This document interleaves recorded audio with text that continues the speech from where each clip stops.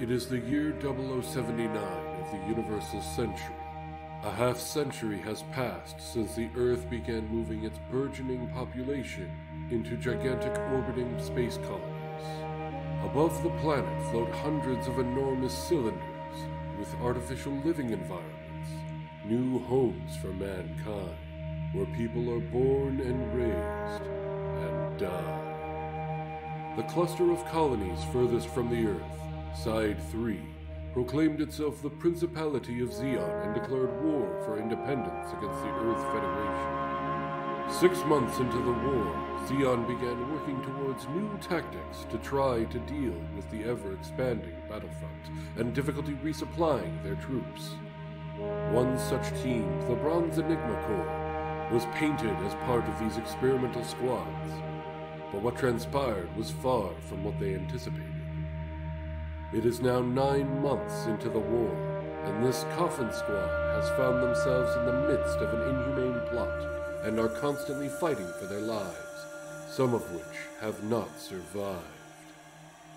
Can our team of misfits manage to uncover these plots and make it out in one piece, or even with their own minds intact?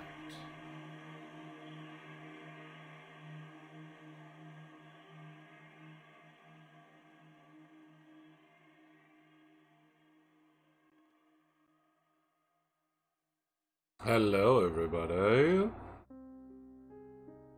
Hope you're all having a wonderful weekend this weekend. And I hope you're all excited for another lovely episode of 0079 Bronze Enigma. I am your host and GM here on The Worst Heroes. I'm Brandon, and I'm excited myself. I think it'll be a fun, special episode 30 of our wonderful story and campaign here. Without further ado, let's go ahead and introduce our wonderful cast of players, starting with Bio. Hi, Bio. Hello. How are you doing? I'm good. That's good. You excited for today? I am. I have feelings. And what are those feelings, sir? I don't know. You don't know what your feelings are for today? You know what? Now I know what they are. It has nothing to do with the campaign. I'm slightly constipated, you see. Oh, I'm sorry. Yeah, you know what happens. You have too much cheese last night or something? I mean, my whole life is too much cheese, man. Look, we don't have time to go over my cheese addiction. All right, but like, real question is like, what are the top cheeses? I don't know if we have that kind of time. All right, just the top 3, in no particular order. What are your go-tos? Ooh, let's see. Extra sharp cheddar. Hell yes, definitely. I do like me a good cheese curd. Those are great. Oh yeah. Okay, I'll give you that. And then honestly, I really do like me some American. I know people say it's processed and it's fake, but you know what? Fuck it. I mean, I don't know. It just hits the spot for me. You know, American is just extra processed cheddar. Is it now? Yes. Well, there you go. You learn something new every day. The history of American cheese is it's based off of government cheese, which was made off of extra processing to prolong the how long it lasts of an excess in cheddar cheese, and has just continued to be that way. Well then. Why do I know this? Well, because I was on a random YouTube binge a while back on World War II stuff and World War I stuff, and found myself on government cheese video. Funny thing about World War I and World War II, let me tell you, I did not know that the lore of Chef Boyardee was incredible. Oh so my god! If you ever get bored, man, the lore of Chef Boyardee is crazy. It's been a while, but I remember that is actually a crazy lore. All right, now that we've gotten completely off track, what the fuck are we doing? I believe we're doing your intro for what your role in today's episode is. Well, I'm hoping to roll some dice. I'm kidding. I don't get it either because I'm pretty certain I'm not rolling anything. Anyway, I normally play Second Lieutenant Gerard Moncois, but he's on vacation today. So today I'm going to be playing a man who, a nice man, a kind man, a man who will definitely not fuck with you emotionally and mentally. His name is Lionel Richter, and he's a lovely guy, and I'm certain that Marston is going to absolutely love him. They're going to be BFFs. They're going to go shopping together. They're going to be able to do all the fun things that BFFs do. Wonderful, glorious, beautiful. Yep. And there it is, the reveal of your character for today. And let's move on to our next wonderful cast member today. Habuza, hi! Hi, how you doing? I'm good, how are you?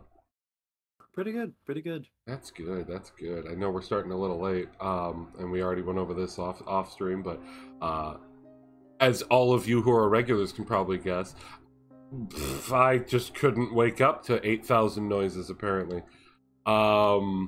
Yay. I love having no control over my sleep schedule. But I've got it out of my system. We're ready to have a good time. We'll just take all the frustrations out on this episode. And we'll use it as energy. Sound good, Habuza? I can go with that. Awesome. How about you? Favorite cheese? I like a nice Parmesan. Yeah, Parmesan is a really good one.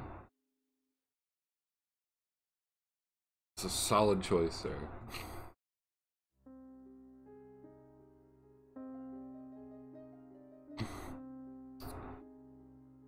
Anyway, I usually play the magnificent, the asshole, the snarky prick, Vicente Alex, but you know, he's on vacation. He's enjoying the beach right now.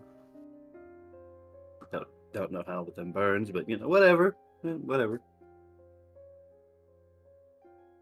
So today, I'm going to bring you a collector of fine objects who also really loves a nice classical soundtrack. And I'm hoping to share my collection, let Jordan peek through the collection, let him, you know, marvel at it, maybe enjoy some nice music, just really have a good bonding session.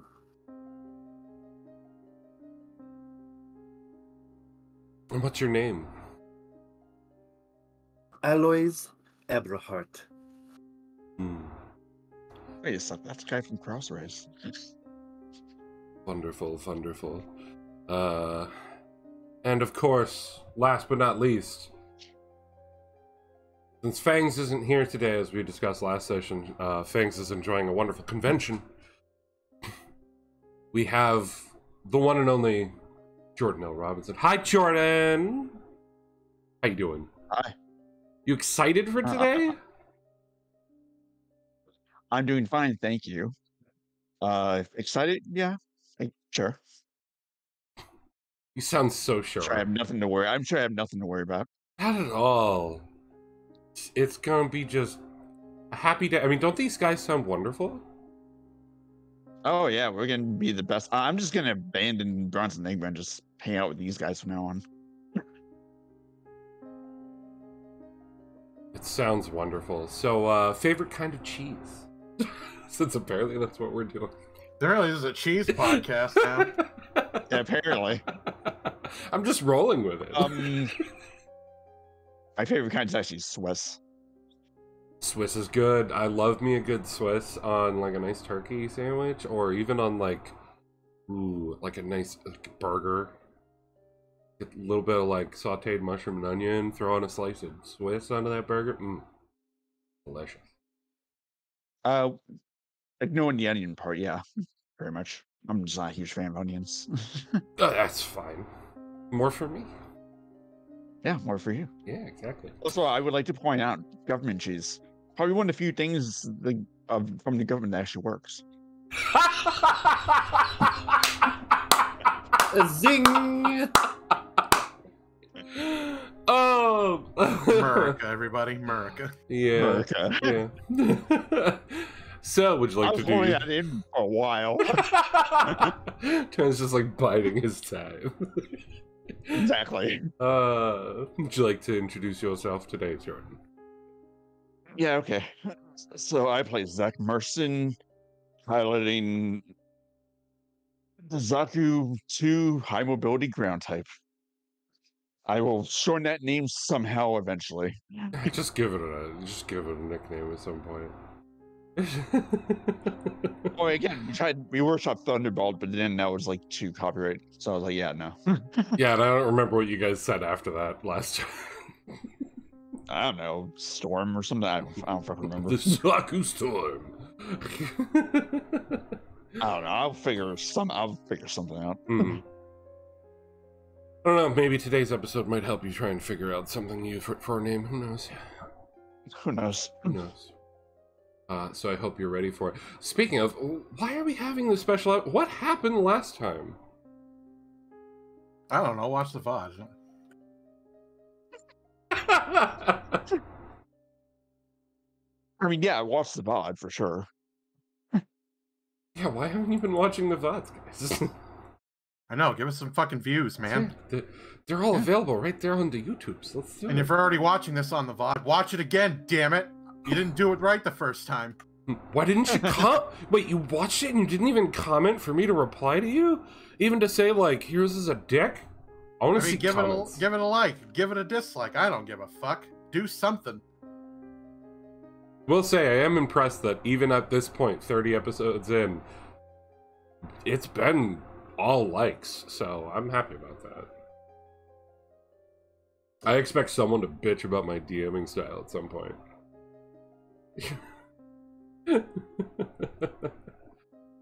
Speaking of which, Speaking of which, heroes, you suck. All right, let's do the recap, I guess. Hey, wait, what are you doing here? Move out of the way. I'm gonna read the recap. Monqua, you're off this week. No, it's fine. I got this. Last time on Bronze Enigma 0079 Combat Squad, we entered the Federation base's hired mercenaries. We all enter the office and wait for the leader to cause mischief in his office by moving plants, moving pictures, etc. We find out Palmer said he worked with us as local mercenaries. The leader tells us we could stay at the base, but we need permission to go to places, and we will be escorted by a guard at all times. That was fun. We ask for permission straight away to go to the medbay and hangar. We have time to finally work on the blueprints Monqua has. Where the fuck did those blueprints go? I'll have to go find them later. Looking at them, there's also the possibility that the Dom's hover capabilities to get the Dom's hover capabilities up and running. Ooh, I'm so drunk I can't even read. To get the Guff to fly, we'd have to sacrifice the Dop and the tank, but using those two, we can make an air platform. We leave for our respective areas. Lottie in Florida, the hangar. Major has a jolt of pain from his prosthetic leg. Wolfram in the dock to the med bay.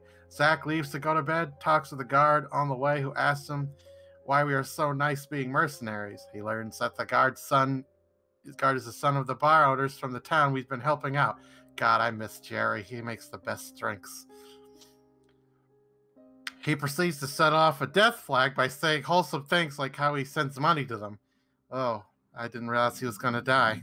Well, that's depressing. Meanwhile, back at the office with the Major and A, Monqua gives his report on what went down at Palmer's base with Max. He ends up gives a small detail to the Major when he pressed, and he and A now know Wolfram's real identity.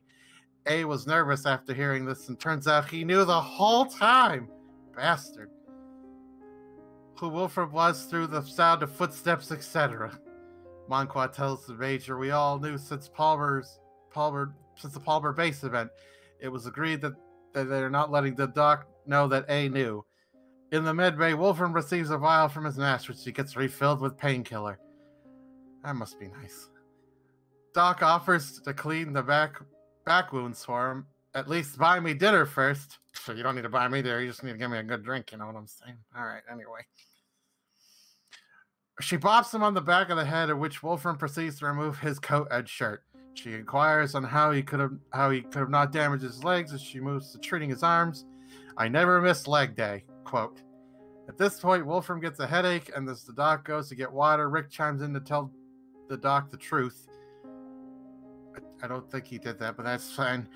Rick, get your punk ass out here, be a wingman, you little shit. To which he proceeds to do so, throwing out the straws the doc's looking for. Then he disappears. Is this the moment? The dice have chosen! Spoiler, it's death. He hugs the doc and apologizes to her and removes the mask. She sees his face and faints. We go over to the mech gang and Flora inquiries into the mundane things around the base. Food, entertainment, and drink. There's a bar on base. Yeah, I wish I was told that earlier, but I'm enjoying it now. Flora finds out by fixing up Misa that they can be a weapon, and that's why they have been consuming random shit. The mechanics are very excited about the Guff project. Zack is sleeping well. Monqua and A head out to smoke break, followed by a guard, Charlie. Welcome to the group, NPCC. That's a lot of C's. Monqua is slowly becoming a mobile orphanage. Trademark. That's right, I own it, bitch. Blue Rose has information on Gundam. 8 were made, 1 was destroyed, and 1 is unaccounted for. We do not want that to get into enemy hands. Pan back to Doc, who wakes up and talks to Wolfram. I thought you were dead. It didn't take. What? I don't understand this. Wolfram said in response to I thought you were dead was, it didn't take, meaning he didn't die. Oh, I see. Now I understand things. Yeah, remember, he's alive. The whole reason you drink. Oh, that's a good point.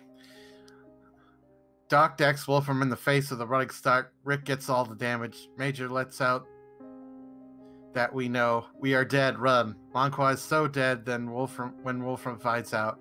A is a straight up G, loyal to us for no reason. Love ya, A. Zack's sleep is interrupted by the Jackal Leader, who tells him some interesting information. I don't know why she didn't go into in-depth on that, but oh well, because let's have to watch the VOD. And that Zack's the only one he can fuck with. That sounds hot. Wakes up after interaction. It is the middle of the night, and Zack has been sleeping for 12 hours. Goes out with some fresh air where he finds the doc and has a talk with her. Monqua grabs Grandpa from the hangar, and then they go to smoke break with Charlie, a.k.a. C. Monqua updates Grandpa, where at this point Wolfram goes out to talk to him. He lays into Monqua, telling the Major, and 3 of them formulate a plan to tell Lottie. I am so dead they forgot about me. Rip Flora. Everyone meets at the bar. Lottie's reckoning is here. We all get passed out drunk except for Zack. Major and Monqua wake up tied up and bruised by Lottie. Good morning. Wolfram is in the infirmary. Flora's in the bedroom working on something with her father's help. Doc, Zack, and McKenty go out for a smoke break and talk about Zack's visit from the Jackal. Venti shows Doc Rick. Venti passes out. The Doc with him. Zack is hit in the back of the head and passes out. McKenty wakes up first and sees passed out engineers with missing uniforms. Passed out C. He wakes up C, who sounds the alarm. Red alert! The base has been hit! And that's all that happened in the last episode. I'm gonna go back to the bar. Later, bitches. Thanks, Monqua. You got it. Also, it looks like you left roll 20. Shit.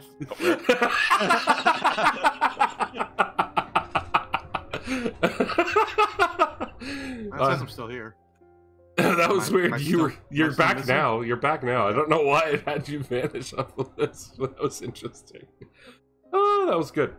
That was good. Thank you, Flora, for the wonderful recap. I appreciate it. It's like she's still here, even when she's not today. By the way, can we talk about some of those typos? That's why, Michael was drunk. He just read it wrong. Yeah, it's just Palmer. Yep. Or Guff. Or Guff, Guff. I think she does that because you always call the Guff a Guff. with just how you read it out, so she probably thought the goof was GUFF instead of GOUF. Anyway, thank you for that wonderful recap. As in the recap, Zach and the Doc are gone. Zach, my friend, everything's all black. Sharp hit to the back of the head. And in the darkness, you just hear a faint echo of just... Well, good luck, buddy. Things could get interesting.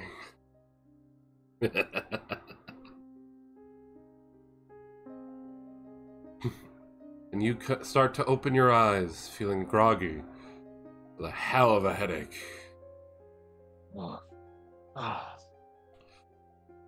And you are in a very bright room with a light right in front of you. I need you to roll me... Let's go with a Constitution save. Sure.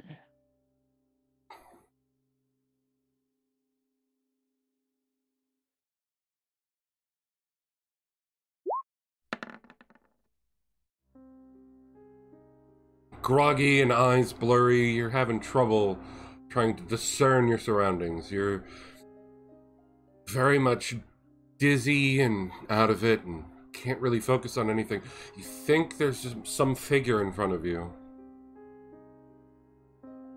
as your head is just ringing and your vision is doubled, blurry.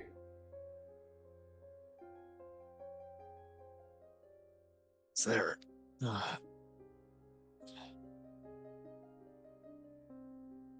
Where am I? Take it away, boys.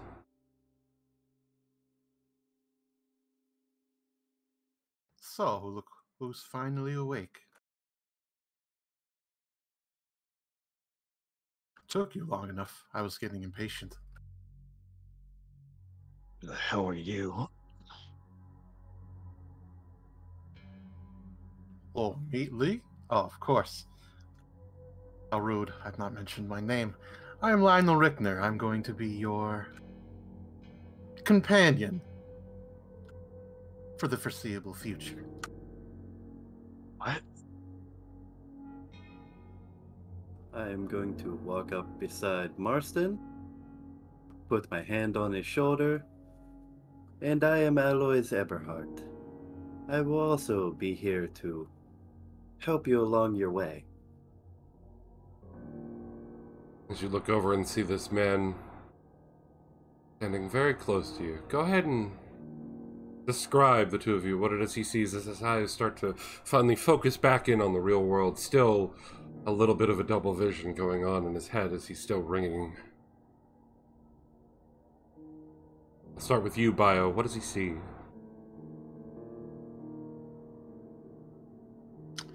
Let's see. Marston sees probably a man in his mid to late 30s. Pretty fit, pretty much wearing a standard soldier's uniform, although no markings or anything special. He's sort of just sitting in a chair, legs crossed, sort of just casually just sitting there watching. There's also a little table next to him with a jar of sand. That's kind of weird, but I'm sure we'll get to that later.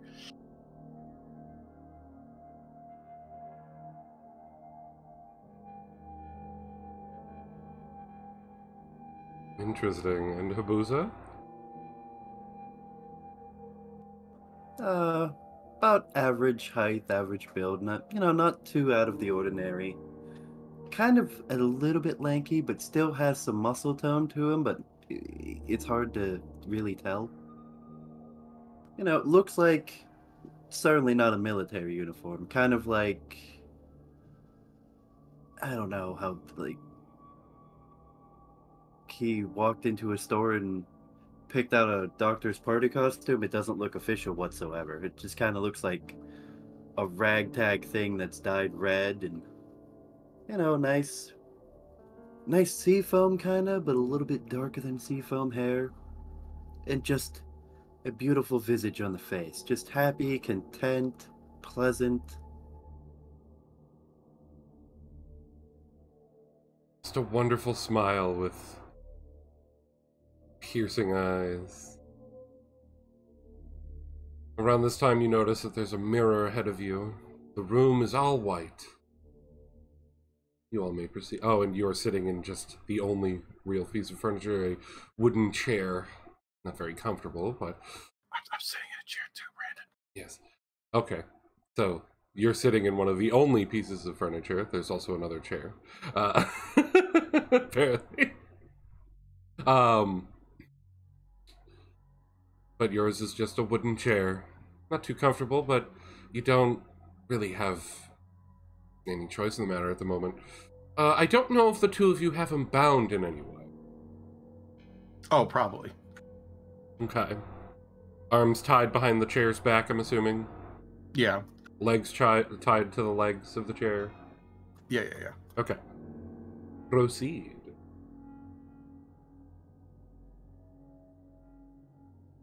Where So- am I?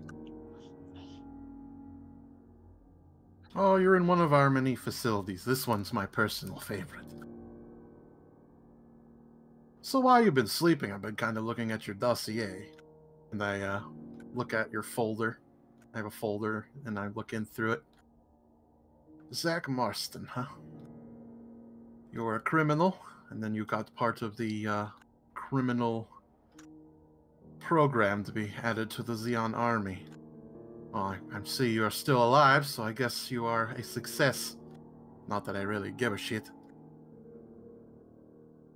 Oh, by the way, I have a question for you. How was your trip here? Was it good? Do you have any complaints? Hold on, let me write them down. I get a notepad. Oh, wait, never mind. I don't care, and I throw the notepad aside. I just give you a glare. Wow, you got some anger in you. Good.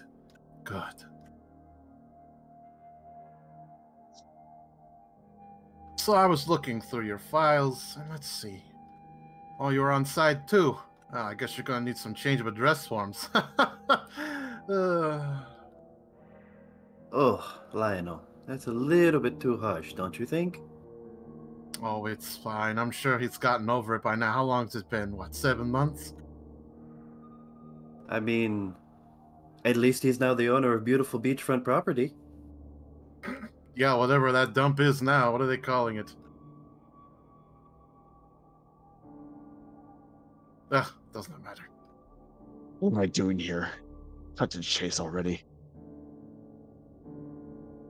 Well, you see, I've been working on a new project, and I just needed a special subject, and honestly, I've been looking through your file, and you just line up perfectly for what I need. What would that be? Oh, I don't know, some traumatic events, shit you've been through. I don't know, you just line up perfectly.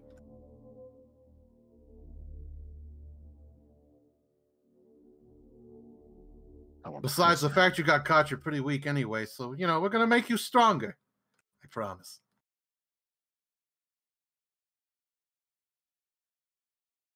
Somehow I doubt I want your strength. I'm going to pat Zach on the back. It's okay. We're here to help you. Consider us your friends. We will guide you through this and elevate you. Exactly. Friends. What a load of shit. I mean, if we weren't friends, do you really think we'd give you this lovely room and chair, or just have you sit in the corner like a little shit?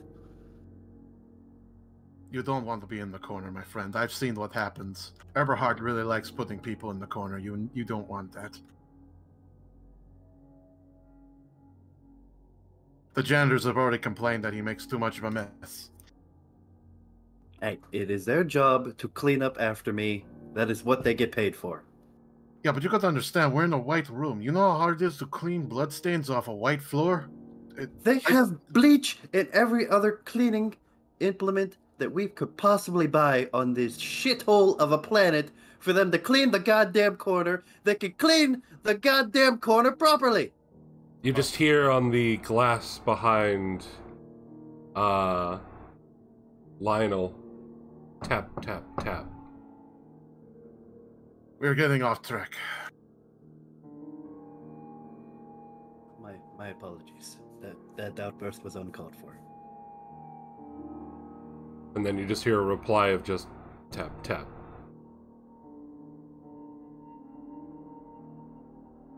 So, Marston, what if, you know what? Maybe there's a way I can extend an olive branch to you and tell you some truths. What if I tell you your parents are actually in this space right now? I would say I don't believe you. Why do you not believe? How do you know we didn't remove their bodies before they got gassed? Because if you did, I would kill you right now. What do you mean? I saved their lives. Why would you want to kill me? You think I don't know what the gas means? They're dead anyways. Anyway, I'm just fucking with you. They're right here. I pick up the jar of sand. Hello, son. I jolt in my chair. I'm Like, gonna since need untied. you. I'm gonna need you to do a will save or wisdom save. I forget which one it is in the system.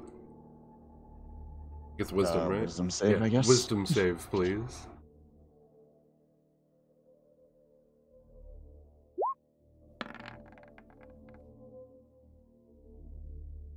The panic starts to rise, but you're able to quell it for right now.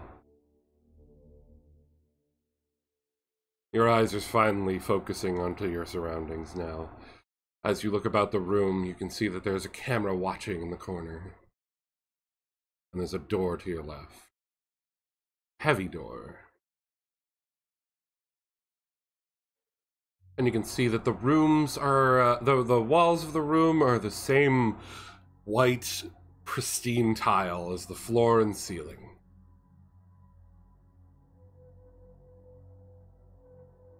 Your eyes are finally adjusting to the very bright light.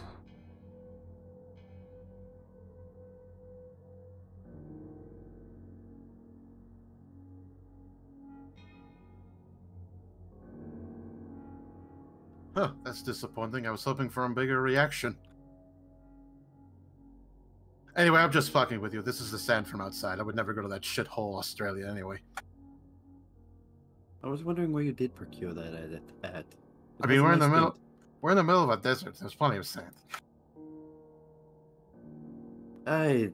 Whatever. But Marston, listen to us. We're here to help. We don't want to hurt you or anybody that you know. We just want to have you look at our side of things. It is a very pleasant side once you get adjusted.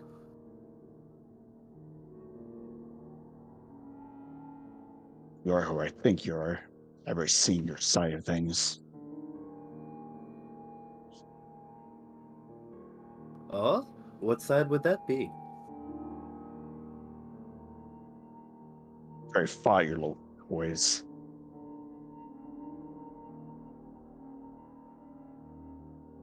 I look over at Lionel. I don't know what he's implying. Do you know what he's implying? I don't know. I get up, I walk over, and I look him over. The two of you should have free reign to move your tokens as well.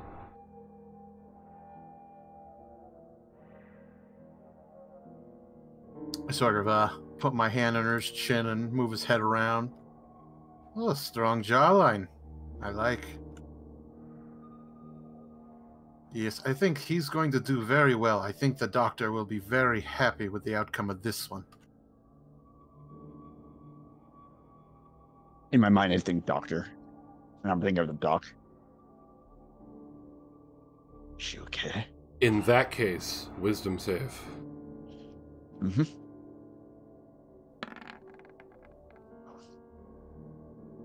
As soon as you say doctor and he says she okay, you can see that he is rattled as his heart rate starts to raise, which, Lionel,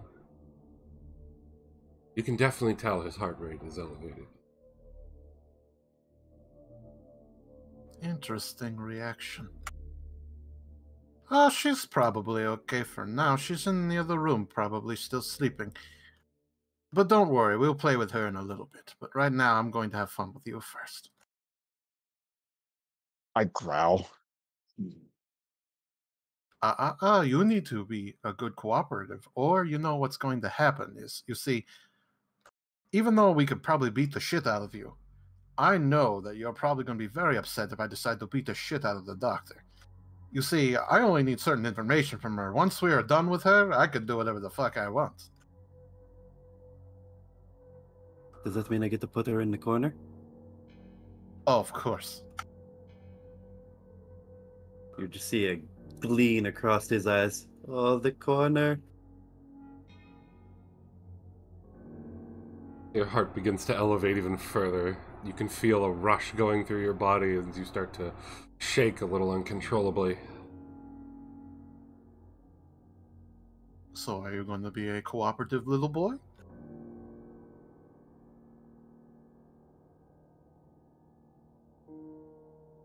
Fine. Just leave her alone.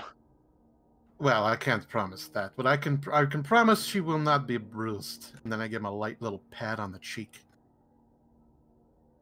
And I move around over here.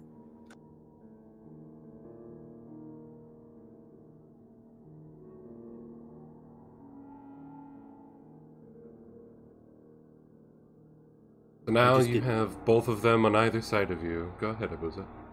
I just get really close to him when Lionel shifts. Don't worry, you're cooperating. I won't take her to the corner.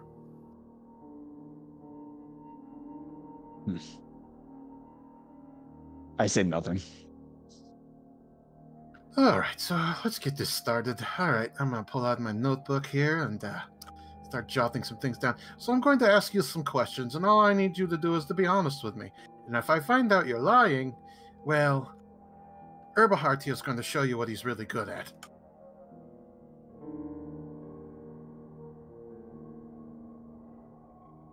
Fine. Good, I'm glad you understand the rules of the game. The last guy, didn't get it. All I could think of one family, there was this guy named Rick. What a dumb shit. But you have to admit, he had nice screams. Oh, yes, music to my ears. Anyway.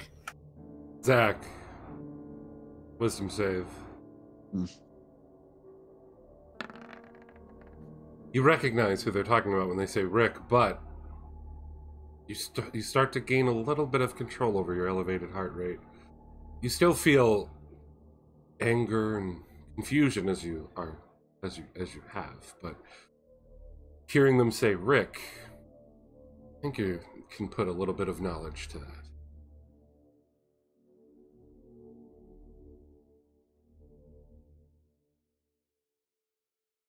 All right, first we'll just start off with some easy questions.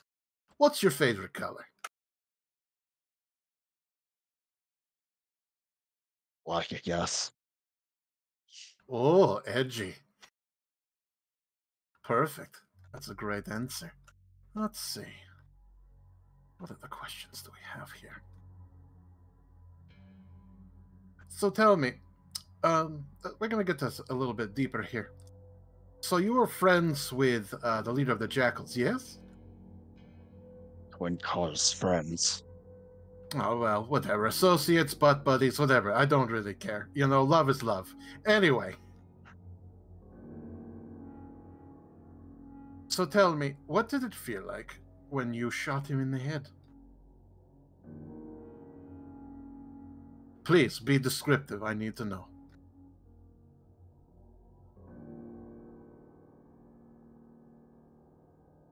No relief and nothing. Really? Didn't satiate. Really? Didn't So once... satiate my... Go ahead, sorry. Didn't satiate my need for revenge. Only because I wasn't the one who tortured him myself.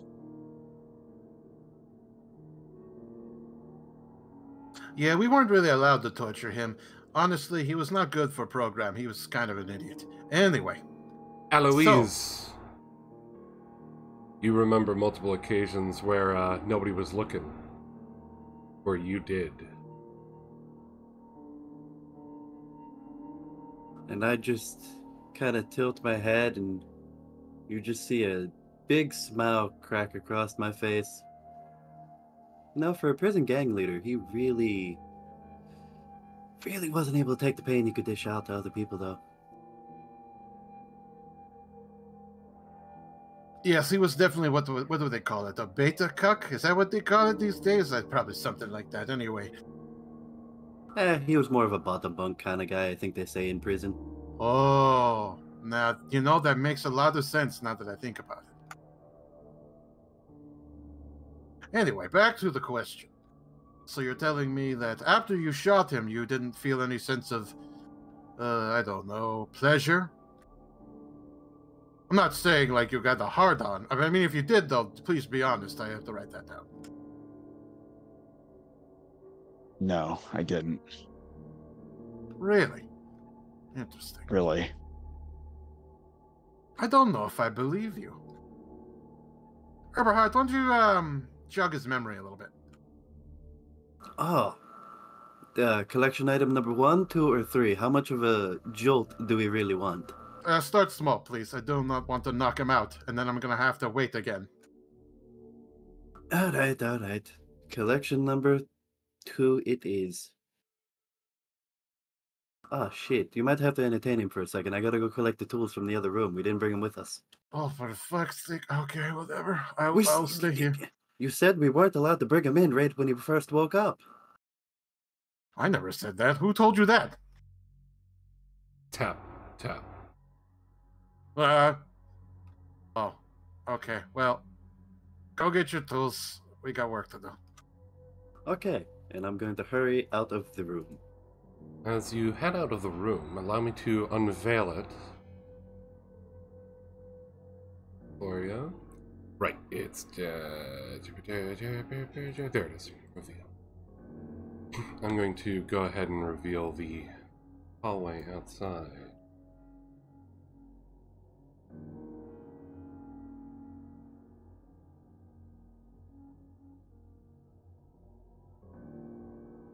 As you slide out into the hallway, you hear a door open to your right.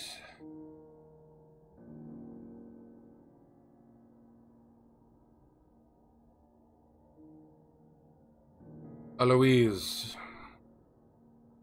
And the door closes behind him. You only hear a voice you've never heard, Zach. Meanwhile, in the hall. I immediately walk up to the man and salute. Yes, sir. Yes. I like the bickering. It is definitely keeping him off guard. I figured you might want to pass a word on to the good professor in there. Let Richter know. One of the guards who brought him in reported that apparently he had visions of that old prison buddy of ours, talking to him after death. Oh, he'll be very pleased to hear that. Yes. Also, the good doctor is currently in the midst of holding the lady. Might he need you in a little bit, so don't take too long with him today. Just a quick orientation and then bring him back to his cell and meet them over there.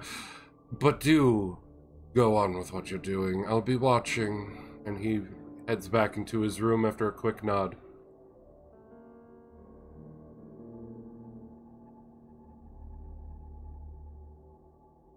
Just a little bit of sigh of relief just comes across Aloy's.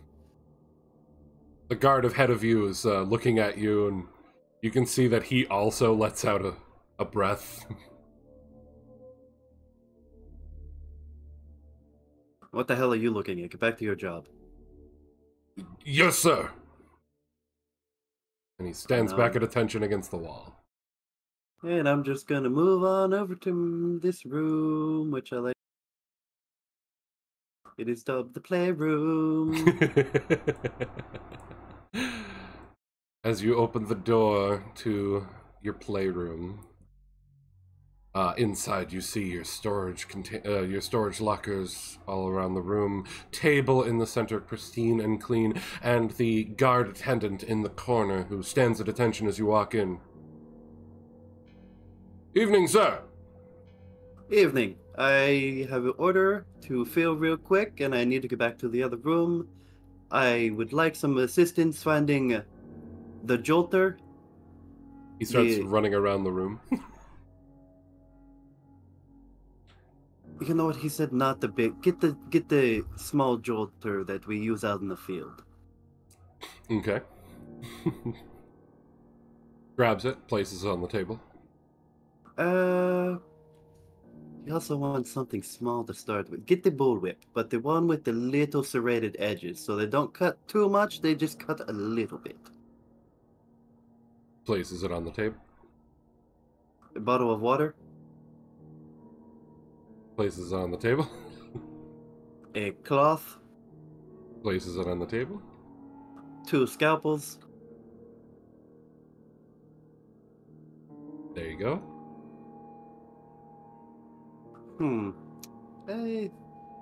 I think and the cloth to cover it all up. Gotta keep it presentable.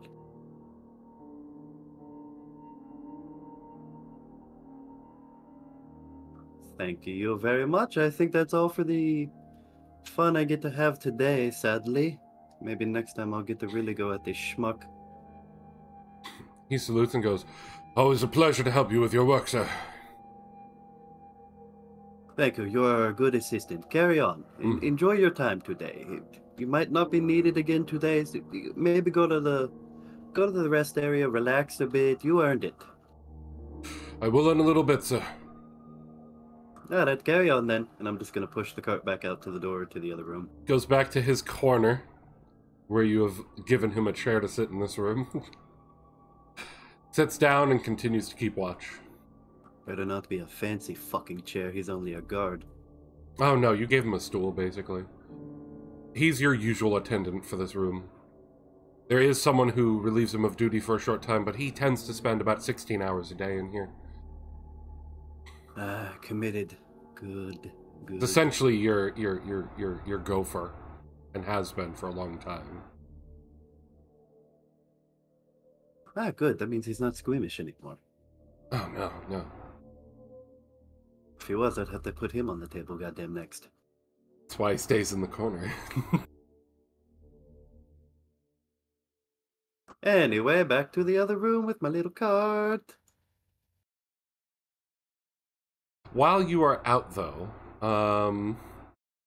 Lionel, what are you doing while it's just the two of you in the room? I'm sorry, just waiting. I look at the mirror, and I look back to Marston. You're going to learn very quickly that telling the truth will, make things easier for you. What makes you so sure I'm lying? I can tell. You have those eyes. I have no idea what you mean. I move down to go eye to eye contact with him. You want me to tell you a secret? I really enjoy fucking with people. Like you. Like other people. You'll know. You know what my favorite part is? You know what really gets my gears going? It's when that last glimpse of hope in your eye dies. I'm going to enjoy breaking you.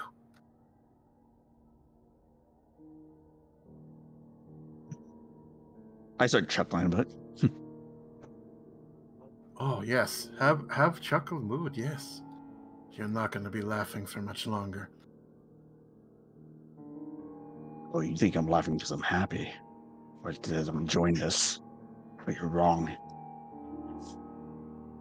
I mean, you could be into it. I don't know. I don't know your sexual preferences, but we got plenty of days to learn that about each other.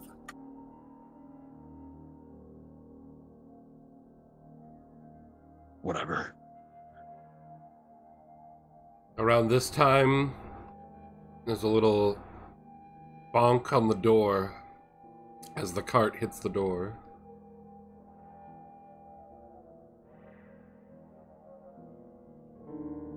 And apparently Lionel's not going to help you open the door, Eloise, so you'll have to open it and head on in. What the hell? Not even common courtesy from that man.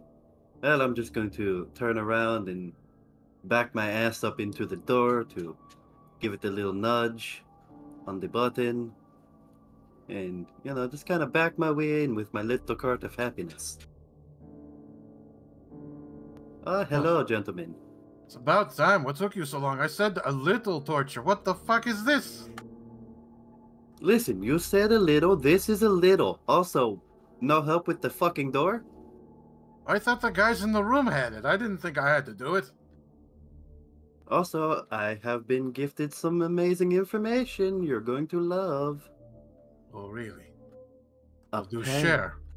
Apparently, from a very reliable source that we both know, he has been seeing his old prison buddy even after he has shot him in the head. Lionel sort of has a shocked look on his face, and he kind of glances towards the mirror, and then he looks back to Marston. So is that true? Tap, tap.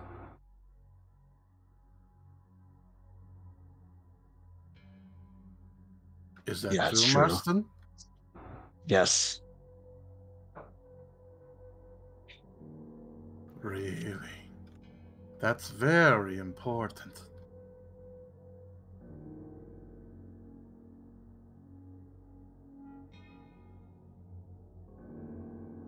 So, Eloise, why not describe to him all the wonderful toys you've brought into the room?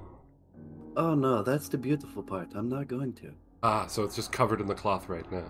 Yes, and I'm just going to Lovely. push the cart in front of him. Ah, Marston. So now, I would like you to do me a favor. These items covered in cloth, I would like you to help me pick one. Oh, I love this game. We have option number 1 right here. Unbeknownst to him, it's the 2 scalpels under the cloth. It looks like nothing above the cloth. The cloth's not covering anything because, you know, they're tiny. Option number 2, I wave my hand over it, a very long rod-shaped thing, and I don't know, kind of a cylinder shape sitting next to it, laying down. Or option number 3, just kind of looks like a little ball rolled up.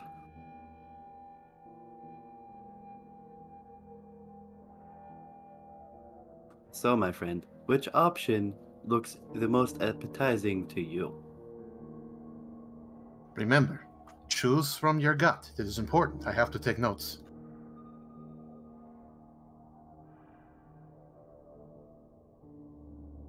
Three, I guess. Oh, he picked 3? Oh, very nice. I start scribbling. In the most ecstatic expression just comes across Aloise's face. Just so happy as he pulls the cloth, you know, not revealing the other 2 items. I don't want him to know what options he'd missed out on. To just see the little bullwhip that has tiny serrated edges. Oh, you have good choices. And you made a very good choice. I love this thing so much. You could just hear the in the air when it swung. You know, honestly, I could fall asleep to that noise. It is very soothing. It quite is. Well, not for the person on the receiving end, of course. We said we would not shame. If he's into it, it might be soothing. Well, you missed that he was laughing earlier, so he's clearly excited about this. Oh, that makes this even fun. I know, right? Now I'm just going to nudge the cart so it just rolls off over to the corner of the room. And I'm going to stand just directly in front of Zach. So, Lionel told you to be truthful, and you've not been very cooperative with us so far. And I'm just going to, while I'm just talking, my arms just over the side swinging, just getting some pace up. And then I'm just gonna crack right in the middle of that juicy inner thigh with it. Give me a flat roll, please. And can you do DM only roll? Oh shit, how do I do the GM only roll? So if you open up your dice roller, there's a little toggle at the top. You can just tap that and then roll the d20.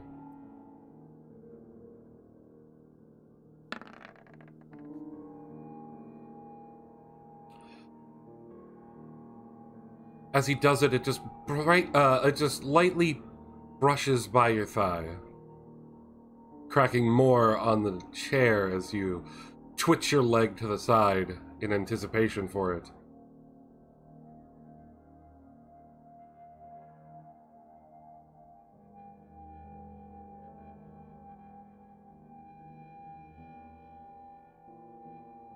So, let's try this again. So when you shot your companion in the head, did you feel satisfaction, pleasure?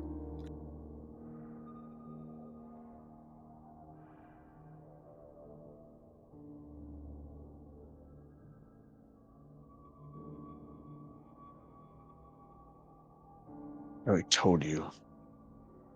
I usually said I felt satisfaction. No pleasure, though.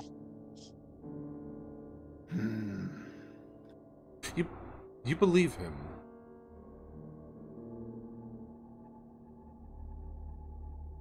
Interesting. I scribble more notes.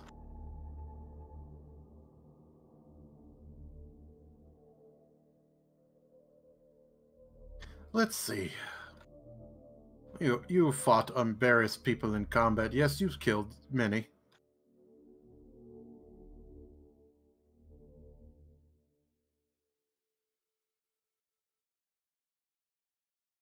That was a question. Oh, it didn't sound like a question. Yeah, obviously.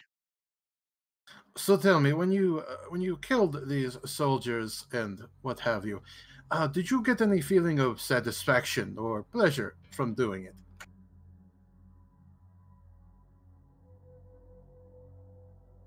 Not really. I'm I not don't want to. buying it. You think I want to be in this stupid war? I was forcibly conscripted, which should be on my file if you actually read it. What do you think I gave a shit about any of them? Well, I figured with your anger issues and that you had resentment towards, pretty much anyone that put you in the program, I figured you killing, at least the Xeon component, that you would get some pleasure out of it. Now, tell me, so when you killed those Xeon soldiers, you didn't feel any pleasure at all? No satisfaction? Not really. See, I'm just not believing it. Believe what you Eberhard, can want. you please just administer another, Alright. Give me another flat roll, DM only.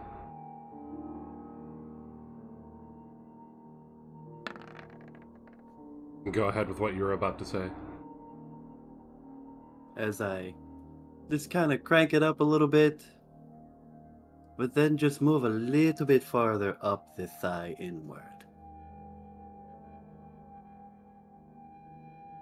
This time it gets a little closer to your leg as you're struggling to try and move out of the way, and you get some light cuts on your thigh. Stings. Gives you a little jolt, but nothing permanent.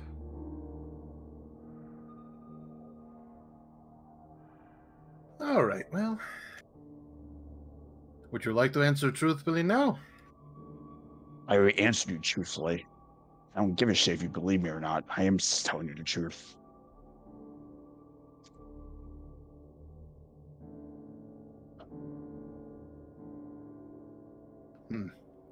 We'll have to change that. I am not satisfied with his answers. We can work on that. Oh, I see how it is. The only truth you give a shit about is your own truth.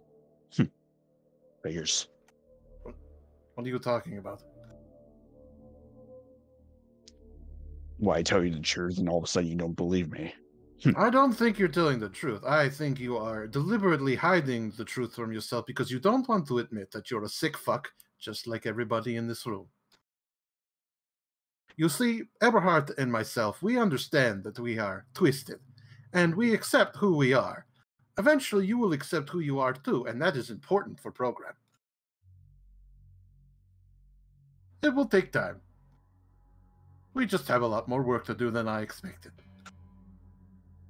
You know what? I think I am satisfied with this session for now. We could give him a little break. And no, I don't mean actually break his bones, Eberhard. Do not get confused. Last time you did that, that was not good. We already got yelled at once. I don't want to do it again. You hear a single knock on the mirror while you're talking. Continue, who was it? I only broke one arm. It's not my fault he wailed like a goddamn banshee.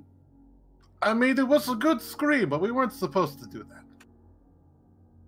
You hear another louder single knock on the mirror. Lionel, you know that that's somebody calling you. Shit. I'll be back in a moment. I got to deal with some business outside. Keep our friend company. Maybe you can get him to talk to you. I don't know. You seem like a nice person. Maybe he'll say more things to you than to me. I mean, I'm a little upset that he won't be truthful, but you know what? Like I said, it'll take time. You will learn the truths about yourself soon enough. Make my way out. Eloise, would you like any of your tracks? Yes, I would. Awesome. Because you know that the single knock usually means that they're having a conversation out in the hall. Do you have a little bit of time? Which one would you like? I'm feeling kind of giddy like a little kid with a nursery rhyme. Ah, so you want pop. Got it. We'll start with your section and then we'll move outside to them having their conversation. As Zach, you see Eloise look at the mirror after the room is cleared. And what do you motion to the mirror to get them to play it? I just kind of hold my hand up and kind of do like one little turn wheels on the side of a box. And you hear through the speaker, a speaker you cannot find in the room, music start to play.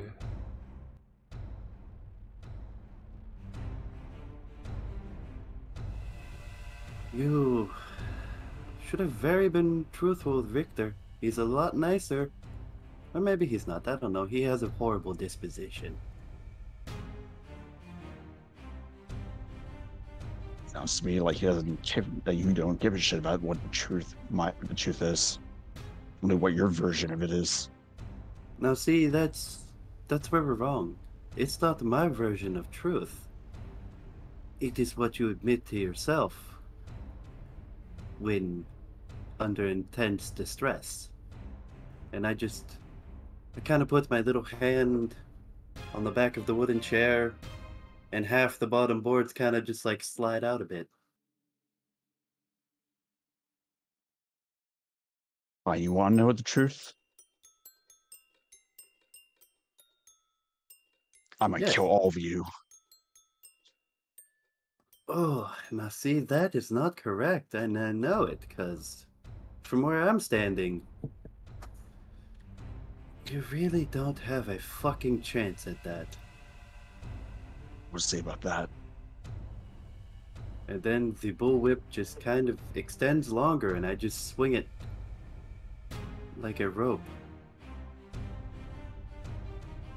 And then, once it reaches the peak, I kick it towards the bottom of the chair.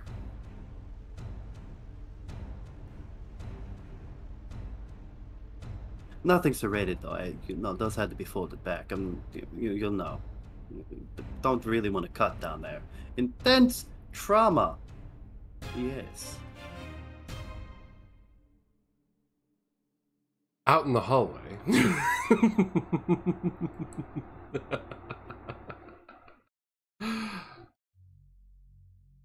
As you step outside, Lionel, the door to your right opens and you can see your colonel walk out. Professor. Colonel? It seems that we might have to deal with a bit more toying with this one to get him to really start to believe. Yes, of course. I always prefer a challenge. I do not like the ones that break so easily. They are boring to me. So this one I like. Yeah. It should be fun, but I do want to remind you, it is only the first day, so a little patience goes a long way with new toys. You have to assemble them properly. Yes, of course. We were planning on giving him a little break. Yeah, that would be good. The good doctor wants us in the other room soon. So do be sure to escort him back to his room. Yes, of course. And We'll just clean up and then we will make our way there. And he starts to walk towards you. And as he's moving down the hall, standing right by you, he looks down towards you and just goes, "And do keep in mind with your friend, we want him intact for the procedure. I'll see you down there. I think he's had enough time to play." And he just walks past you, and you just feel that aura about him as he walks past. I don't know why, but it's always cold there when he walks by. I never understand it. And he will move his way all the way down the hall and away. You just stand there and, like, sort of at attention, watching him as he goes all the way down, giving a bit of time to your friend inside, and it's probably time to head back in now. Alright, playtime's over. I'm going back in.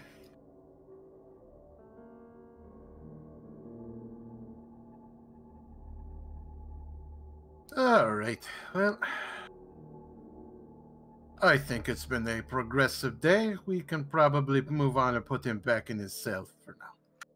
As soon as he enters the room, I'm like mid-swing about to kick it again at, the genitalia reason that's revealed by the bottom of the chair, and I just like fucking freeze frame immediately. Oh, for fuck's sake, Eberhard. The balls again? You were always obsessed with those things. And around this time you hear from the silence of the speakers, it finally continues on with its track. Oh, of course it's Pop Go the Weasel. You always play this one. What? Pop goes into his balls. It works. Yeah, I get it. You've explained it to me for 3 hours one time, and I didn't need it. It was 3 hours too long. Anyway, are you done now?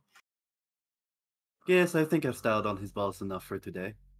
Zach, you are in quite a bit of pain, trying to hold back as your eyes are watering up from the pain betwixt your legs. So just one more question before we take you back to your cell. I need you to rate your pain today. 1 being, it hurts a little. 10 being, my God, this is the worst thing I've ever experienced. Can you please be honest with your number, please? I need the rating. I'll fucking kill you. All right, that is easily a 10. I will write that down. Ah, keep my track record. Good. Well, you never disappointed me in that department, Eberhard. Oh, such kind words from you. Thank you. I give him a nod. Zach, you feel weak after everything that happened.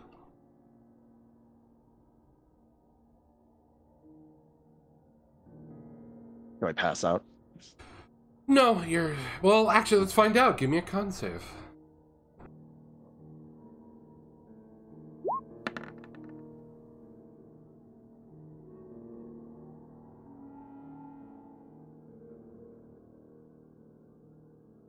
You are barely still conscious right now.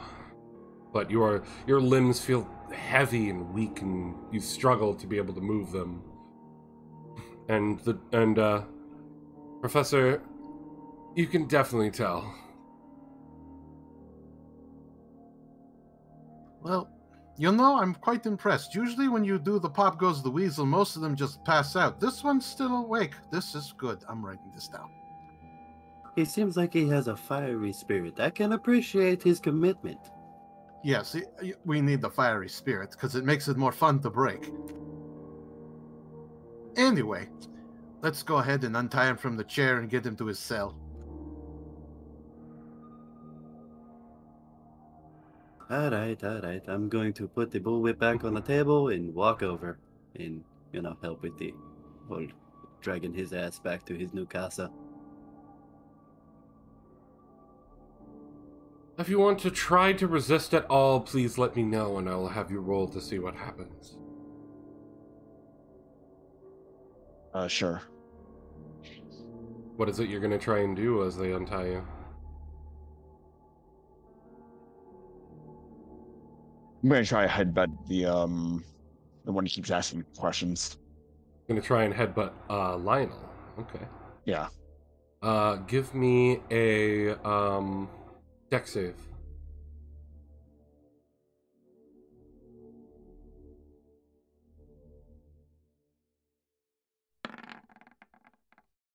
As you untie the back of him, his legs still attached to the chair, in a burst of energy, he headbutts Lionel right in the nose. Oh, son of a bitch! Oh, am I bleeding? Yes. Fuck! Ah, you piece of shit. I just slap him across the face as hard as I can. Yeah, you do. Oh, you son of a bitch. You are like bull. Well, now we're going to have to do it the other way. I really did not want to do it that way, but, now we have to. He just can't be trusted. And I'm just going to tie the bullwhip to the back of the chair and, just kind of punt him lightly in the chest so he falls backwards. Yeah, just this 1 second. Oh, I had to put my nose back into place. Oh, God. You see Lionel, using the mirror so that he can see, just pops his busted nose back into place, unflinching as he does it. Oh, boy, Wisdom that's been save. a while since I broke my nose. I need a wisdom save from you. As it's a bit unsettling. Yes, from you. As it's a bit unsettling that he does it so casually. You are very much shaken by this, and your body is too heavy. You've used the bit of energy you had to try and fight back. But you're back to shaking as your heart rate is elevated. You know what I'm thinking, Eberhard? I think tomorrow we will do Plan C. I think starting with Plan C, I think we'll, teach him the rules. Oh, Plan C is always fun to start with. It's just Yeah, he's not like the others. Well, we haven't done it in, 6 months? I know there was a complaint about it, but honestly, I don't give a shit. Complaints are really just formal bitching. You're not wrong. Well, anyway, you should probably get some good night's rest, Marston, because Plan C is going to take a lot of energy out of you, I promise. Anyway, let's take him to his room. the colonel is waiting for us. And I know he's not going to be happy if he waits too long. Okay, you want to help me with this? Because, I usually like to make the charismatic joke of taking Doggy for a walk, but he's kind of a little fucking heavy. Yeah, no, I'll help you this time. Thank you, much appreciated. And I'm just going to drag his ass by the bullwhip attached to the chair. So the chair's coming with him for the most part.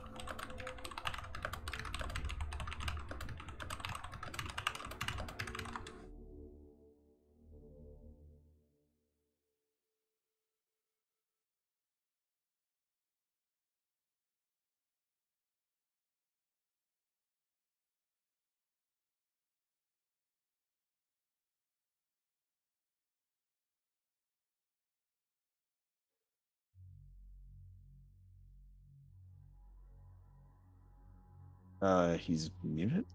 I don't know Fuck! if he's muted. I clicked the Okay, there button we and go. it didn't unmute me. I love when Well, the I fucking heard stream deck does typing, that. and then after I heard nothing. I love when the Elgato does that shit. I love it. Because right now the Elgato says I'm muted, and I'm assuming you can hear me because I can see it. Yep.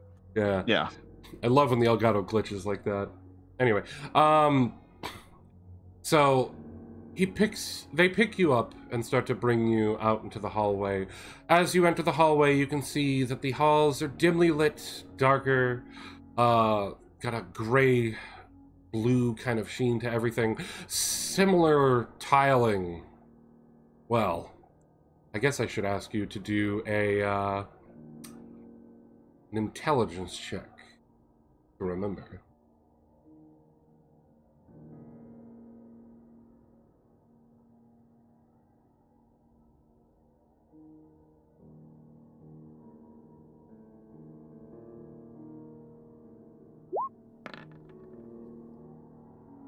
You don't remember something. You're too tired to remember, but something about this place gave you a little bit of deja vu. As you head down the hall, you're too tired to look about, mostly staring at the ground as the two of them sort of ease you along.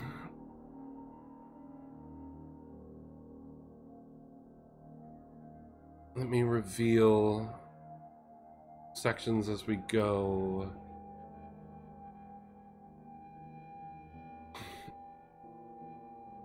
I'll just go ahead and reveal the next hallway as well, why not?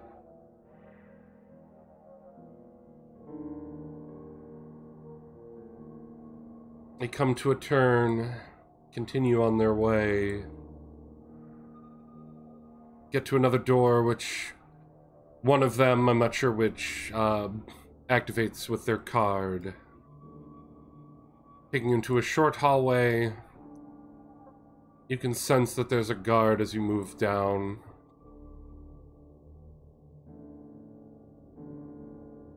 And then finally they open another door.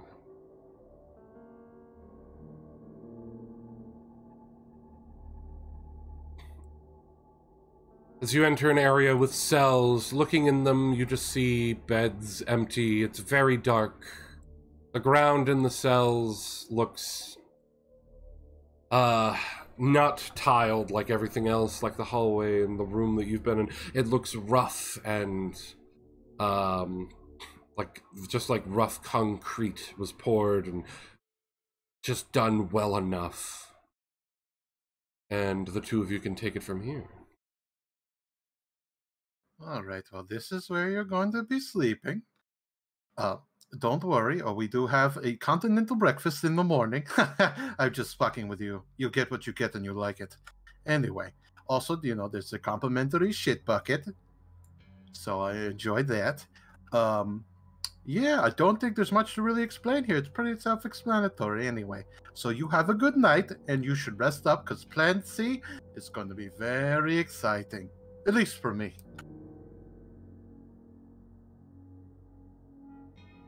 Oh, only for you? I mean, it stirs the loins in me too sometimes. Well, sometimes you get depressed, and, I see it sometimes. There's a little bit of sadness in your eyes, but I feel like this one is going to make you a lot happier. He seems like it. He has that spirit we were looking for, and it is so enjoyable to break them. Not like the last one. I agree. And I'm assuming the two of you basically drop him into his cell. Yep. Close the door, the bars behind him.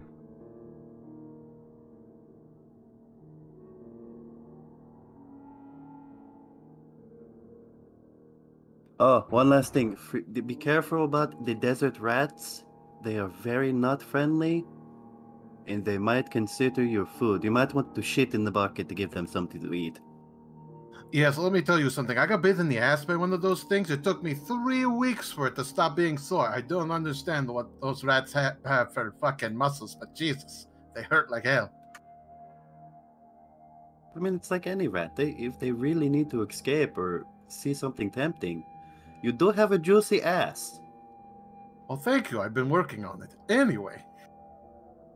So basically, if you need anything, be sure to shout, but no one's probably going to hear you, so don't waste your time. Anyway, have a good night. Already. I'm sorry, what was that? You talk too much. Well, somebody's a grumpy Gus. And after we changed the sheets for him, too. You know, people just don't, respect good hospitality these days. I don't understand. I'm done with him today. We got to go. Yeah, I know, we got to go. All right, let's go. The two of them leave, and Zach, before you pass out right where you lay, you look about the room, and you can see that you have a rather plain-looking bed with a thin mattress, a single rough blanket, and a single straw pillow. You see a bucket full of liquid and an empty bucket that smells a bit, that's stained. And you sort of just, in exhaustion, pass out, I assume. Mm-hmm. Meanwhile, the two of you, as you are walking back out, I'm actually going to drag you back to this hallway, real quick. Oh, shit. We've ruined everything. No, you're fine. As the guard standing here looks at you and goes, says, the doctor is here. You might want to clean a little bit. I'm sorry for pointing it out. The restroom has been recently cleaned for you, sir. Yeah, the doctor would probably not like it if my face is covered in red. I need to take care of that. Yes, I'm sorry for speaking out, but I figured after the last incident you would prefer to know. No, I appreciate it. You know, I've had my nose broken 3 times. After the second one, it's hard to feel it anymore, so thank you. I mean, I must say, sir, after the first one, I didn't even know if you felt it. It barely showed. It's quite impressive.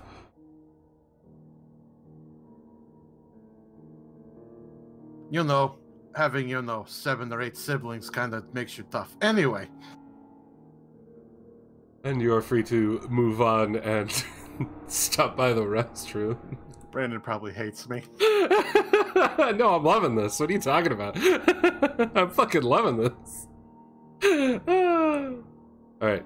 So yeah, so you're free to move on and just unveiled the restroom in there, so you can just go in there, just say there's a fucking sink over in this section over here. Like there's a guy in the shitter. I know, right? Yep. I run the water and I wipe my face. Make sure I look pristine.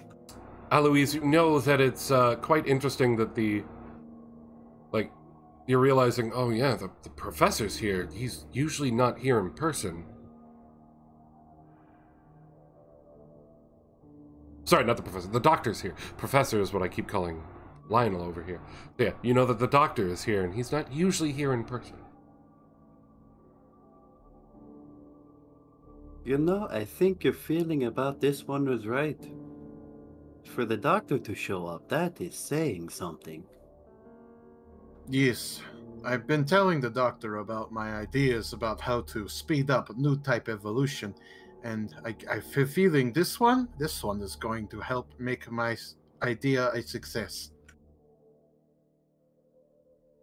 I'm not saying I don't believe you, but after the past, I just don't see the whole new type thing yet. I'm sorry. Maybe I'll learn in time. I apologize, but you know.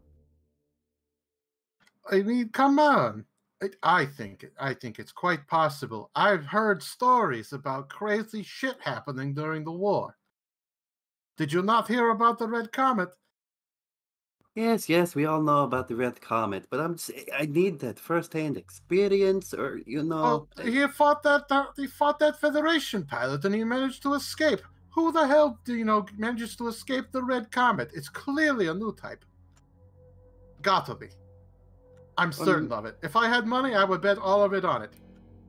Alright, but I don't know. Maybe the Red Comet is slacking off a little bit these days. He got that promotion and everything. You know, people tend to lax up a bit. Oh, you're probably right. You're not wrong. I've definitely seen people who get big heads.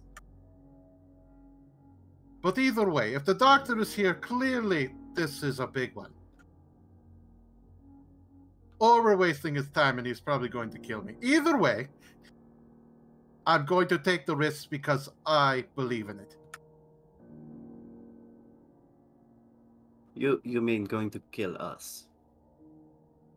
Well, I don't know.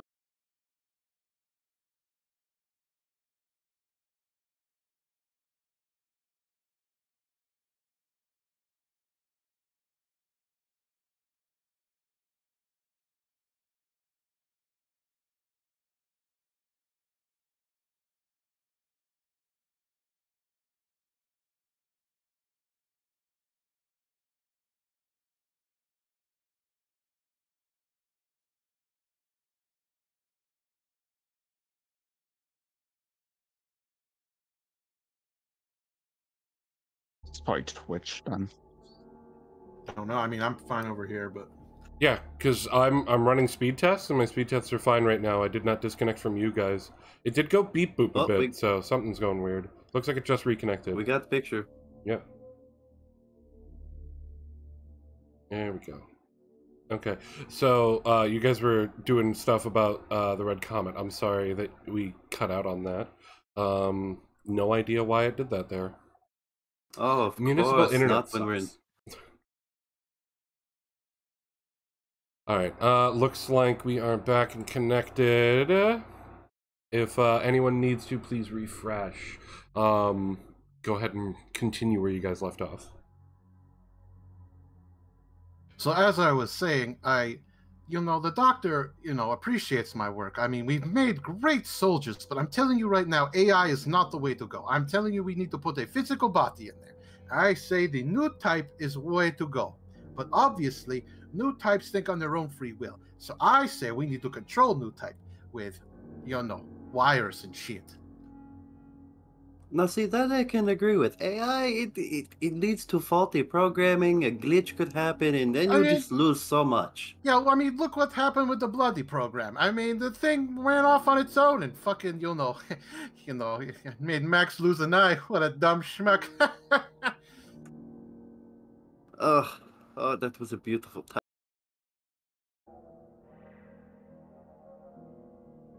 Yeah, I've not heard anything. Oh, well, He's stream's away. back. Okay. He's away from his chair, that's why. He's probably angry. I literally have no idea what the fuck it's doing. I'm getting so pissed off at our internet provider. You're good now.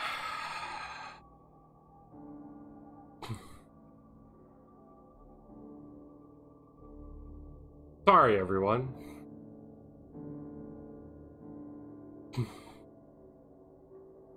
You messed up your hair. That's fine. So I don't know where it dropped for you guys watching. Well, and I don't know. I was just having a casual conversation with the guy in the pooper. I know, and I went to respond because everything was fine, and then you said that it was robotic, and then while you were saying that, it was robotic. Yeah. It's like, I don't know. Oh my god, please. Stop. Twitch is showing red for my bitrate, and I don't know why, because my OBS is saying it's fine. I mean, does it look bad on Twitch's end, anybody?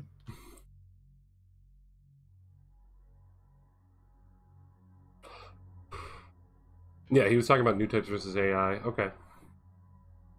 I hope we didn't lose a lot of that conversation. I really hope. It's fine for you right now? Thank you. Anyway. I don't get it. Everything is showing fine on my end, but Twitch is still bitching about bitrate, but you guys are saying it looks fine, so we'll just continue. As you say that, the guy in the stall is just like, sorry, sir. Had something bad last night. You know, I thought those scallops were not cooked right. Honestly, I'm glad I didn't eat them. Jesus Christ, boy, does that smell. Holy shit. Very sorry, sir. Remember the courtesy flush for your neighbors. Good lord. All right, let's get out of here before I get a headache. Holy fuck. Okay. You guys may continue to move towards where they are. Do we need to go? Right here. Okay.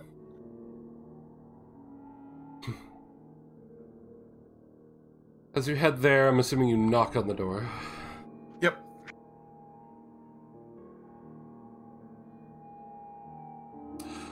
And inside, the door opens, with the colonel opening the door going, yes, come in. Come in. Thank you.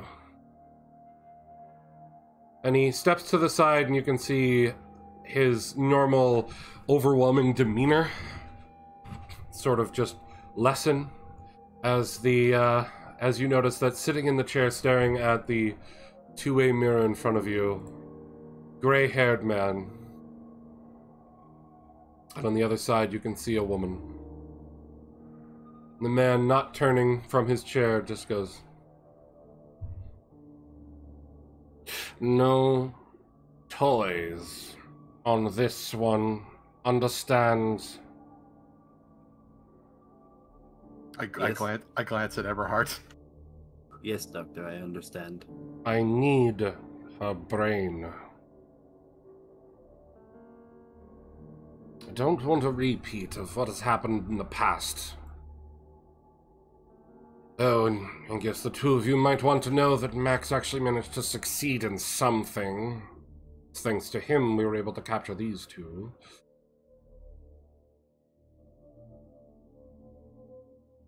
I just look over at Richter in disbelief. I roll my eyes. No, that might be more to my most recent modification. He's more under its control now.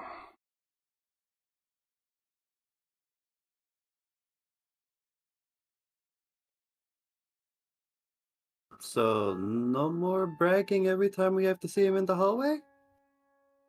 Oh, I do not care, but do be aware he might try and accidentally set you off. He's a bit, unhinged now. Oh no, I'm sorry, Doctor. I meant on his part. Every time we saw him in the hallway before, he bragged about how his thing was running so smoothly, how everything was just falling into place for him. Yes. Despite his many shortcomings in that situation, losing the entirety of those dreaded jackals that he wanted. Not to mention losing one of our precious... two, I guess, of our precious dark units. Wait, we lost a dark unit? Which one? We've lost a couple. You not remember? We lost two. We lost the one with the, with the piece of Hannah in it, and we lost the other one. I don't remember who was in that one. I think that was probably generic soldier number 26. And honestly, they kind of blur after a while. We lost Pride. Ah, shit. I'm rather upset about that one. That one was my favorite. Not to mention, we lost the one before with that... What was his name? That soldier. Oh, Rick! Yes. Wrath. That one I'm not so sad about. I mean, it's horrible to lose resources, but it kind of had a shitty disposition towards everybody. I mean, it was also on faulty hardware. I did not think it was a very strong unit. He slams his hand on the table. Well, not to mention the loss of control and destruction of anger. The two of you know it as the Dark Zaku. The Purple Zaku. And we just finished painting that. I was more annoyed that it didn't even get to have a chance to go up against Sadness, the ones that Cassilia decided to give to those wretches. wait, they have one? Have you forgotten, Professor? Their leader is, being tested on. We gave him Sadness into his bloody leopard. Oh, I see. Now I remember, yes. But I thought that one was pretty faulty and shitty anyway. Yes, well, I really wanted to see what would happen between one of them against another. It's a sadness that we didn't get to experience it. Oh, well, I mean, we still have the other ones. Yes. Yes. Right now, we do. We do. It seems that the current fear is having its fun, both with Max and with them. But I want you to try and convince our good doctor here to work with us for now. And he reaches behind you with a dossier in hand.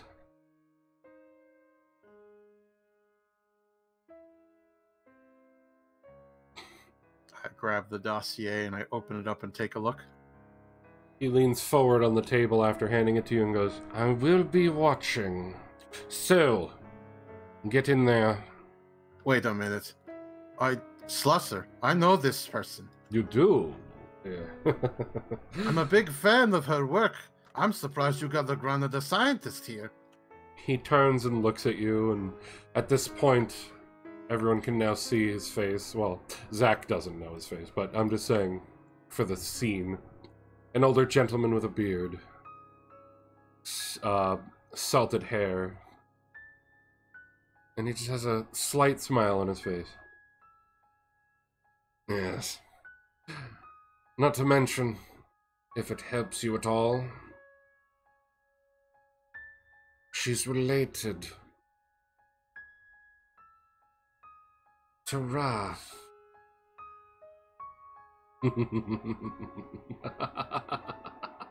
Oh, wow, that's beautiful. I'm going to enjoy breaking her brain. Don't break the brain. I need it.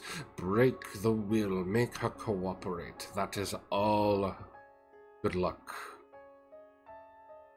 As you wish, Doctor. And he turns and looks right at you, Eloise, and you just feel coldness fill your body as he goes, no toys. Yes, sir. No toys. Got it. And he Understood. turns back towards the one-way mirror.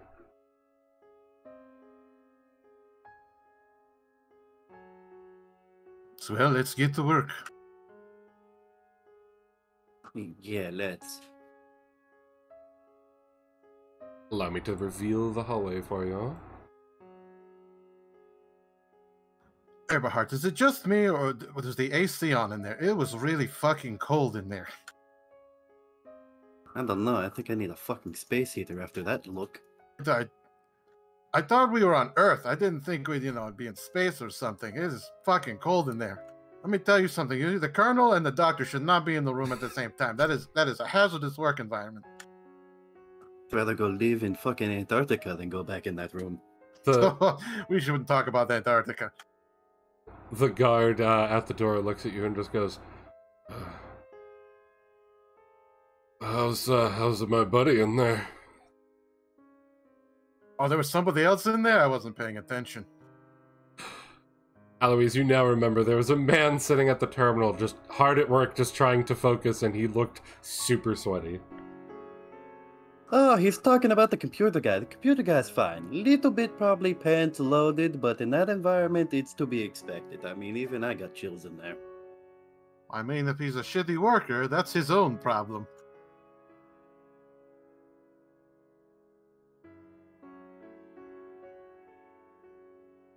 He says, Anyway. he says, sorry, sir, and he opens the door for you.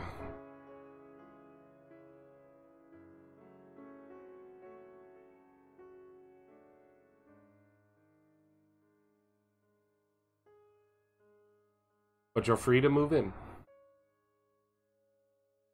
All right, I'll take the lead on this one. You know, Yeah. my charming self. Yeah, I'm not allowed to use toys. You know, I'm sorry. You know, I'm sure we will get to use toy. Remember, we got Plan C tomorrow, so just look forward to that. Yeah, at least I got the enjoyment of cutting up her brother into tight-sized little doggy fucking treats and putting him in a mobile suit.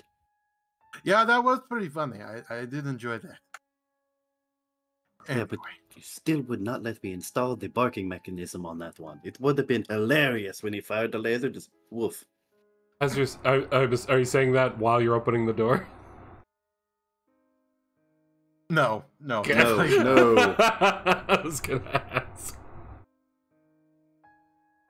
All right.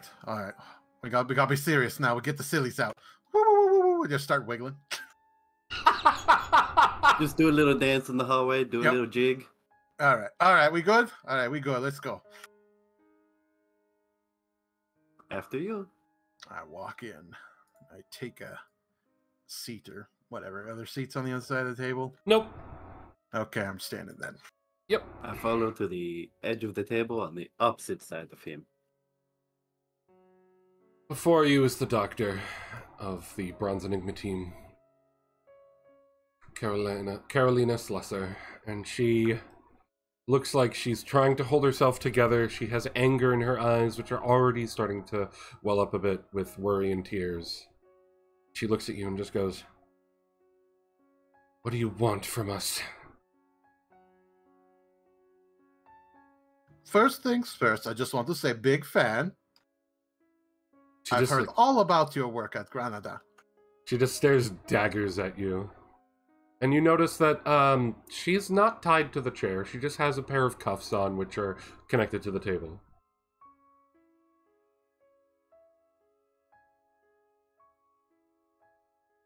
Jeez, I don't know why she's so upset. I was just telling her I was a fan.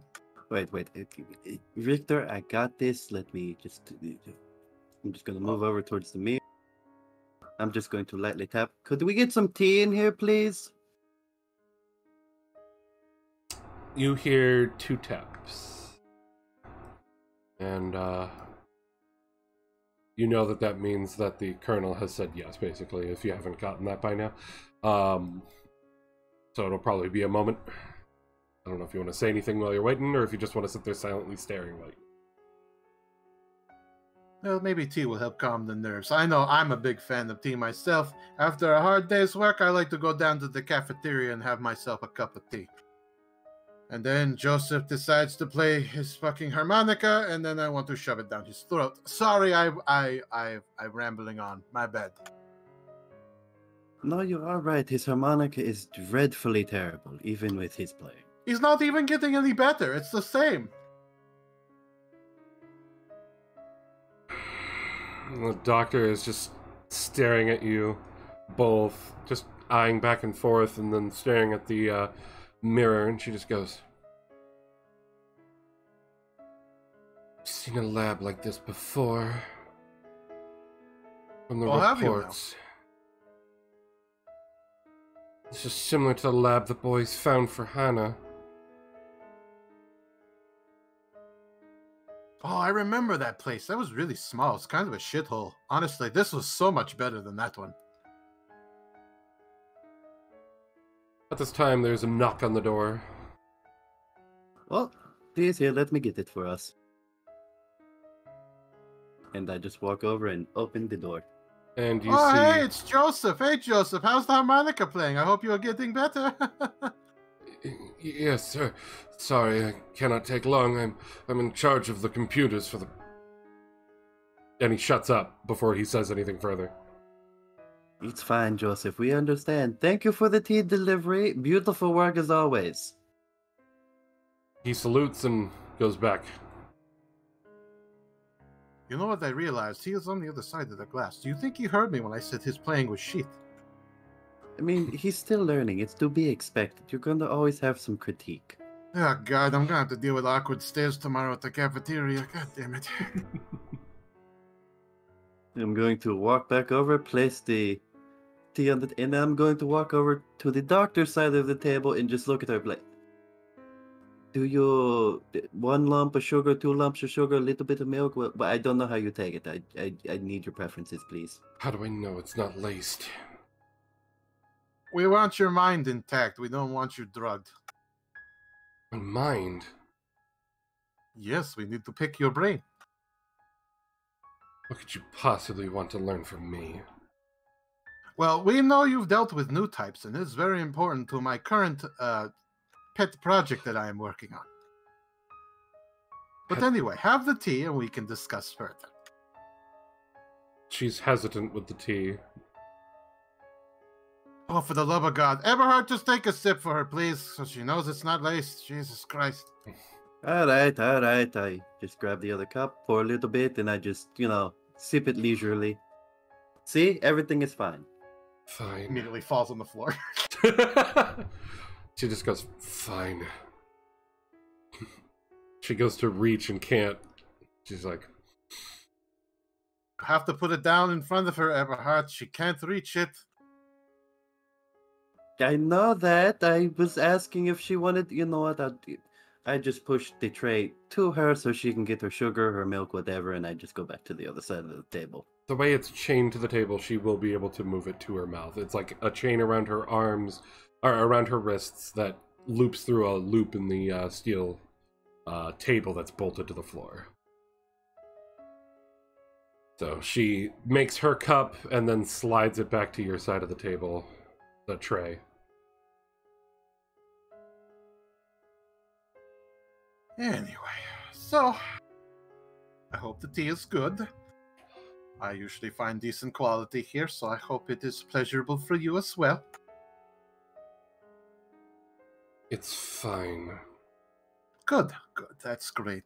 Anyway, so I've been looking through your dossier here, and I mean, I know some of your work previously, and let's just say, like I said, I'm a big fan, and your work and my work tend to cross over a little bit, and honestly, having you here is going to make my work so much easier.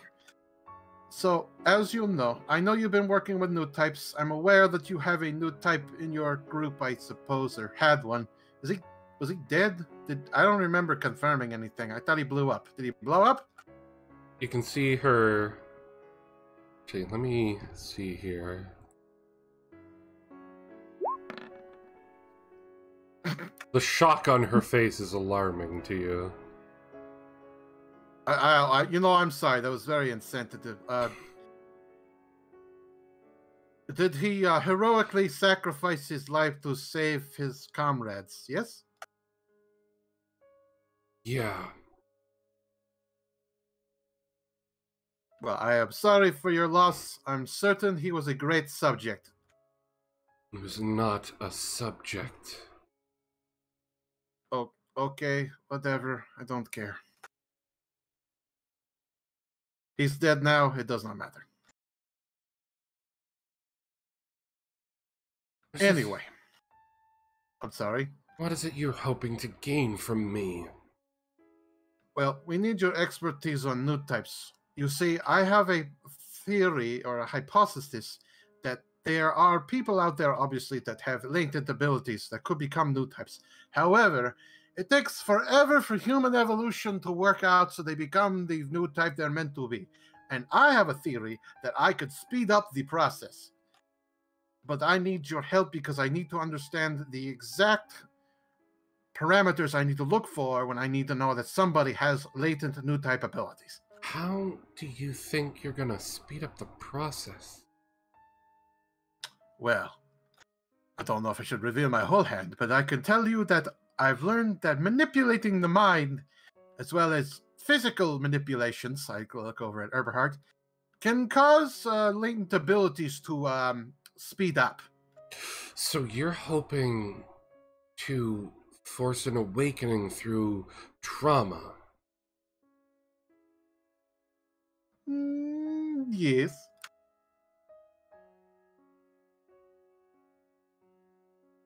And you can see in her face, she wants to be angry really badly and disgusted by it, but at the same time you can see a little glimmer that she can see it as a possibility.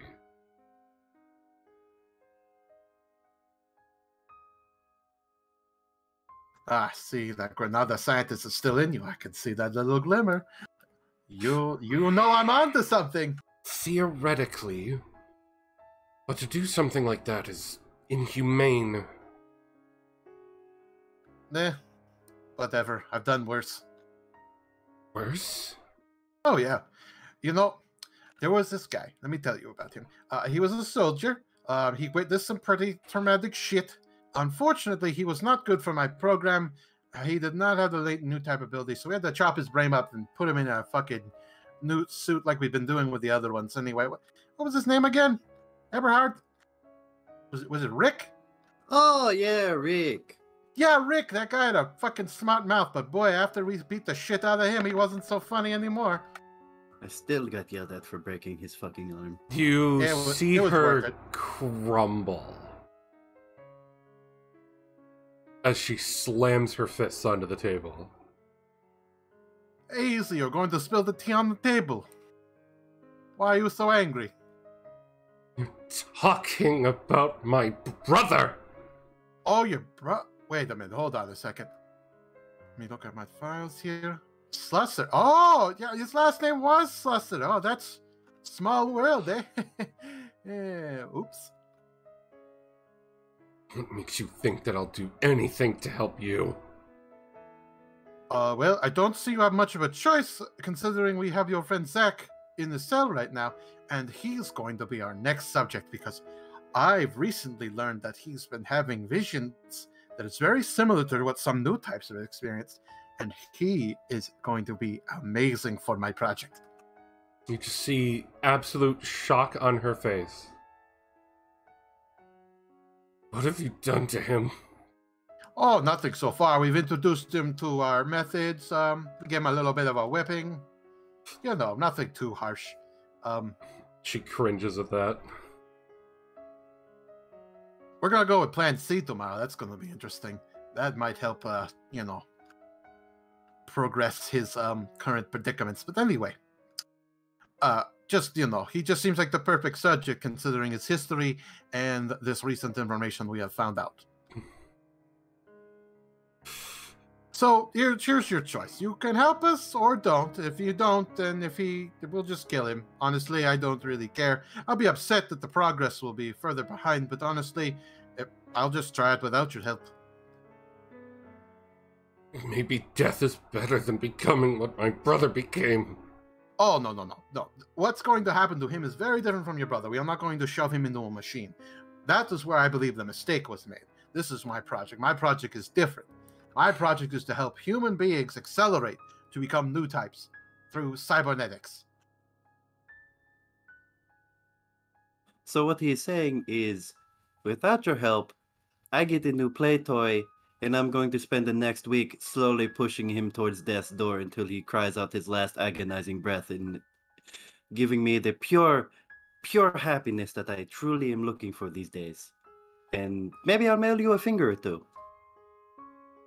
Well, I mean, I don't think you have to mail it to her. You can just bring it to her. I mean, obviously, we're not letting her leave. Yeah, but it's funny if I make a soldier bring a package and then she opens the package. Yeah, but then she's gonna know because you just told her you're going to do that. Exactly, but it's still going to be an amazing surprise. Maybe I'll give her her corsage of all 10. And you can see during this whole bickering between the two of you, she's just shaking more and more, tears rolling down her face in anger and just fear. And then you're both cut off by the speaker turning on, just going... Professor I sit up straight. Aloise. I just get to chill and just immediately straighten up. Doctor's looking straight at the mirror right now. Dr. Slusser, it is your call. Either you work alongside the professor and myself, and this project can go through with minimal hassle, or I let the two of them reenact their favorite moments on him. And trust me, if you think we are kidding, you've already seen plenty examples of what we can make. She notices that Richter starts to daydream, and he's just smiling, remembering all those good times.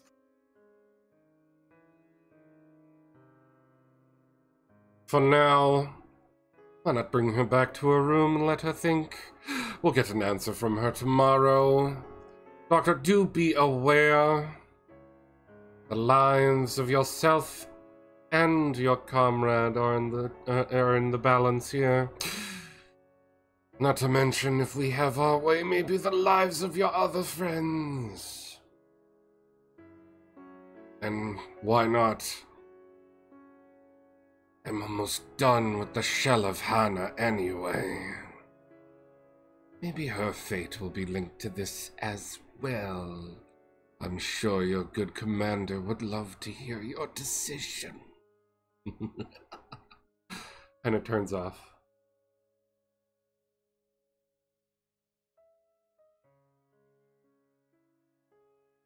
Well, you heard the man. Time to take her to her room. She's just 1,000-yard stare. Silent. Okay, I see we're gonna have to do it the normal way. Alright. Yes. And so I pick her up, and then I lean into her ear, and I'm like, and by the way, I know you're trying to compartmentalize and hide away from this. You cannot escape this.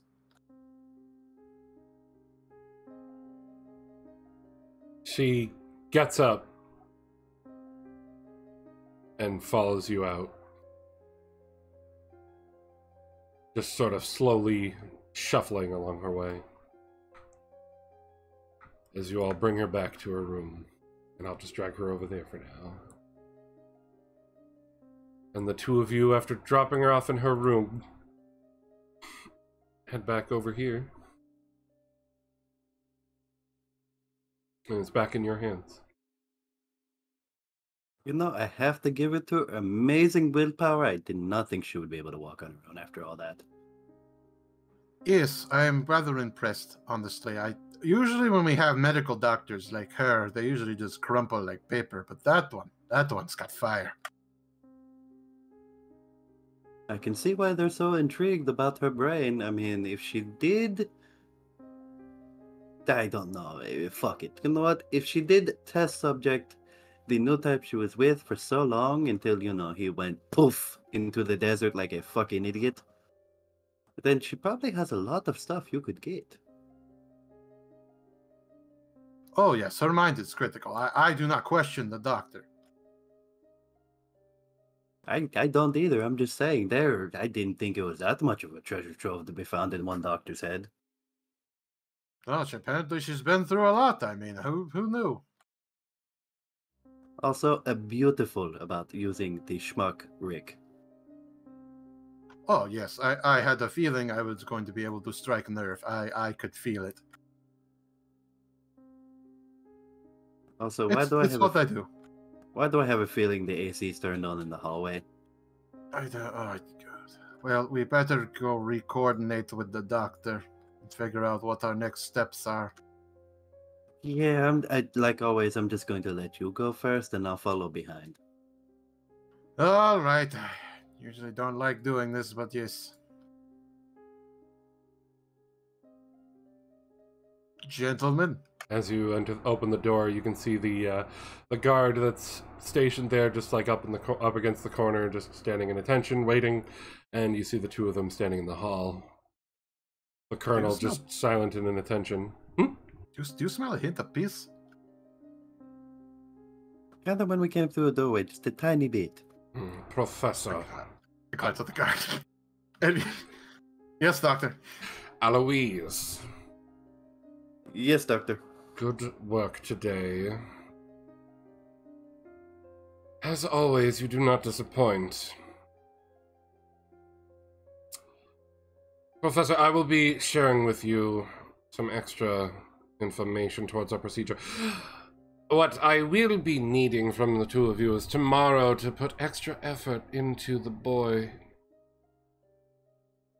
Of course, we are going to start off with Plan C. I know last time we killed 2 doing Plan C, but I've got a feeling about this one. I will be watching. I hope you do. Do not disappoint.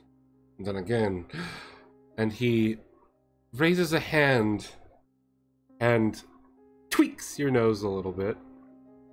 And looks like he has a bit of fight in him. Been a while, hasn't it, Professor?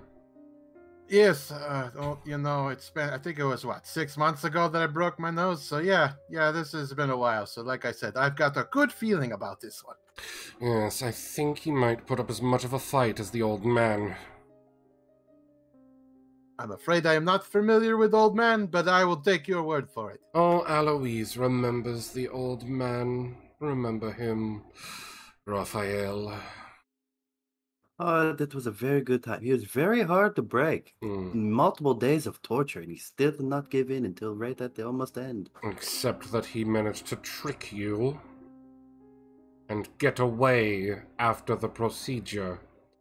Do not let that happen again.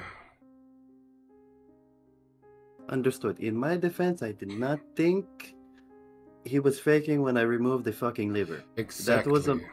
That was on my part, and I severely apologize for my negligence. Exactly. You did not think. That's why I had to find someone to think for you. But the bright side is you learned from that mistake, and you've been exquisite ever since. I must say, the two of you are definitely some of my favorite hires. Continue to stay that way. My eyes just light up. Continue. He might as well have gave me $1 million. Continue to stay that way. I look forward to this one. Colonel! I give a respectful bow. He turns and looks at the Colonel. Colonel! I think they deserve the rest of the day off. He just walks off.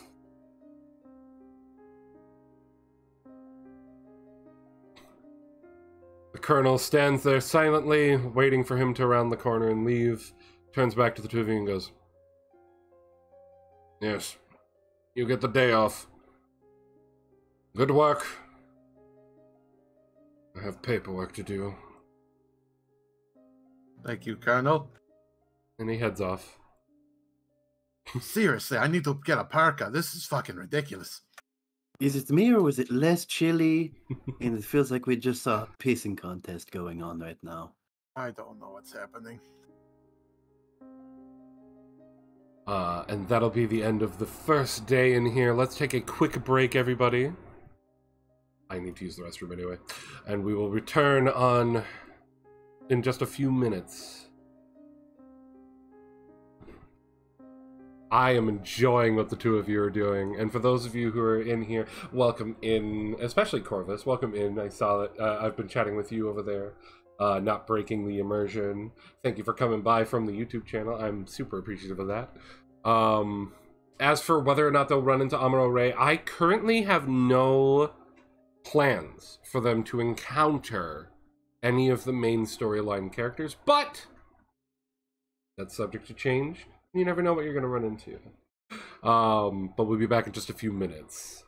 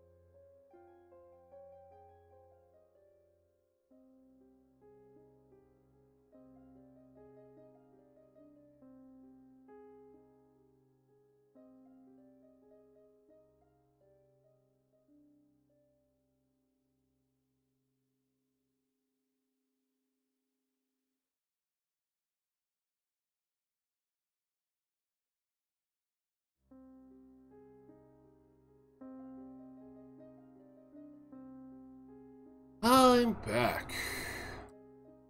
For those of you who are joining for the first time or catching the campaign out of order, a lot has happened. The big thing to know for this episode is that the good Zack and Dr. Slusser from the Bronze Enigma team were captured by the enemy for some nefarious procedure.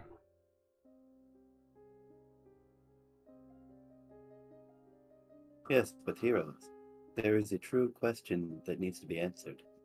Is that question that whether or not people are aware that Bronze Enigma merch is now available on the store?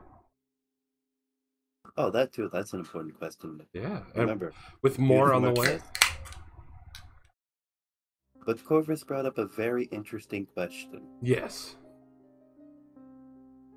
That Aloys is nothing to Vacenti. They're entirely different characters, and I am a total evil bastard this episode. Yes, Bio and Habuza are on my side this episode. They are not playing Monqua and Vicenti / Wolfram.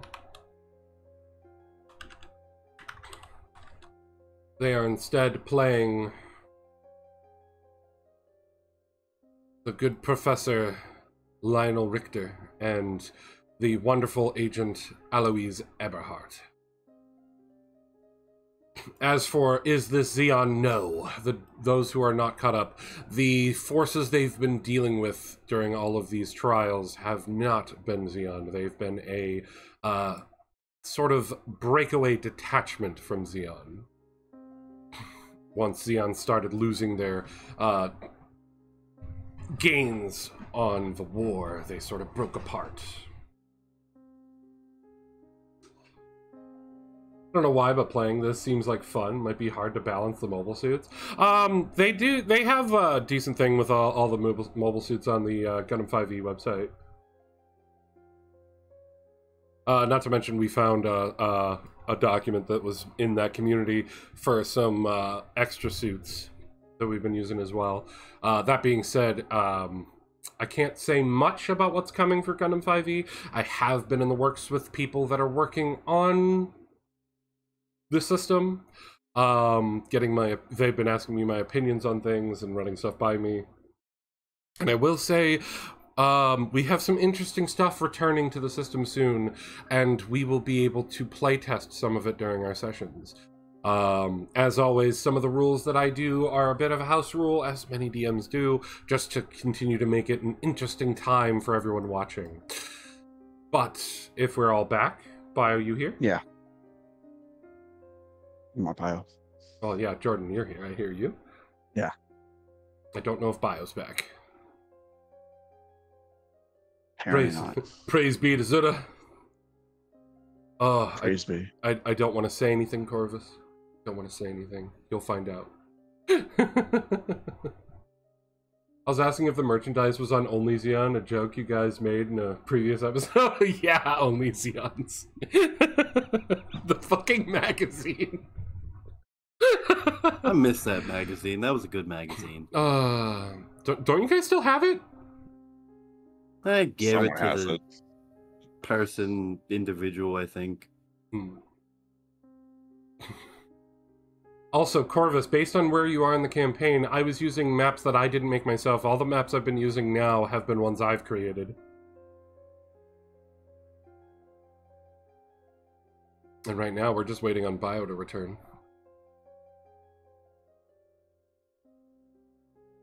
It's weird. Usually I'm not the first one back. He might be on the phone.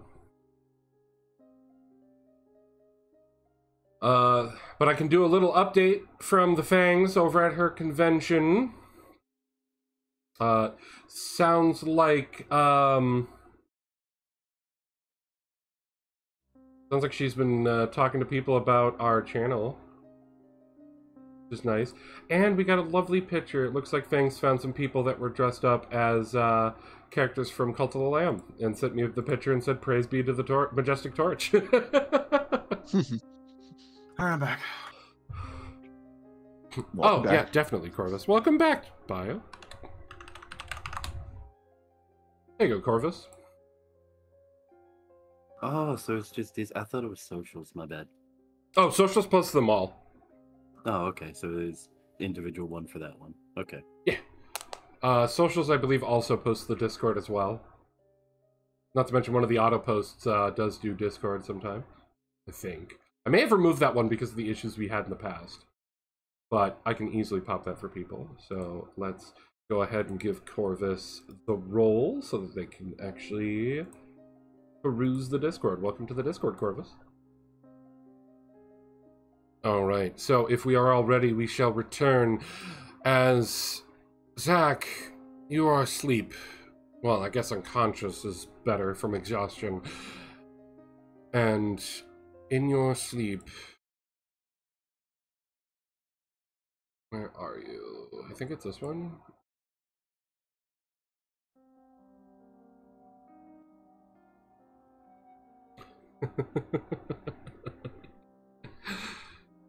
Zach. Are you just gonna lay there? Still here? Like I said, until they let me go, I guess I'll continue. But like I said, I'm done fucking with you.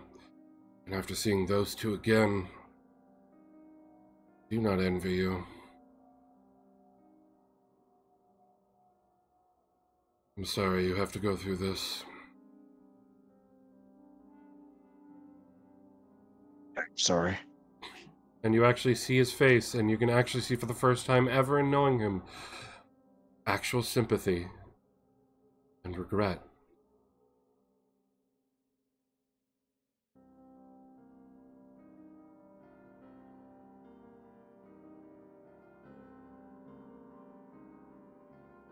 I don't know if I'll be able to help you at all in this. If you break, try to keep a kernel hidden you might use to break free again.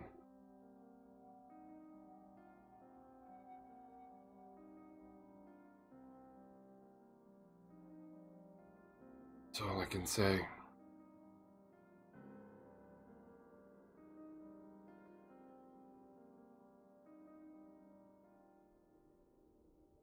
There's a way out of here. I don't know this facility. You need to wake up. Keep yourself hydrated. Can't die here.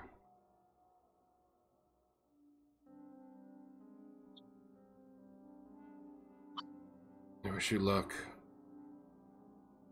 I don't know if you'll manage to not get broken, but like I said, when you break, try to keep a kernel hidden.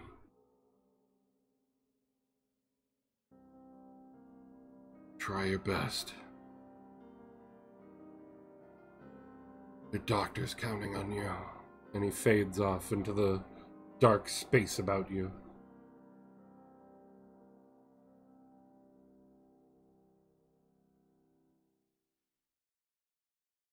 Wake up.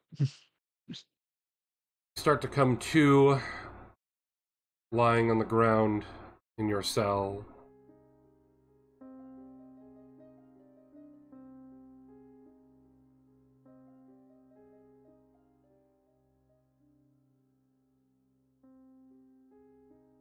I'll look around.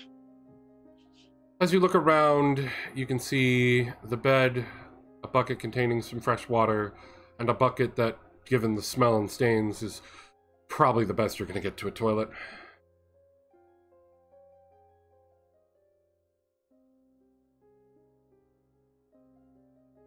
I drink from the water. The water is clean. There's nothing hidden in it. It's just you, this concrete cell. Cold feet, cold to the touch.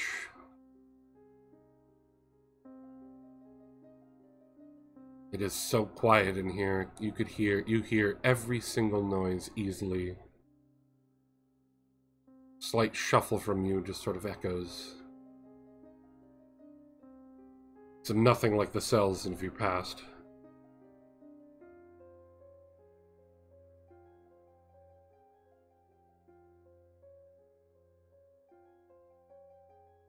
Lock here.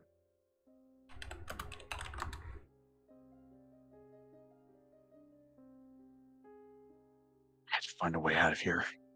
Somehow. And you spend some time searching about your surroundings to see if there's anything, any sort of weakness, some way to escape. And you spend some time doing that. Mm-hmm. During that time,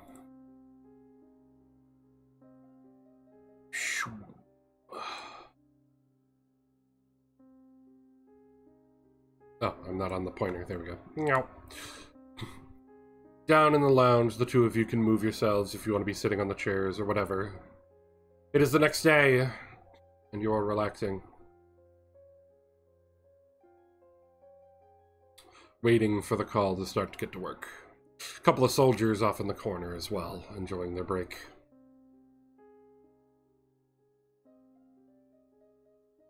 Cackling fire going between the two of you. You know, I really needed that day off. Yeah, it was very soothing. Helps after a good workout of the arm. Oh, I totally understand that. So remind me again what we're gonna do with Plan C this time around, because it kind of changed the last 2 times we did it. Oh, I don't know. I figured I'd let you take it over. That's sort of your expertise. Yes, but I know I'm not allowed to do this or that, and I just wanted your professional opinion as someone who admired my work before.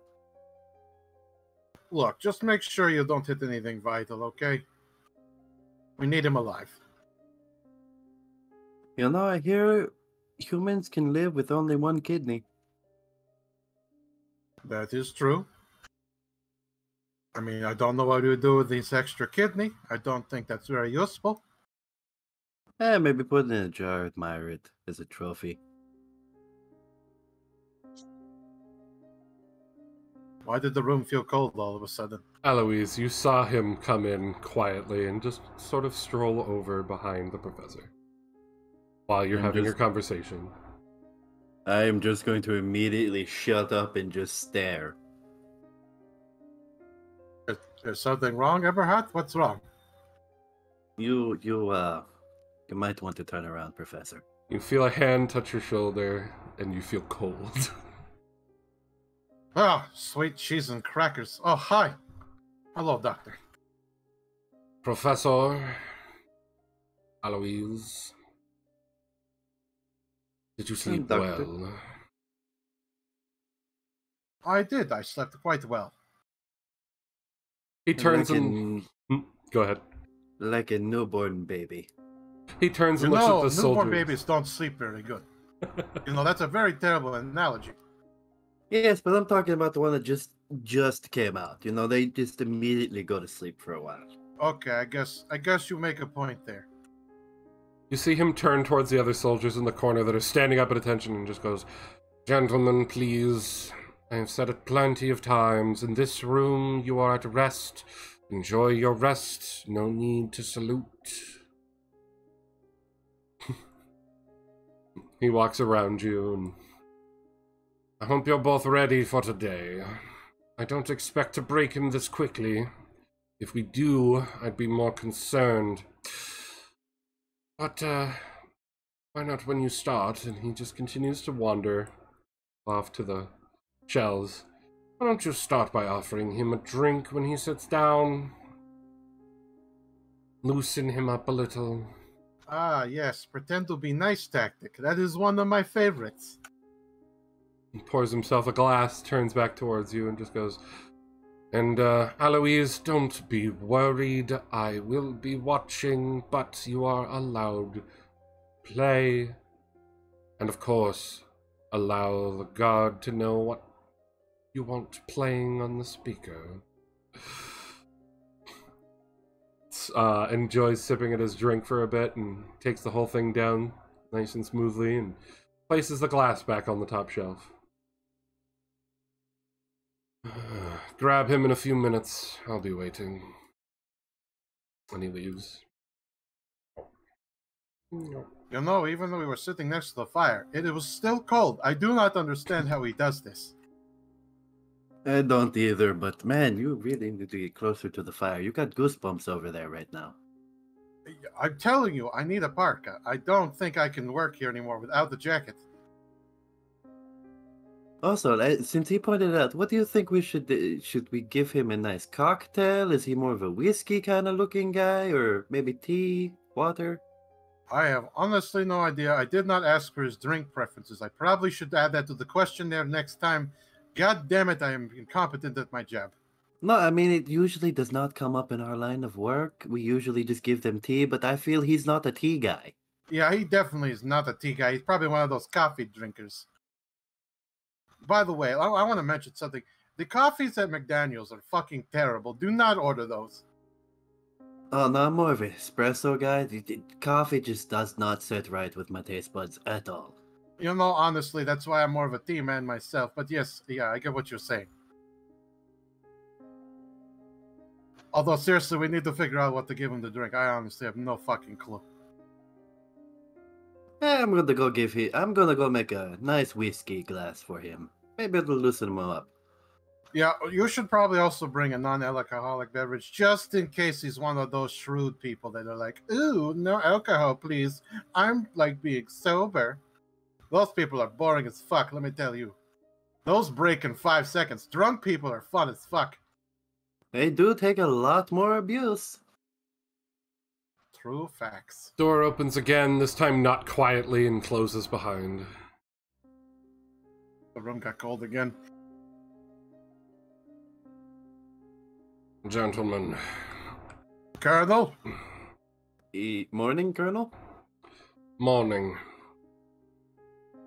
Good luck today.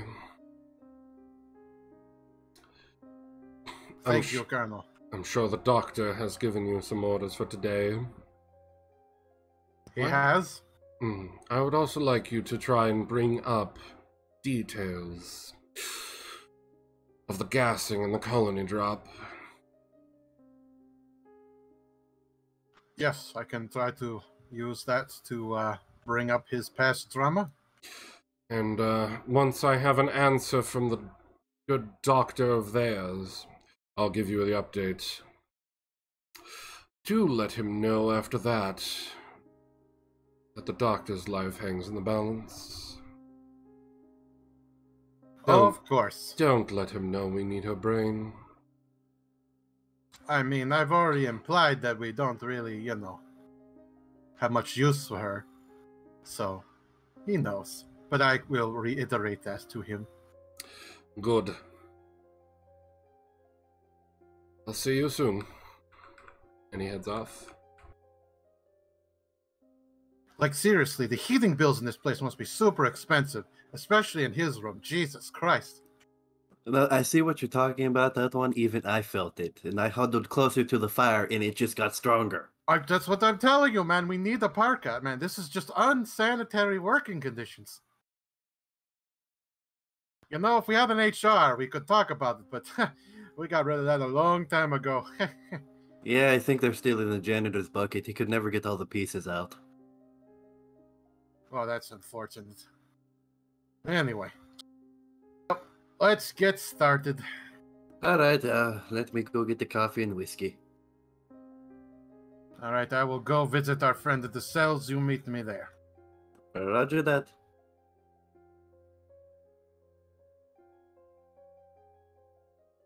Ronald? Sir? How are you on this fine morning? Good, sir. Nothing to report from the cells. He woke up a little while ago. He's been walking around his room trying to investigate. Yeah, he's probably trying to find a way to escape, but he won't find anything. Mm. Anyway, so no other noise than that? He wasn't talking to himself, screaming, or anything like that? No screams. No screams. Yeah, well, that's fine. That means he's got his vocal cords ready for me today. Have a good one, Ronald. He nods to you and steps back to attention in front of the doors.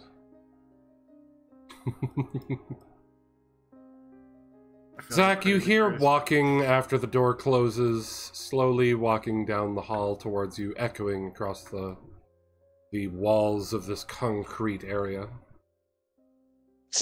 I stop looking around and I just stand up straight and glare. Ah, good morning, Marston. I hope you slept well. I hope the accommodations were good. If they were bad, I do not care. Mask.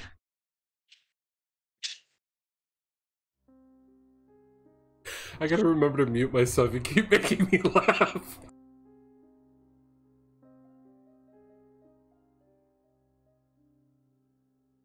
So tell me, before we begin, because it's part of my work here, I never stop working. That's probably my biggest problem. But anyway, so let me pull out my notebook here. All right, so let's say, how would you rate your pain today? 1 being meh, 10 being I want to die. You feel fine. I say nothing. I say nothing though.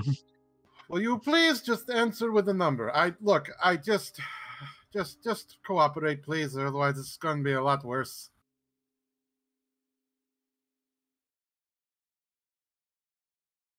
I say nothing, so.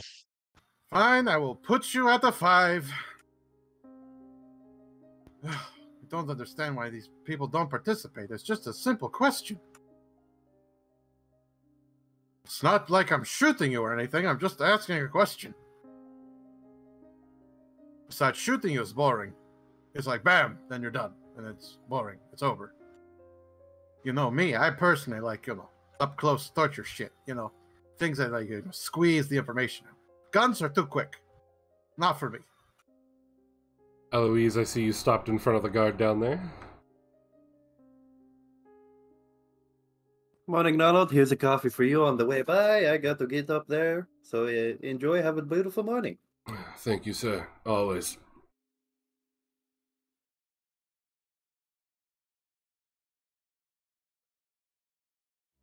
And you hear slow walking of another person coming through, echoing through the halls, while Lionel was ranting off there. Eberhard, that's, well. So, our friend Mr. Marston said his pain was at a 5 today. Although, to be fair, he did not give me a number. He was being a little prick. But you know what? It's okay. Well, you'll be able to judge it properly later. It's Yeah, fine. Well, I know, but I like to start with a baseline. You know how science works. I understand, but if he's not going to cooperate, there's nothing we can do about it at this point in time. You know, as they say, the difference between science and screwing around is writing it all down. And I point at my notebook. Yes, but did you have to write the bus size of the secretary? These numbers could be important later. That's what I'm trying to... You know what?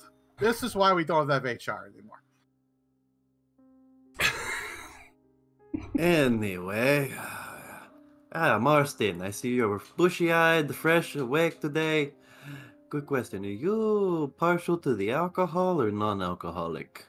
I don't want anything from you. Oh, come on. You must be parched. You want a nice drink, right? I mean, we got some coffee. We got, if you like juice, we can get you some juice. What the hell?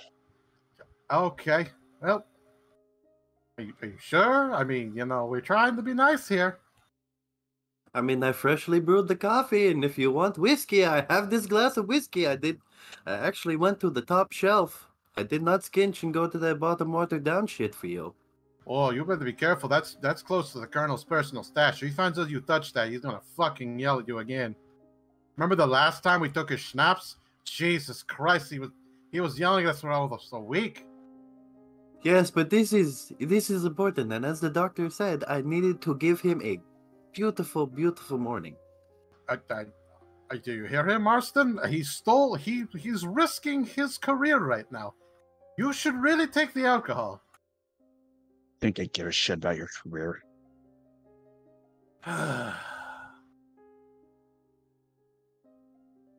We try to be friendly with you, and you'll just be a prick. You must be really fun at parties. I can imagine your squad must really love you. Shut up and get over with. Get what over with? I'm just having a conversation. Fuck you. Very well. He does not want to drink. Eberhard, let's just move on. It's very clear. Maybe tomorrow. You know what? We'll try again tomorrow on the drink, okay? But for now, we got work to do. Alright, I guess I can pass it off to Ronald on the way through. Yeah, Ronald could use a drink, especially after listening to Joseph play with the harmonica again last night. For fuck's sake, that was awful. You know what? I'm wondering if that might be a good torture. I'm going to write that down. Write it down. You go ahead and can open the cell to take him with you.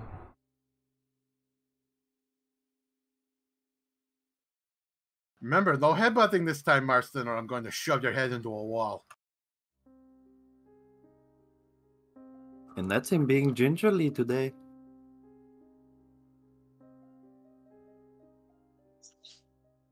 I just run. Say nothing. So do you go with them without hassle? For now. Okay. All right, to the playroom. I mean the therapy room. My bad. It is very therapeutic. Oh, of course, for me. If you want to say Catch anything you into the guard while you're walking through. Catch you later, Ronald. Here you go, Ronald. Have a whiskey shot and another coffee. You look like you're gonna need it. It's gonna be a long day. Yes, sir. Yes. Also, hide that fucking glass when you're done. It might be from the top shelf. You see him just like pause and start to shake. It'll be fine. Just, down it. No evidence. What the Colonel don't know won't hurt him. Might hurt you, though. But anyway, have a good one.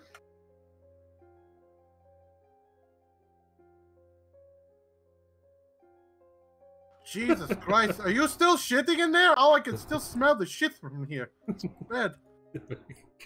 Damn it. I feel like we're ruining this RP. This is so fucking funny.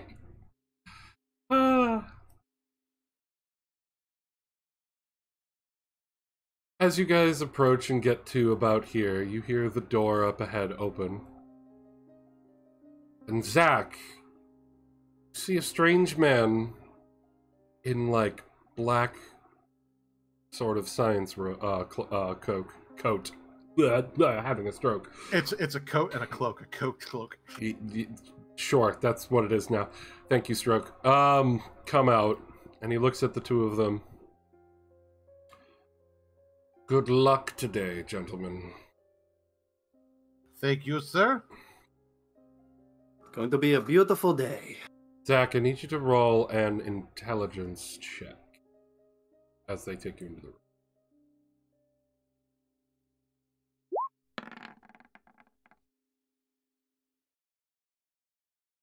As you're entering the room, it takes a moment, but after the door closes, you realize you've heard that voice. From a recording. Think to myself that I know that voice. Mm-hmm. They take you in, put you in the chair, and I leave it up to you two if you tie him up, but I will change the track here. Alright, tie him to the chair. I don't want him getting all riley and shit. Thinking he can be a hero. Alright. Give him the good old cross stitch. And just for Also, fun, I think I might have an idea of what we could do today. Like, I know we wanted to go with Plan C, but I also have something else in mind. But we can start with Plan C first, and then we can try my idea next. Are you sure? Because I'm going to go full throttle with Plan C right from the start. Like, Maybe I should try my idea first then. it probably would be best, because he may not have cognitive functions after I'm done today.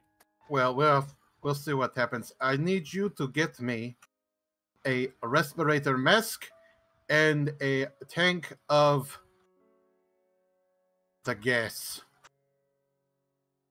Oh, now I gotta go bust out this special. God damn it on this guy! I think it will be helpful considering his past experience. Alright, I'll be back. You head out into the hall. You see no sign of either of them, so you're clear to move all the way across. Your attendant is there. So, what can I get you today? Alright, I'm gonna need a bigger cart today. Of course, sir. Give me the beep beep juice with the cables. Done? The 2 lemons and a scalpel. The smaller scalpel for very fine incisions. Done. I guess we better get his order. I need the respirator and the tank of the gas. The good shit. Are you sure, sir? Don't ask me, it's what he wants and I'll be helpful. Okay.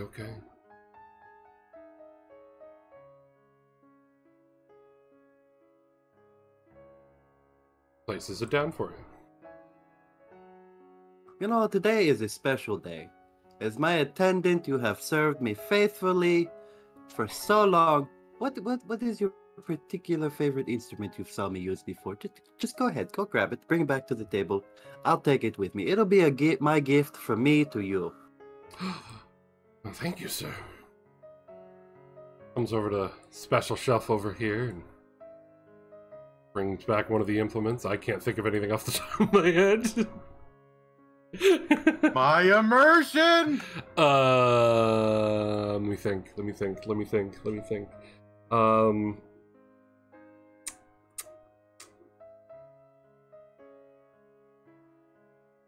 Come on, brain.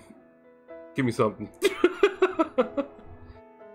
Wow, my assistant sucks ass. Can't even remember names of things. I'm trying to think. I'm sorry, you threw me off guard there.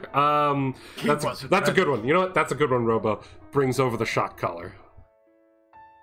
With the remote control.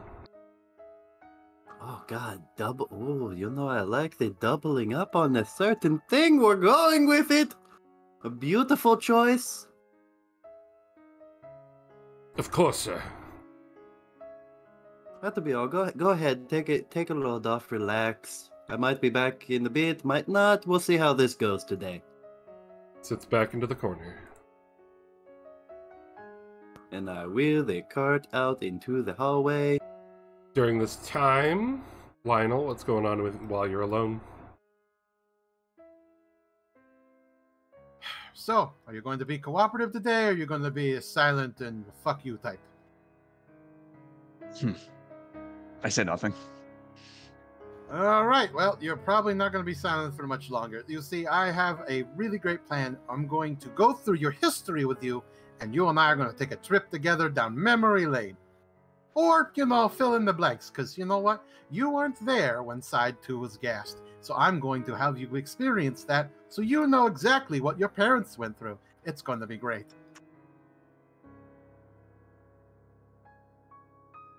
Obviously, we can't kill you, but we're going to get close.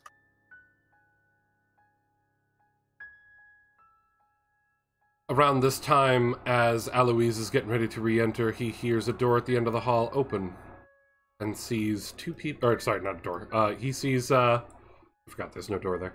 He sees down the hall as he's getting ready to enter, two people start walking up. Ah, shit. Why did he cook hold in the hallway again? And you see the doc and the colonel walk up. Aloise. Good morning, Colonel. I see. Interesting. The doc here has decided that she's unsure, so put on a good show for her. She'll be watching with us. And if you would like her to enter the room, feel free to tap. Will do. I'll keep it in mind, but I have a really good feeling Richter is onto something with this one. I look forward to it. As you open the door, Zach, roll me perception.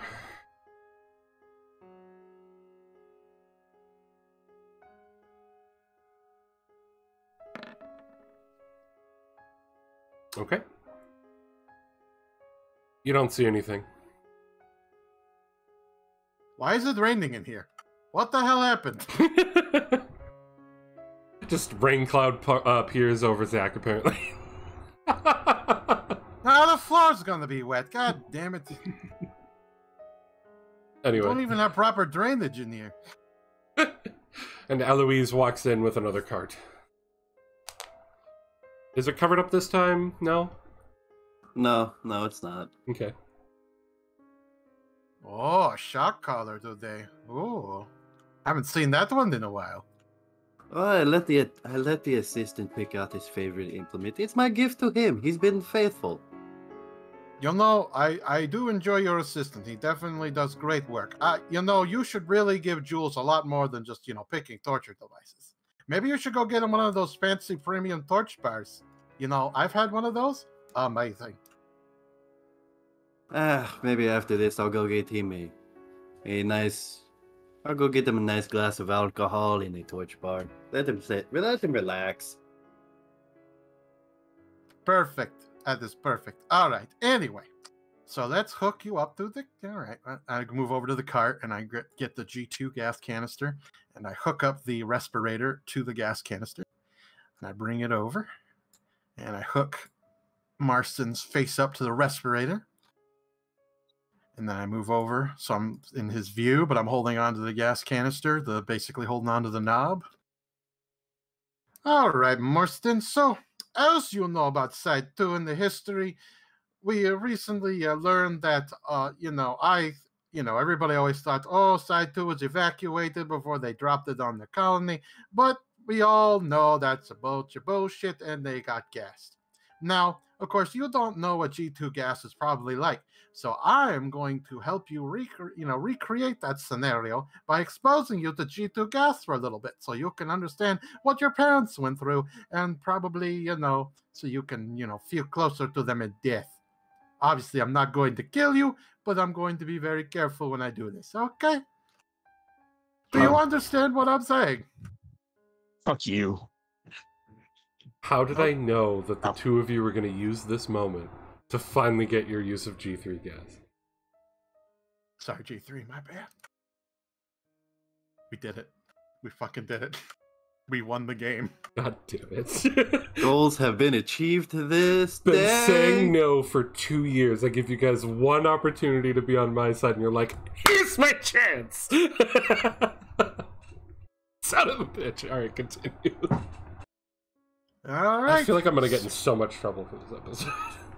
Well, you should probably put the trigger warning on this episode. Anyway. Definitely, yeah. All right, so here we go. Turn it up a little bit so I expose you to about 15 seconds of it. Then I shut it. You feel almost instantly like the energy is drained from your body as you struggle to breathe as this gas fills your lungs. Give me a con save.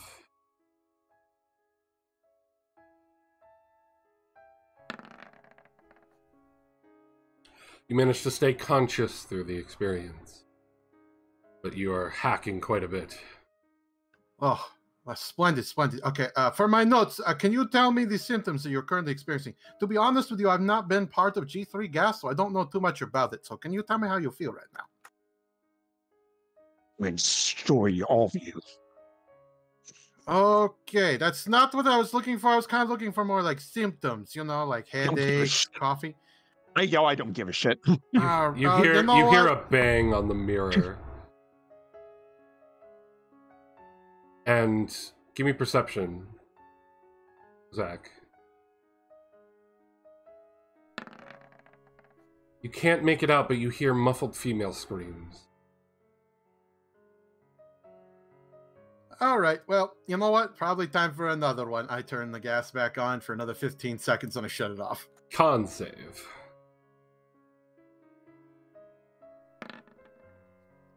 You're still conscious, but you feel absolutely terrible as your muscles ache. Your lungs feel like they're burning. So I want you to think about your parents right now inside too, breathing in this gas. Now you understand, I'm shutting it off, so you get the chance to breathe air again. They never got that chance. They straight up just inhaled this with no breaks. So once again, I'm going to ask you, what side effects were you feeling? So I can put this down in my notes. I say nothing this time. For fuck's sake, man, you really make this hard to do science, and I'm trying to figure out, okay. Let's skip past the side effects. Clearly, you don't give a shit about that. So tell me, do you feel like you are closer to your parents now that you understand how, the gas works? Will save.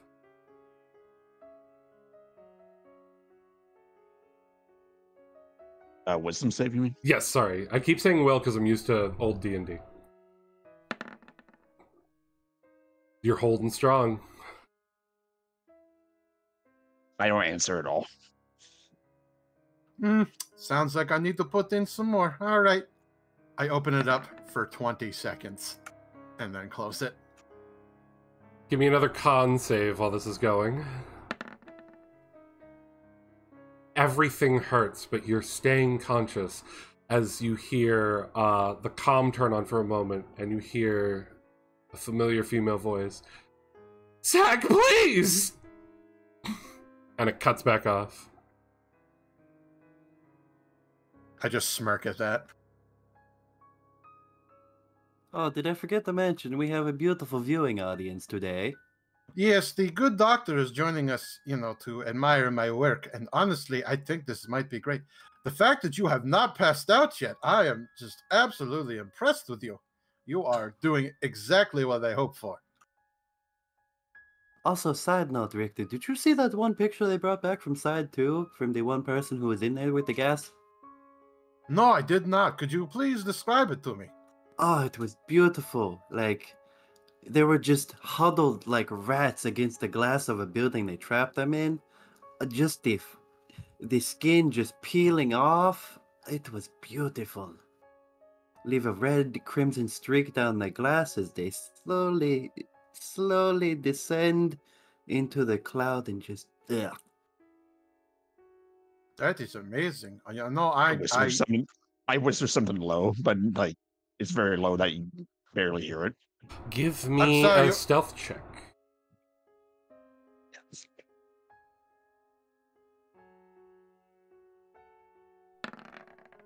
Oh! What do they hear?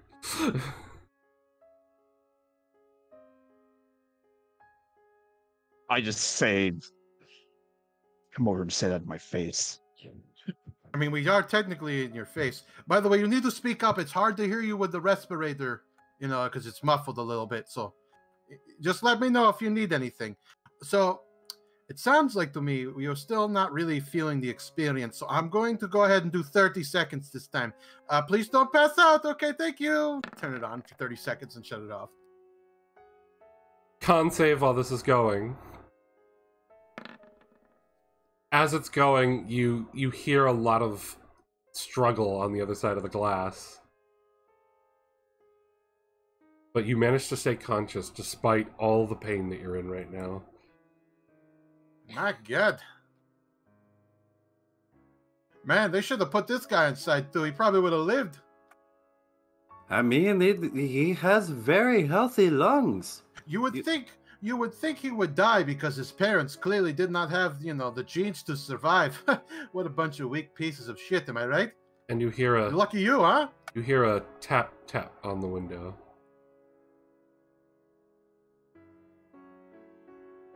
Oh, Richter, should we bring our audience into the room today?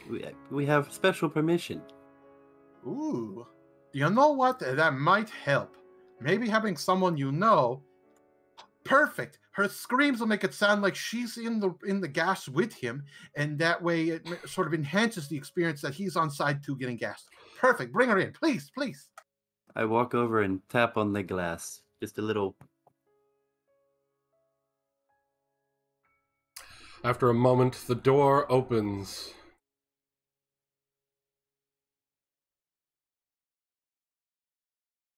And he comes in with the doc. Hello, Mr. Marston. I'm the Colonel here, and I believe you don't need an introduction to your friend. She seems very keen on knowing your symptoms as well. She seems to be worried. See, Mr. Marston, telling me the symptoms is important, because you know what? If you don't make it out, she's probably the only one that can save you. I'm no medical doctor. I'm only for the brain.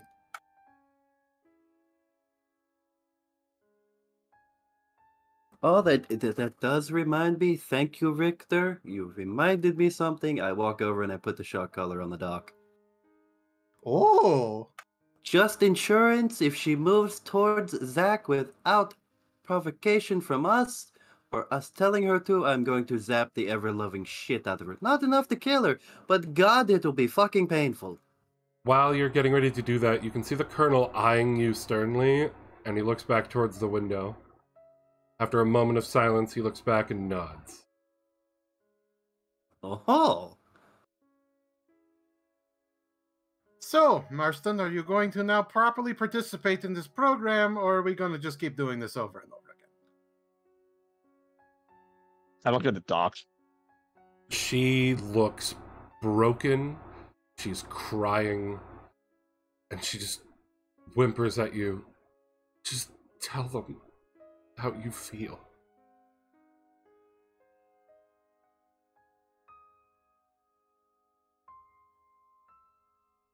Yo.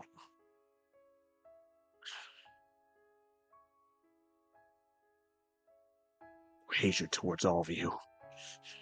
I'm talking about the symptoms of the gas. I don't think that's a normal symptom, but that is, I mean, honestly, I'm very happy that you're angry. That's great. I will write that down, but that's not really what I'm looking for. I jot it down. So once again, what are the side effects of the gas? Do you feel like hallucinations, or do you just feel weak? Do you have a hard time breathing? Heart rate, things like that. Weak. Sore. Weak, Coughing. sore. Coughing. Okay, good. This is all good. We're making progress. So do you feel like, so this is more a psychological question, do you feel like you are now closer to understanding how your parents died? Yes or no? Wisdom Be save. honest. Wisdom save.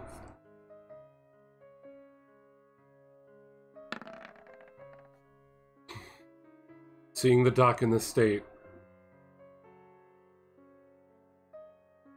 you feel obliged to answer, as you feel like you can sort of hallucinate the visions that you were given by your good buddy of what happened in the colony. Yeah. Oh, that's good. Perfect. This is exactly what I'm looking for. See, Marston, it's so easy when you cooperate. We could have done this so much sooner. We wouldn't have to get her involved. See, this is what cooperation gets you. Progress. Shut And up. I'm sorry. You ever excuse shut me? up? Do you ever shut up? No, I like to talk. That is what I do. I am a psychologist. I talk to you. I express my feelings so you understand what I'm asking of you. And since you're being a piece of shit right now, I'm going to go ahead and turn the gas on for 30 seconds. The colonel grabs the gas from you, gets really close to Zach, leans down coldly and just stares at you with these dead-looking eyes, and just goes, "I want to know what he sees," and he turns it on full con save. Oh, Jesus, Colonel, no, that's a bit much. You can feel yourself starting to lose consciousness, but not fully. You feel like you're in between two spaces as the visions of the colony come back into your mind. Seeing what was shown to you and seeing a bit more, as you can hear in your head, "I'll do what I can." And you get visions as you sort of float through the colony, seeing people passing out and zooming over to your parents' house, where your parents start to collapse inside with preparations as they were getting ready to set up a party, as you were supposed to be back soon. You son of a bitch. And you snap back as the colonel here turns the gas off. And Colonel, that was a bit unnecessary. He hands the container back to the professor and goes, "He's fine," and steps back. I'm kind of shocked by it. So Zach, you definitely noticed that I wouldn't have taken it that far. So definitely was not expecting that. All right. So can you tell me what you were experiencing during that moment? It seems like you somehow made it through. I don't know how, but can you describe to me what happened?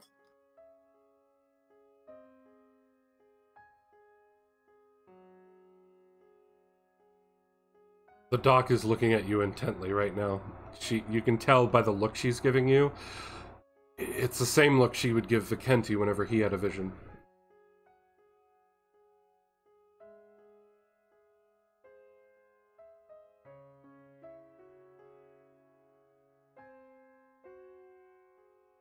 I saw them. Happy. Saw who exactly? You need to be more descriptive. The doc moves up to your side and puts her hands on your hand. Sorry. What did you see?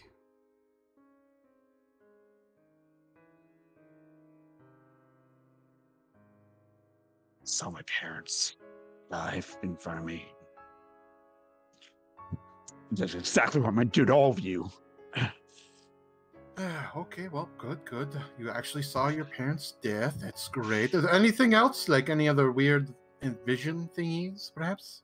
The doc lays her forehead on your hand and you can just feel her crying.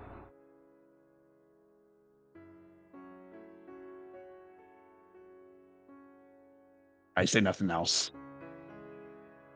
Oh, very well. I'd like to think we made great progress today. I never thought I could actually trigger a vision with the gas. We need to use the gas more often, Airpart. I'm telling you. I didn't even know that was going to work. I took a gamble. Yeah, but sometimes we're not allowed to use the gas, and then we are. It gets convoluted after a while. Yeah, I guess that's true. I'll have to speak to the doctor. Maybe he'll be more convinced to use gas in the future. But either way, today was a great success. Not done yet. Oh, apparently we're not done. He Oh. still has a bit too much fight in those eyes. He makes a valid point. Yeah, he is still a bit feisty. You know what? I think I am Agent done with my Eloise. experiments. Oh, I was hoping you would ask, Colonel. Well, this is going to be just an enjoyable mess for me, and I remove the respirator from Zach so that way Eloise can do what he wants. The colonel I'm just- moves to the side. I'm just going to walk up next to him, pull over the little cart with a car battery on it. I'm gonna hook it. I'm trying to think. Probably the muscle right between the neck and the shoulder. And hook it to the battery, and then I'm gonna fidget with the little switch in my hand. Well, you see now, this is where the fun part comes in for us, Marston, because now I have been given the full okay. With you, with the doc, and I hate to tell you, both of the triggers for the battery and her collar are on this switch in my hand. So I'm going to ask you very nicely one main thing. As I spin the remote behind my back, left or right?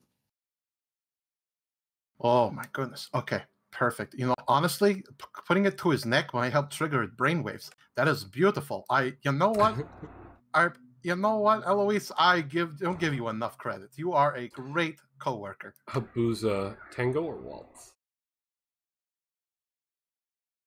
You know, I'm feeling a nice... Hey, we'll go with a nice waltz. Multiple parties are involved here. It seems fitting. Oh my god, I As haven't heard music this one in plays months. on the speaker. I'm gonna make sure to write this down.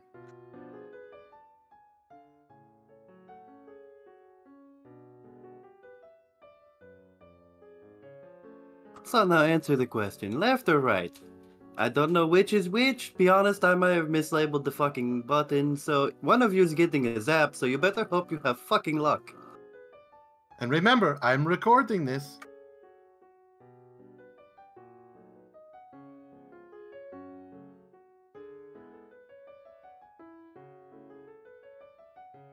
If you don't answer, I'm just gonna hit both buttons at the same fucking time.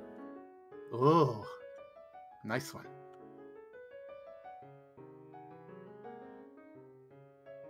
Jordan? Right, I said. Oh, we didn't hear anything. Yeah, I didn't. My Sorry. apologies. Okay, and I hit the right button, which sends a jolt right into the doctor.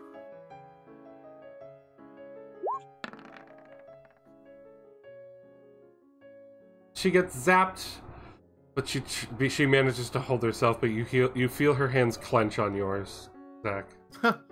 Well, that's a rough mistake there. That's gonna be a unfortunate. I put a sad smiley face on that one. Leave her alone. I did. You're the one who picked the fucking button, so apparently you don't have good luck. Spit in your face. I suddenly spit in your face at that point. Hey, now that's not necessary. That's a little unsanitary, actually. I just pulled Just a leave handkerchief. her alone. I pull a handkerchief out of my coat and wipe my face. Well, now then, you know what? I'll respect your wishes. We're trying to cooperate. I'll respect your wishes. Doctor, I am sorry that he fucked up and picked the wrong button like an idiot. You know, kinda like he fucked up and let the one new type of your party probably kill himself. Oh yes, probably. He definitely was probably the one that fucked that up. Wisdom save.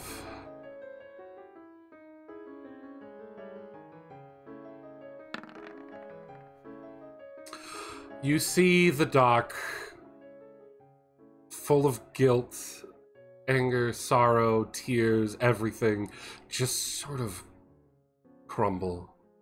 And you feel a piece of yourself start to crumble as well.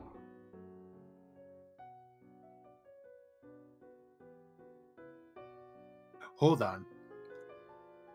Eloise, I have a theory. What if he knew that button was going to zap her on purpose and he just didn't care? You might be right. Like Maybe he doesn't care about her at all. Maybe he just wants to see her in pain. I mean, I could hit the button you. again. Hold on, I gotta write this down. This could be a possible theory. So tell me, Zach, when he pressed the button, how did you feel? Were you upset?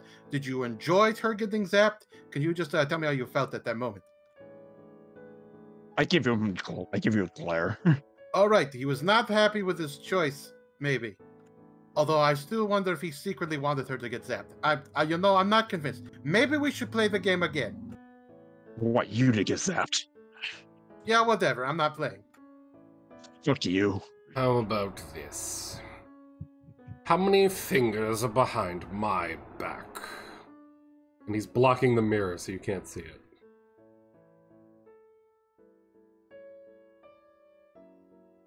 Odds Hear or you. evens? Evens.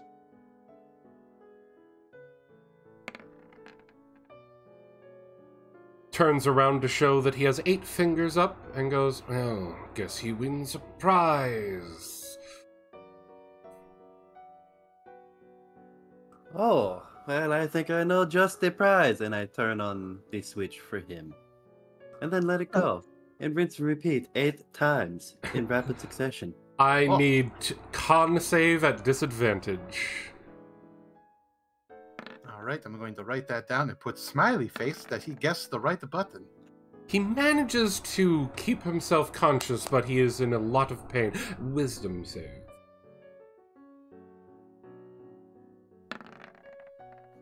Jesus Christ. Wow. He never rolls this good. I know, what the hell's happening? I guess we just gotta torture him, huh? I mean, I'm okay with this. The voice comes back on in the speaker. That's good. That's enough. Bring him back to his cell. Yes, I say today was a great success. Well done, Eloise. You did wonderful, as always. Thank you. Lovely job with the gas today, Lionel. It was a shot in the dark, and who knew? And Colonel Jochen, bring the good doctor back to us. We must discuss the next steps. Oh, hold on. Give me 1 minute. I walk over, and I just take the collar off.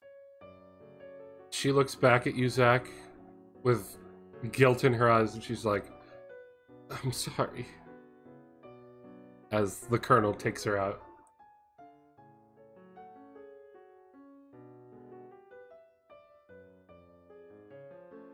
You know, maybe tomorrow we should explore your hypothesis. Give him choices to see how much pain he'll cause to the doctor. It's not bad. And it also will help us figure out if he has latent new type abilities, because if he uses his new type abilities, he can figure out which one's the correct option every time. So far, it's only 50-50 today, but I have a feeling it will get better over time. Don't you agree, Marston?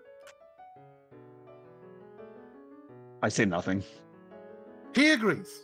Right now, you're conflicted as part of you is just starting to crumble, but you're trying to stay strong.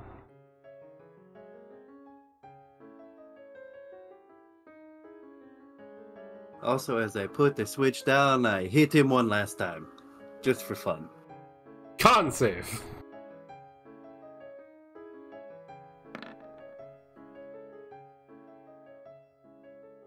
Oh shit, I put it on the button. Oh shit.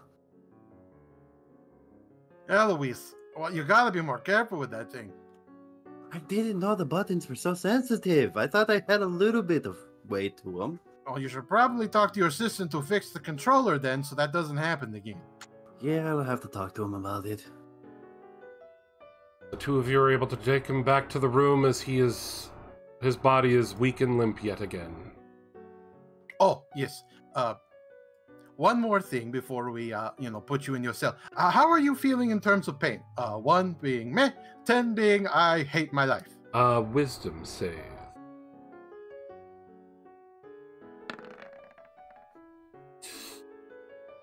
What the fuck, man? Up to you if you want to give them an answer right now, knowing the doc is on the other side of the glass. Kill you. That's all I say.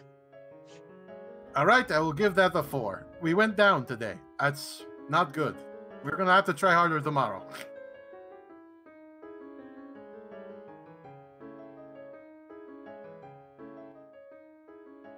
You know, I say that just let me take a leg from the doctor. I'm sure it'll get response.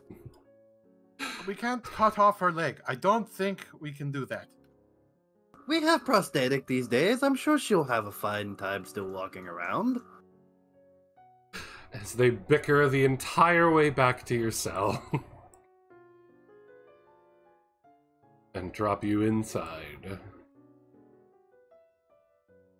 So, if there's anything you would like tomorrow, maybe we can make you some nice breakfast or something. You know, you worked really hard today, and we want to reward you because you did fantastic today. I say nothing. I just ignore you guys. All right, I will get you French toast then. You look like a French toast kind of guy, am I right? I'll take the silence as a yes. Now, what would you like to drink? Do you want the whiskey? I mean, you kind of seem like a morning coffee kind of guy. I can get you some fresh coffee. You already have water, so I ain't going to be an asshole and get you water. I'm just coffee. I say nothing again. You know what? Sounds like a coffee and French toast kind of guy to me. All right, we'll be back tomorrow with coffee and French toast. You have a good night, Marston, and make sure you sleep. We want you to have full energy tomorrow morning. And the two of you make your leave. And my guess is probably head down to the little lounge area. Okay. Yeah. Yep, makes sense to me. Once they leave and you're back into the quietness of your cell, this time you don't pass out immediately, but you do feel very weak.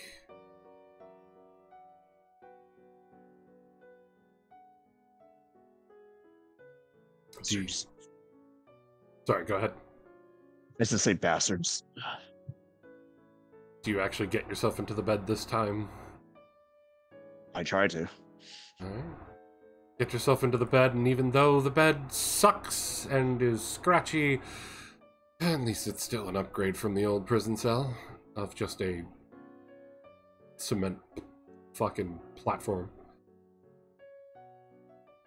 And as soon as you lay down to rest your body, you almost immediately fall asleep. Meanwhile, the two of you head down, and as you are bickering on your way as usual, heading into that room, you open the door, and I guess mid-conversation see the three of them in there. Oh, hello. Oh, this is unusual. Yes, why is the doctor in the break room? I wanted to show her how much more pleasant their stay could be with cooperation. Oh, I cannot agree more with you, Doctor. It makes perfect sense to me.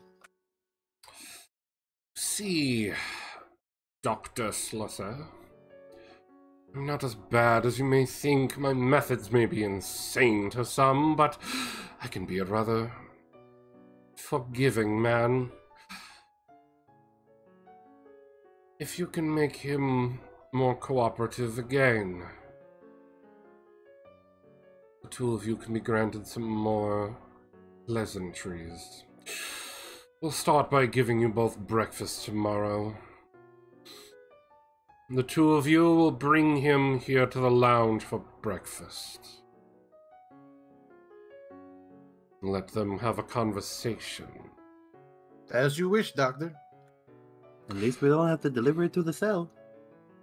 Yes, especially I don't have to walk by that bathroom. It still smells like shit. Colonel, I will need you to find us a good target for once the process is successful. Of course, Doctor. I shall do that. Gentlemen, that means more than likely you'll be on standby for that whenever it happens. Understood, Doctor. Wait, Colonel? That was the Colonel. Understood, Colonel? And the Colonel heads out. Good. Now, why don't the two of you discuss what you would like to do today, or tomorrow? Have a seat if you would like. And he heads over and pours some drinks from his top shelf. Well, from the Colonel's top shelf, I guess. I'm just very, very excited. I'm just standing right in front of Richter. So, Richter, hear me out. Tomorrow... He brings you both glasses. Oh, thank you so much, Doctor. I really appreciate it. Oh, thank you very much, Doctor. So, hear me out. Tomorrow, we just... we got them out of the base very easily. I'm thinking we still have the gas canisters. If he continues to not cooperate, we just gas the rest of his squad. No, we can't kill his squad. It's too difficult right now. We don't want to waste our resources, especially when apparently those fuckers already ruined 2 of our projects. I don't want to deal with that. Yes, but I'm just saying, we just wait till they're on the ship, set off the gas. You know, electronics have faulty equipment, doors might not open. Like Side 2 all over again, only in a tiny shit vessel on Earth. No, we have to work here. We can't take him elsewhere. We got to do it here. I never said he could go anywhere. Well, the problem is, the point is we need to have him suffer. If he's not there to witness it, then it's pointless. Yes, but we don't even have to go there ourselves. We just send them out. They gas it. They give us beautiful pictures. Maybe we'll get his commander slowly sliding down the window, leaving a blood trail. You know what I mean? Just like Side 2 photograph. You're really obsessed with that picture.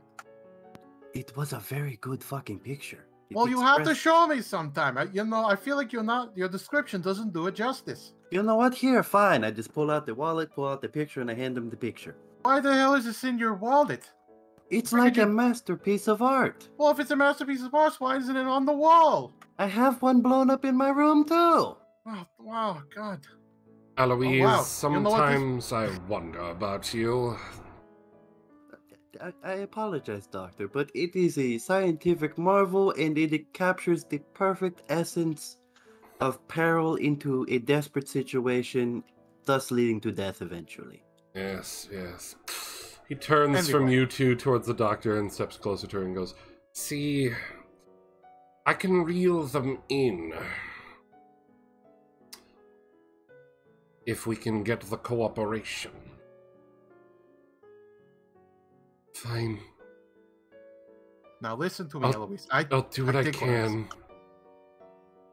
I'll do what I can to help.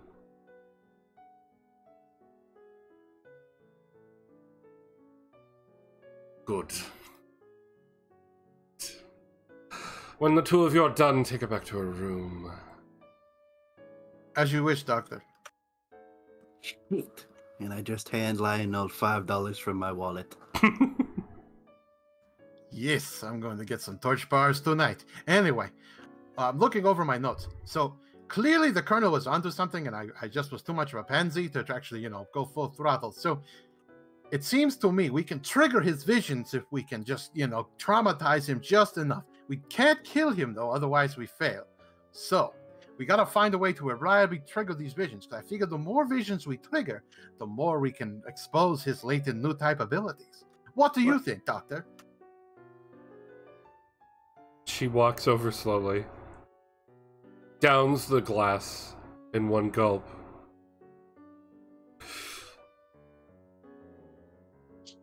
You'll have to do it to me. But you're not a new type. This would not work. It'll react. And we fade to the end of that day. In the night. Jordan, how you liking this session so far? You having a good time, Jordan? You guys have way too much fun. I'm just loving letting them have their fun. This is so fucking crazy. Jesus. It's not like I did something to hurt you two. Look, man, I just let it happen. He just came to life, okay? I don't know what you want me to do. I'm just rolling with it. Like, I've always wanted to torture somebody in this campaign. Now I'm getting it. Plus, I'm just rolling with the flow I was putting out there. Zach, in your sleep, you're once again in the darkness, the void. When you feel a presence, look about you, expecting to see... Oh my god, why am I blanking on his name right now? Talbot. Talbot, thank you. I'm like, I literally had it, have it on my other screen, and I just keep forgetting it every time I have to look over. You're expecting to see Talbot, but you don't.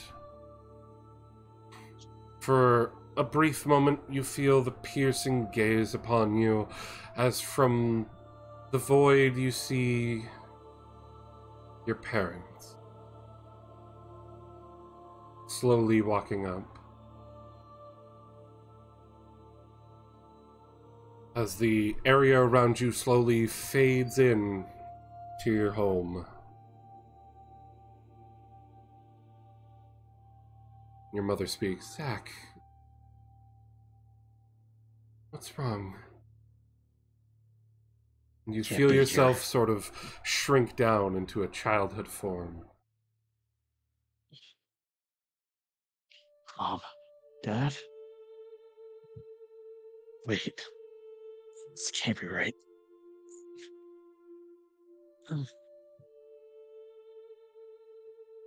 Honey, it's okay. Here. It's okay. Tell us what's wrong. You're not here. Your father steps forward and kneels down. I know, son. I know. You should not have had to die.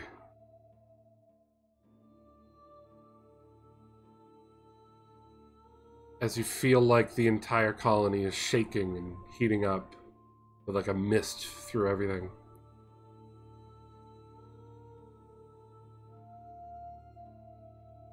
We know you're struggling, son.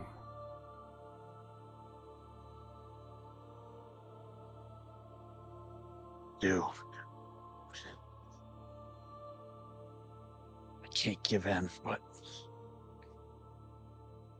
Son... You're strong, but...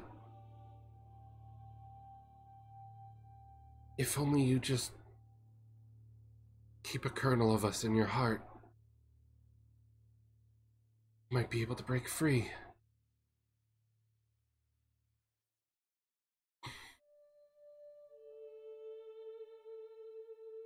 And she leans in to give you a hug on your small child form and collapses and fades through you. Your father still kneeling there in front of you. Son, this might be a fight you can't win right now.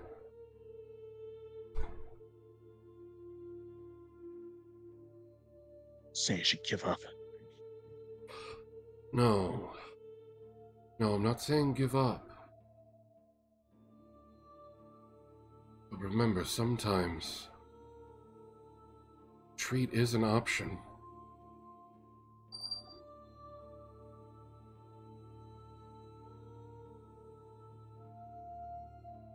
Reawaken later. Fight again.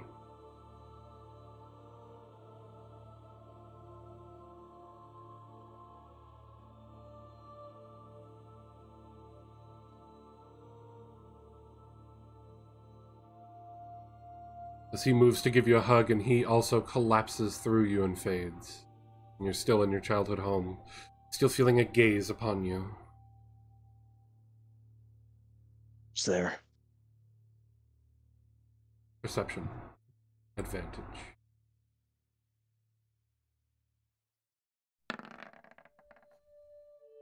As you're peering through...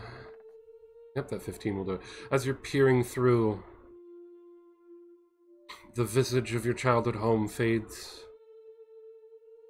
And standing off in the distance, you see a small child. Pink hair. Tears running down her face. Anna?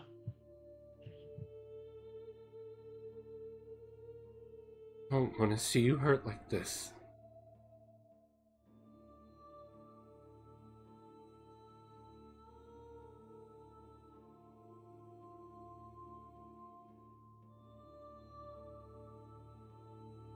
You guys should cooperate then.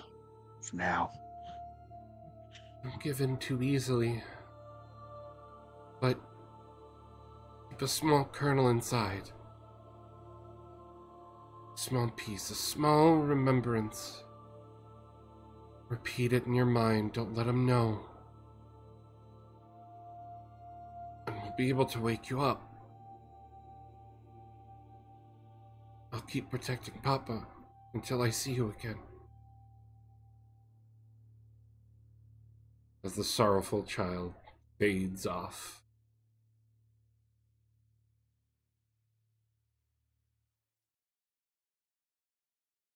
And you sort of snap awake in your room once again.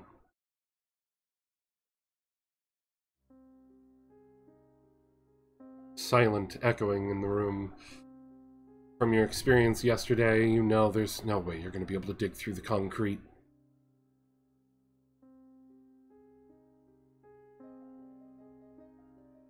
Thoughts of what they could do to the dock fill your mind.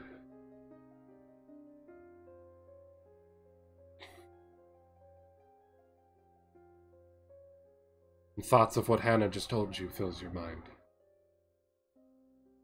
And give me an intelligence roll. Advantage.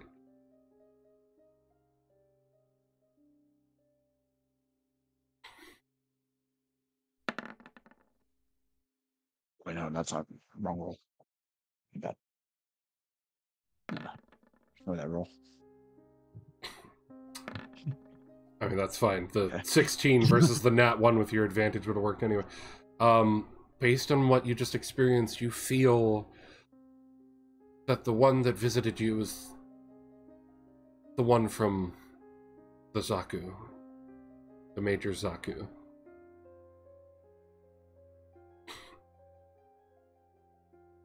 And from everything you've been able to gather so far, based on everything you've run into, you can tell, just from everything Vikenty had told you before, that that one is basically the emotion of sorrow.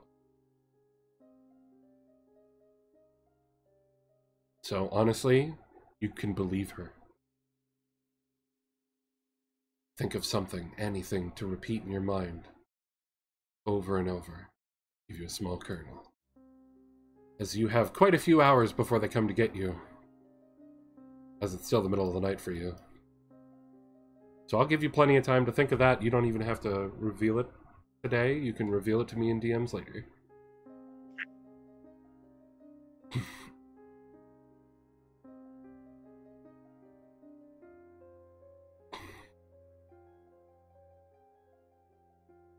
As it becomes later, Morning comes, the two of you are once again sitting by your fire, having a conversation, air quotes, as we now know that it's literally just the wonderful ramblings of two maniacs.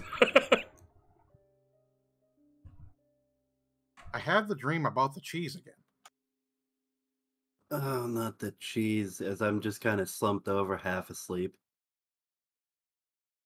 I'm telling you, the cheese is the answer. Listen, I just spent all night reconfiguring that goddamn interrogation room. I don't want to hear about the cheese right now, please. Look, one day you're going to have the dream about the cheese too, and then you're going to also be convinced. Listen, cheese aside, you'll love what I did to the room today. It will fit the needs we have perfectly. Perfect. I expect no less from you, Eloise. Is it really cold in here again? Eloise, you hear as they silently walk in behind the professor again. I stand up out of the chair at full attention. They're right behind me, aren't they? I nod. Yes, we are. I stand up. Gentlemen, hello. Again, must I remind you, the lounge, at ease. I know you say that, Doctor and Colonel, but it is both of you together. It feels I must show at least this level of respect to you both if I see you both in the same place. I also agree we should show respect to you. I appreciate it, but again, this space is specifically for you to enjoy. Anyway, gather up the patient and bring him to the doctor's room instead for breakfast. I think that might give them a better chance to have a conversation, and then feel free to join us back at the command center. We'll watch. Also, Do you wish for us to be in the room with them, or would you like us to give them time by themselves? Like I said, come back to the command center and watch with us. Ah, yes, I misunderstood. Sorry. Yes. Also, I may need this form signed today for something if we have to do it. It may involve the doctor and the gas. And... Sounds like a fun plan you have set up today. Hopefully we can make some great progress again. I hope so too. With what I have planned, it's going to be beautiful. Let's just hope the technician did not skip on that ventilation system. It should all be good. Don't worry yourselves too much. And gentlemen, make sure you bring them some breakfast. Oh, we have planned on it. We promised the prisoner French toast. And coffee. And coffee. Also, and he just sort of like slowly saunters to the fire and just is like playing with it, unfazed by the heat. The guard there by the control center smelled a bit of high-end whiskey that smelled familiar yesterday. Any idea as to why? Oh, that was me. I'm shocked at his son. I'm shocked that he was just suddenly willing to admit that. I get concerned. He walks over to you, puts a hand on your shoulder, and I assume you deserved it. Listen, I got it for the prisoner because he needed something. I didn't know if he was a whiskey or non-alcoholic, so I brought him coffee and a whiskey. You know, maybe help him relax a little bit more. He told us fuck off and didn't want it. I didn't want it to go to waste. I know it is good stuff, and Ronald does beautiful work outside that room. He is there. Right. He is guarding it. That hallway is never any dirt anywhere. He's a guard and a janitor. I thought he deserved a little something extra. It's true. I think he should get the Employee of the Month. He just like side-eyes the both of you and leans towards you, Eloise, and goes, "Very good for morale. I see some growth in you today. You must be in a good mood this week." "Very well. I'm glad to see you're not tormenting them this time. I'll see you all soon." And The doctor looks over at you all, and goes to follow and goes, "Yes, we'll see you in the control center. Don't waste time."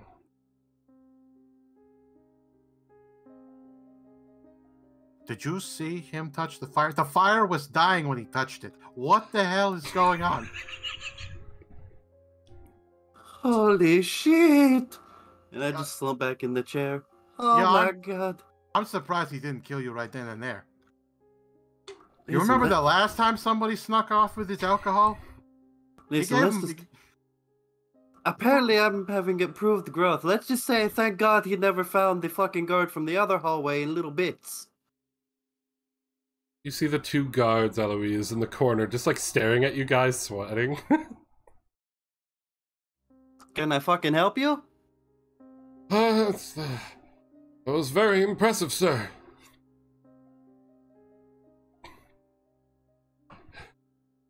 Keep up the good fucking work.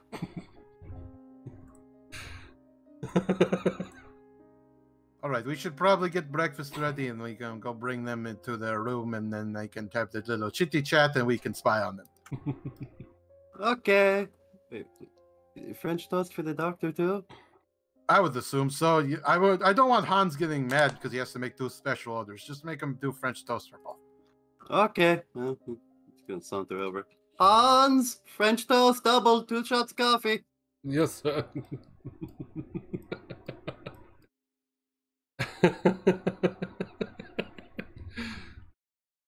Wait, make that 3 shots of coffee. And I want that 3rd one delivered to Jules.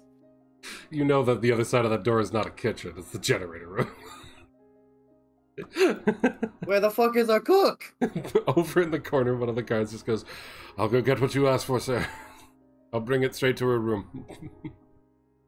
Jesus, why do they have the generator door right next to the fucking lounge? I don't know. I didn't design this place. That's not my expertise. Anyway, let's go get him and we can, get to work. Yeah, don't want to get yelled at again. I love the way you two are playing these guys. Hello, sir. Good morning. Morning, Ronald. How are you? Well, I gotta say, I was a bit terrified earlier, but, the good colonel said that, he wasn't mad at me and congratulated me on a good day, and it was actually pretty good for my morale, and, he did say that, he offered me a bit of extra pay, but he did say it would come from Eloise's check, so I sort of declined. Oh, well, I mean, I would have taken it. Fuck that Eloise guy. I'm just kidding, Eloise. Please don't hurt me. Listen, it was my fuck up on that one. I would understand if Ronald would have said, yeah, you know what, Ronald, go tell him yes. Go tell him yes. You thought about it and you would like to accept it. I'm okay with it. And also, I told him that you should be Employee of the Month. And I'm hoping he will really think about it and give it to you. Okay, sir. Anyway, we got to go. Have a good morning, Ronald. You too.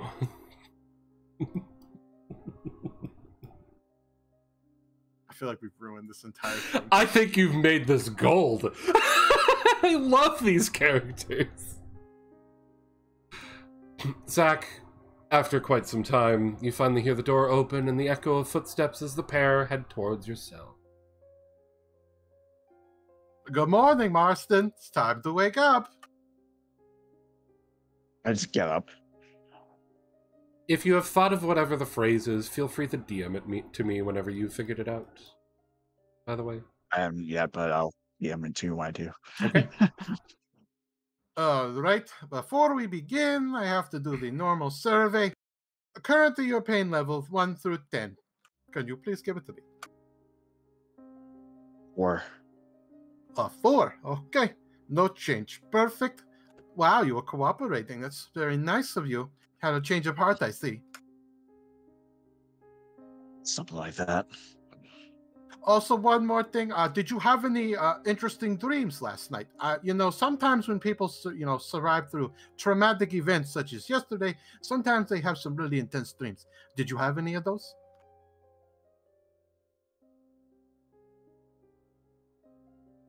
It's colony again. That's it. That's it, huh? Hmm. Nothing else? Nothing different? No. Well, they're good enough for me, I guess. I'll write that down. All right. Well, we have breakfast ready for you in the doctor's room, so you will get to spend time with Miss Slessor, and yeah, we'll leave you two alone. So, as a way to, say good job for what you've done yesterday. I don't say anything else. You get up and move to the door. I mean, you're gonna have to come out. Okay. I was asking if you were getting up to move to the door. All right. Yeah. All right, you know the rules. You try to punch me, I'm going to throw you into wall. I don't say anything. All right. All right, let's head to the doctor's room. You guys can feel free to move yourselves across the facility as I unveil that section of the map. Teleport into wall. Help! I'm in the wall. Okay. Help! I don't know. Okay, there we go. I don't know how you got in front of me. Teleportation's weird. Anyway. He's potentially a new type. It's understandable. New types can teleport. I gotta write this down. You open the doors and you see a small little hallway leading to a turn to another door with a camera in the hallway.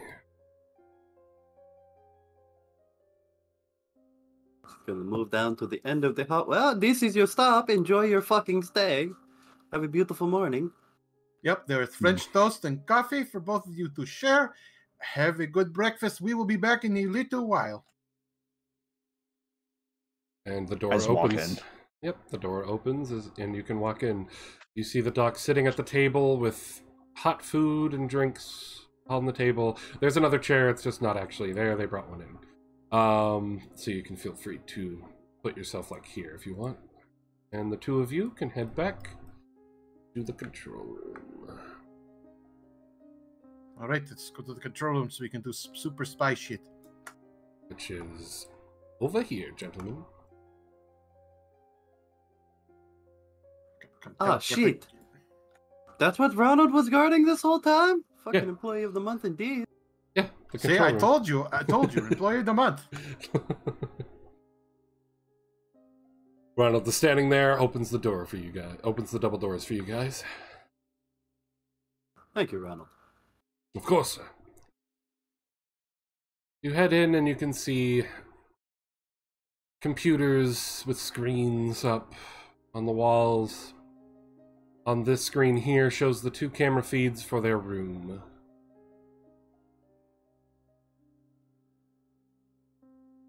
And you can see the doctor and the colonel standing there watching as currently their camera's volume is on. Do you guys say anything as you enter or what? We have done what you asked, as you can clearly see. Of course. Feel free to watch as well. Damn it. What? Do you want to switch places? No, I'm fine. Just this side of the room feels very chilly for some reason. I don't know. I mean, the whole room is cold. I don't understand it.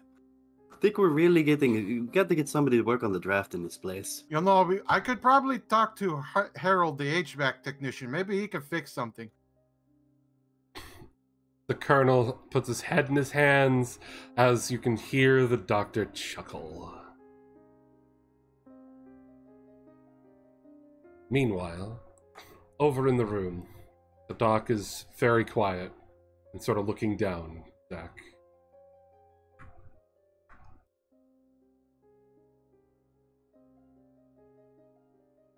Did they hurt you? No. As you can see, they've been sort of treating me like a VIP. From what I can tell, this used to be Hannah's room. So they put you in here on purpose. Does seem like that. What's this room? Not that one, sorry. I'm trying to remember It's which not track like was Friday which. the 13th. Trying to remember which track was which.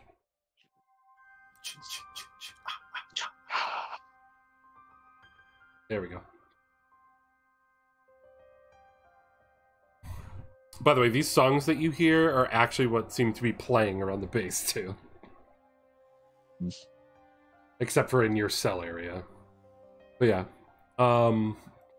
You see piping hot food before you and drink. Guess we better eat. Yeah, I think we'll need our strength. She's just sort of poking at it with her fork. Why do they think we always poison the food? I do not get it. I think it's just a stereotype at this point, like captured poison food. Wait a minute. Are we the bad guys? Professor, use your psychology. She's not poking it to check for poison. She's guilty. Why? French toast don't make me guilty. I don't understand. No, because she agreed to help. Oh, right. Sometimes I wonder of your focus. But you cannot deny my progress.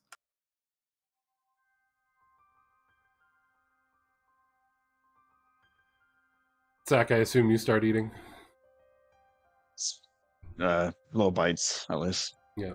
The food's good. And if you drink the coffee, it's not poisoned either.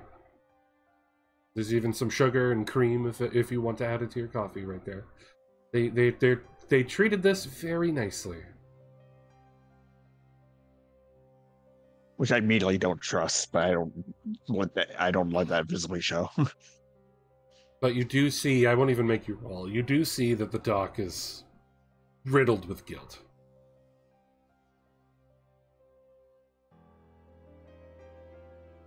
What's wrong?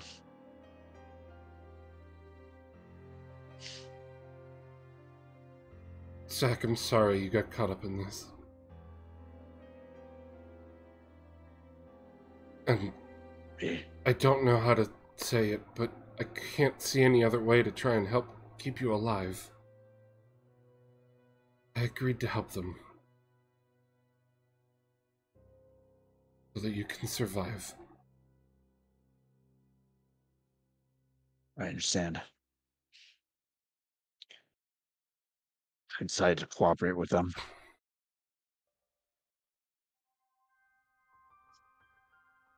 More than likely going to continue to go through hell to get what they want. They want to see if they can awaken you.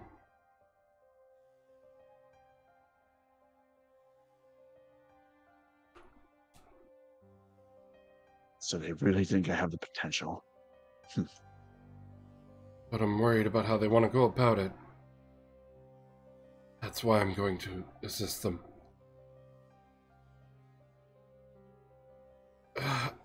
I don't know if I can tell you the details.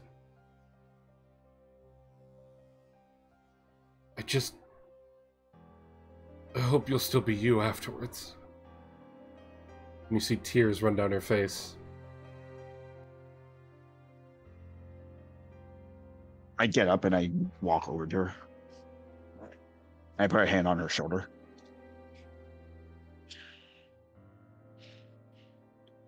I'll bear the pain if I have to, as long as they don't hurt you. I hope you don't blame me. But if anybody's gonna poke around in your brain, I'd rather it be me than them. Same. I don't know how, just try to hold on to a piece of you.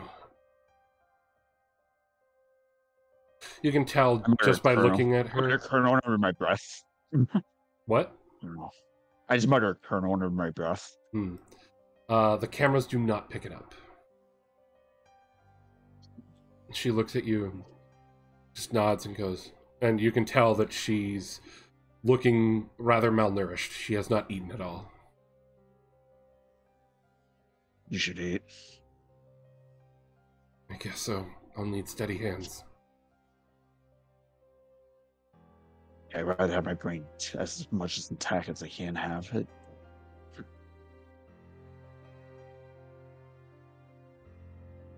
First, and I give you a hug. I give her a hug. Oh, how precious. I'm writing this down. I'm writing this down. And I whisper, we'll get out of this somehow. We're not staying here. And she whispers something back to you. Unable to be heard by the cameras. I'll DM it to you later. Okay. And when she does, you get a little bit of, like,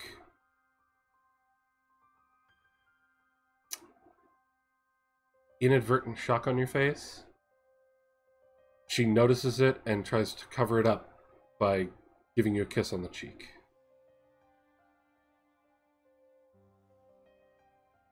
Interesting.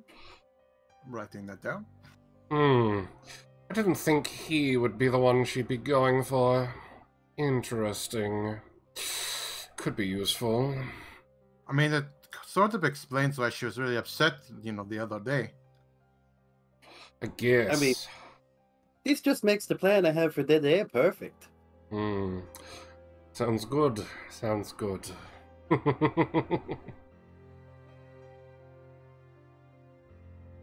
Sit back down, I finish eating and drinking. She eats as well and drinks the coffee, and after she takes a sip of the coffee, you see her start to well up with tears and just puts the mug down and goes, God damn it. Is it good? I wanted it to be shit. Ha! She can't deny it. I told you we had good coffee. Of course we have good coffee. Like I would let my men have subpar energy. Small expenses for better results, right, Doctor? Yes, of course. Of course. Xeon will never understand that. Fuck Xeon.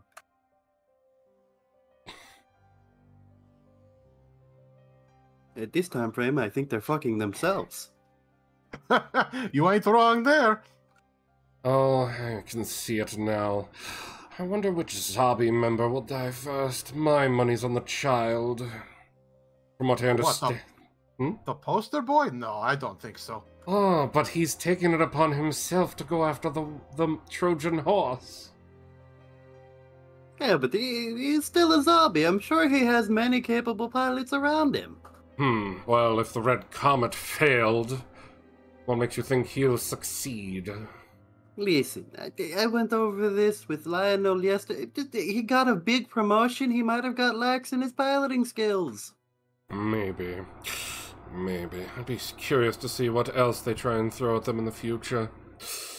Only time will tell. The two of you finish your meal, and around this time, the two of you come to gather them up to bring them to the room.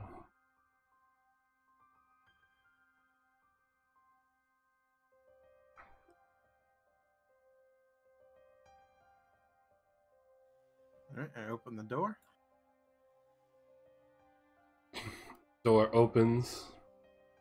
I hope your breakfast was good. I nod. Excellent. I'll be sure to tell Hans. Yeah, it was good. Wonderful. I'm sure with, as long as we cooperate today, you'll have a good breakfast tomorrow too. It's time to get to work. Yeah.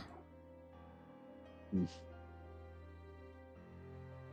all of you head on over towards the room, and you see the doctor and the colonel standing outside.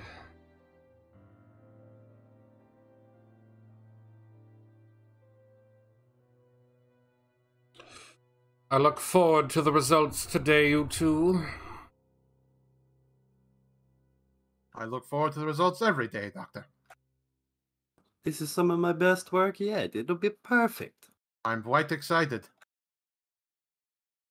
Yes. Good luck. And, Doctor, I appreciate the information. I look forward to working with you. And they head into the watch room. And the rest of you are free to move. All right, into the room. Let's go.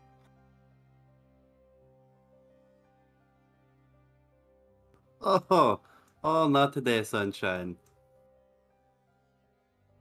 As I walk over to the wall with, kind of the old medieval kind of thing where there's chains connected to the walls that are like only go so far, but don't go any farther. Like they are connected into that concrete, not moving. Over here, sunshine. And I'm going to shackle him to the wall. When did you have time to do this? What I is told you this? I spent all last night. What is this? I believe it's a torture rack.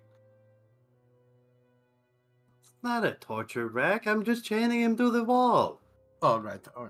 Sorry. I get excited. Then I'm going to... Doctor, I would like you to have a seat right here, please. Hesitantly, she moves to the seat. Thank you very much for your cooperation.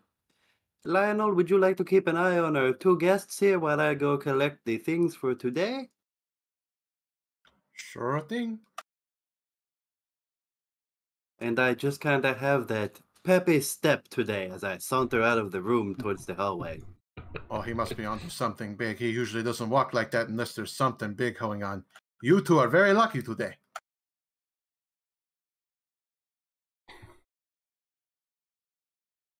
As I make my way over to my happy room. My Yes. God, you two don't talk much, do you? Let's go with the boozer first here. Jules' big day. I need 4 gas masks. There you are. Cut a hole in one of them. Not too noticeably, but know that just enough that you can see the air escaping. Okay. Poke some holes in it. Get me 3 cans of the mislabeled G3 gas that, just mustard gas labeled as G3 gas. Nobody can tell the fucking difference. Grabs it, places it on the table, not himself. Jules, I like the enthusiasm, but I cannot use you as a torture device. Love the enthusiasm, but no thank you. Yes, sir. That'll be all I need today. Thank you, Jules. By the way, if you go to the lounge, I have ordered a top shelf whiskey for you and a premium torch bar. So collect that at your leisure, sir. May I do that now, sir? I can lock the door up on my way. Oh yeah, please go ahead. Like I probably won't need this room again today. Go enjoy yourself. Okay. Let me know when you're done, and I will come clean up. Thank you very much. Now I'm just going to saunter back into the hallway with my little cart.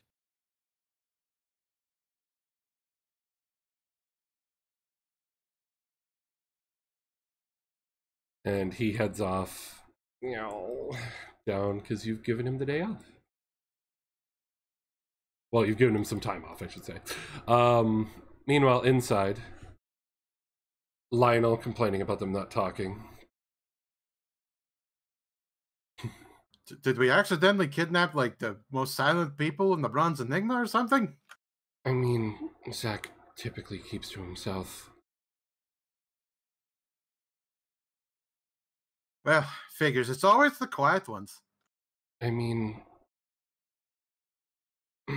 And she sort of, has, a sickening look on her face when she says this. Professor, you should know, with your psychology knowledge, that someone who's undergone lots of traumatic experience tends to, in a lot of cases, sort of build up walls and keeps people out and keeps everything to themselves. Oh, yes, I understand. And she sort of just, sinks down a little bit.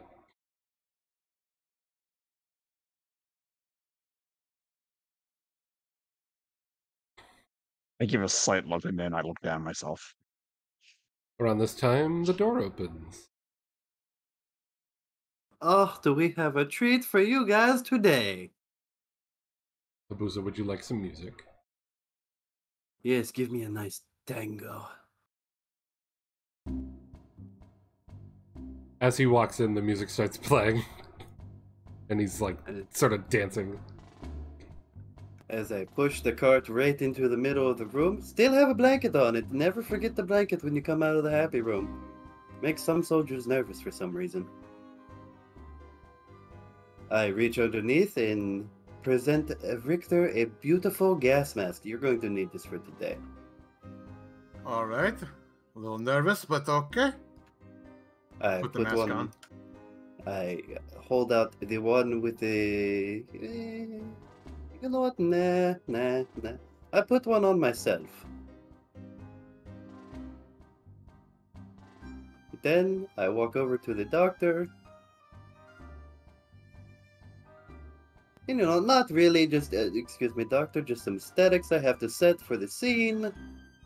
Kind of like chains, but not really chains, kind of like how she was to the table. She can still move her arms up to her face and stuff, but she's connected to the chair in a way, so it goes with... Ah, so it's like hooked around the little support bar at the bottom of the chair. Yeah, she can still get up to her face or anything, wipe the tears if she needs to wipe the tears after what's about to happen, you know. Yeah. If she tries to move too quickly, she can flip the chair under her and toss herself to the ground, sort of thing, yeah. And then I'm going to go to the cart, get this special gas mask, and hand it to her. You'll also need this one. This is specially prepared for you. So you hand that one to the doc? Yep, I hand it to the doc. She puts on the gas mask. And then, as I keep the fourth gas mask, no, I leave it on top, and I pull off the cloak of 3 gas containers of G3 gas. Eloise, I don't think we want to actually kill them. Don't worry, it's going to be fine. Okay, Eloise, just don't blow it. Then I look at the fourth gas mask and literally throw it on the ground and stomp it into bits. Like, break the eyes out of it, break the respirator hose part of it. That one had an unfortunate accident. You know, it would have been easier to save money if you only just got 3 gas masks, Eloise. Yeah, but this feels more fitting. Alright, I won't question your methods. My apologies. Please continue. Alright, everybody suited up? I give the thumbs up. The doc has her mask on. Okay. And I'm going to walk over to Marston. And I will take my gas mask off and give it to him. You know, situated properly on it, make it sure it's all snug and prim and proper. And then I'm going to walk over to the cart and just start turning hoses. Or the little nozzles, letting the gas start permeating into the room. While you're not wearing a mask? I know what the gas is. He doesn't know what the gas is. Okay. I was about to... What is the gas again? Mustard gas. Mustard gas? Yeah. You got to realize, Alois is a dependent individual. He might huff this stuff in his spare time to build up a good resistance. And Okay. it's kind of enthralling after a little while. It's like hotboxing for this man. You know, Eloise, I think we might need to start our regular therapy sessions again. I'm having some concerns. Don't worry about it. It'll be fine. It's only G3 gas. I'm sure it can't be that bad. Plus, you'll get your symptom chart. Oh, right. I need to remember to write that down. Okay. This is to help you out too, my friend. I know, I keep forgetting. I'm so sorry. Then I glance over to the doc. Oh, that is unfortunate. What's the problem? Doc starts coughing. Oh, I think the hose might have a break in it. Oh, well, that's not good. Should we stop? No. This way Marston, I still will have some vengeful for the headbutting of you and not cooperating, so he gets to watch her die in the gas, just like his parents. Oh, all right. Well, assume we got approval from the higher-ups. I'm going to go ahead and, So, Marston, now that he told you that, how do you feel? Angry. Angry, okay. If you're on a scale of 1 to 10, 1 being a little peeved, and 10 being, I'm going to rip this man's throat out, where are you sitting? 10. 10, all right, perfect, thank you. Okay, please continue. The doc is trying to talk, but she can't as she's just coughing a bunch through the words, and she's like trying to shift in the chair a bunch. Oh, it's I'm not in. looking good. Give her my mask and get me that one. No, this feels more fitting. You get to watch another person you're close to die. Oh, this is perfect. I just keep writing notes down. You can see like puffs coming out of the front of the mask.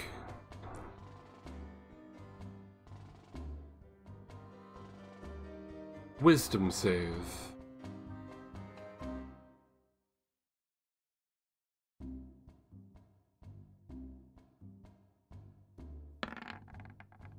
Jesus Christ. Still holding strong. Still holding strong. The doc seems to start gaining a little bit of control back with that fucking nat 20. And she looks over at Zach and just goes, "Continue to tell them how you're feeling." Eloise, you're starting to feel a bit swimming in your lungs. I'm going to cough a little bit and just spit off to the side. Just give it a nice... See a little bit of like sort of foamy blood go off to the side. Then I'm just going to continue to shift my gaze back between Marston and the doc. You know, she must be doing terrible at this point. If that's causing me, and I deal with a lot of gases and torture. So this is probably not going to hit me a whole lot. I might be dead by the end of this is G3, but she'll probably die before me, and I get to watch her exasperation of anger and sorrow all well up inside of you when her lifeless body hits the fucking floor. You know, Eloise is right. We have suffered a lot of gas in our time. Let me tell you about Taco Tuesdays. Holy shit. What is this supposed to accomplish? What do you want from me? Easy. I want to break your fucking mind. You see the doc struggling, and then she pulls her arms up to her head, and so quickly she actually tips the chair and falls to the ground. Oopsies. At least we don't have to worry falling her, when she dies, falling over in the chair and causing even more of a mess. She'll be right there to clean up. You feel the need to spit up again. I'm just going to hawk it right in front of me. Oh, that's a good one. Look at all that red coloring. Lionel, Eloise, we're gonna have to go to the med bay after this, I think. Lionel, you see that he has a nosebleed now? Eloise, your nose is bleeding. I'm sure it's fine. I'll get to it later. Oh, for fuck's sake. Wisdom save. Disadvantage.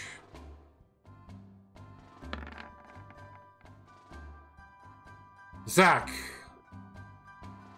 You can't take it anymore. You feel the last bit of fight in you just start to crumble before you. When? You feel like you want to do anything for these people. Your anger towards them fades. Seeing the Just do dog whatever you want on the with me. ground. You win. I can't like- fight anymore. It's like what I said, Marston. My favorite part is watching the last glimmer of hope die in your eyes. And today is that day, my friend. 3 days, that is impressive. That's a new record. You hear a tap on the glass. Alright, shut the gas off.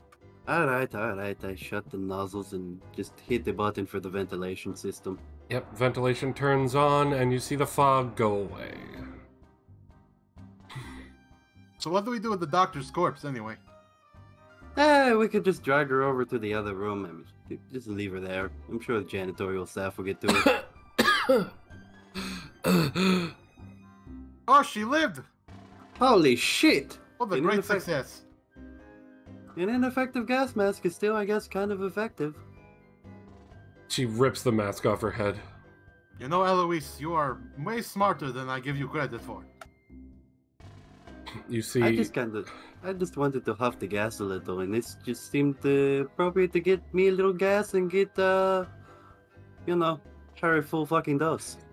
You see her with a nosebleed and some, like, foamy blood coming from her mouth, and it's all over the inside of the mask after she ripped it off.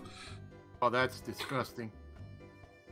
Ugh, just gonna have to throw that one out. And she looks up at you and goes, "Psycho." Oh, no, of course, we're not psycho, we are geniuses. At least I was able to get to a spot where the gas was thinner. Well, at least you are smart. Congratulations. I'd just walk over and kind of squat down in front of her and look at her like, Psycho, I am appalled and exasperated by that explanation. That is only the fucking tip of the iceberg I'll do to people who don't cooperate. The comms turn on and you just hear, "Good work. And Eloise, don't lie. You like the compliments." Okay, it did make me feel a little bit tingly.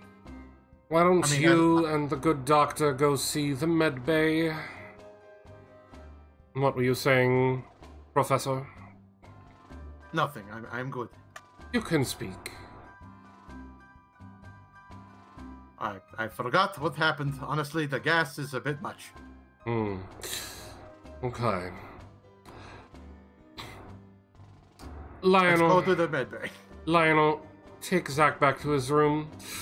We'll begin procedures in the morning. Thank Sounds you for good. your cooperation. I unchain him from the wall and I take him back to his room. I guess I picked the doctor up and kind of like little carry her to the med bay, kind of making her still walk a little bit. Yeah.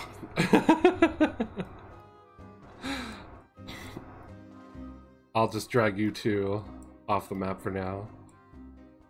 Because there's no medbay in this section.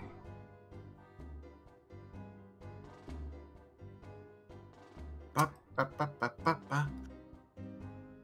You know, it's really catchy. I cannot stop hearing it. Let me go ahead and turn that off there. And let's go ahead for... Is it this one, the one I want?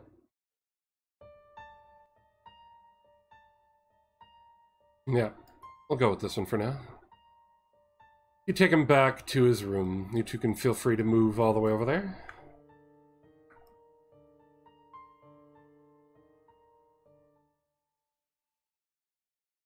Well done, Marston. Another successful day. Tomorrow will be a very big day for you and a very big day for me. I don't respond. Oh, I forgot. End of the day. Yeah. So tell me, in terms of pain, how are you feeling right now? 1 being, 10 being, I really would like to be hit with a truck. 11. 11? Oh, I would put 11 down with an exclamation point and a smiley face. Okay. Well, you have a good night and rest up, because tomorrow is going to be a very big day. You feel like you should comply.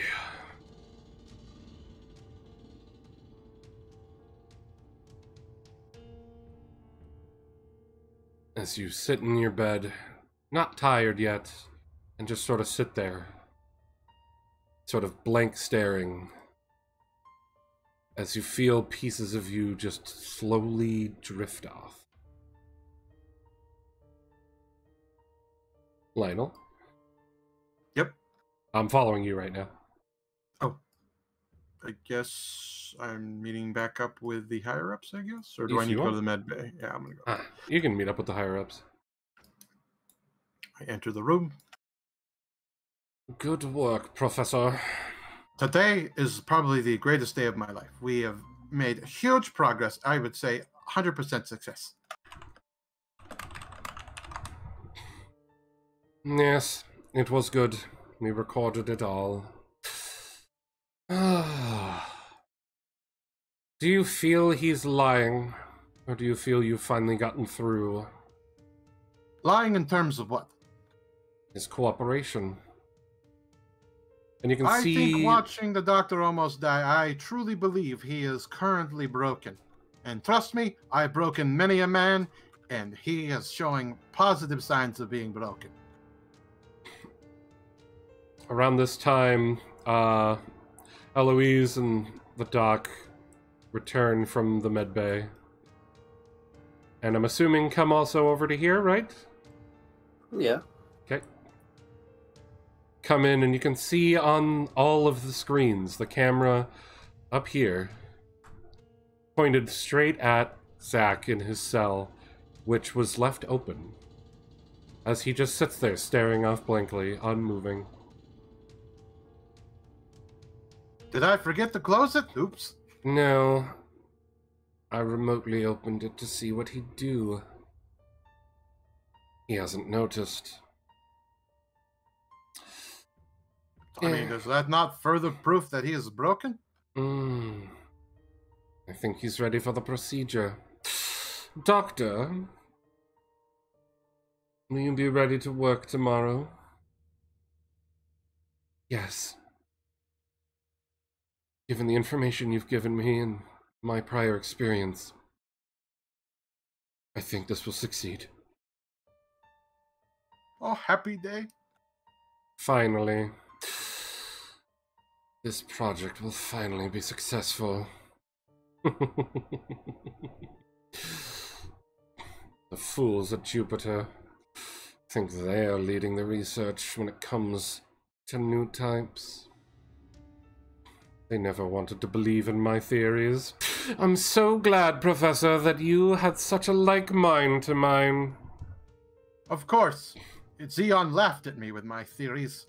And Cassilia, that bitch, they kicked me out, but you saw the true greatness. Yes. As he hands you a glass, the Colonel steps forward and hands you 2 glasses, Aloise. One for you and one for the doc. Ah, thank you, Colonel. I turn around and hand the second glass to her. Please drink it. I don't want to give it to anyone else. To a great success. To a great success. To great success and progress towards humankind evolution. Yes.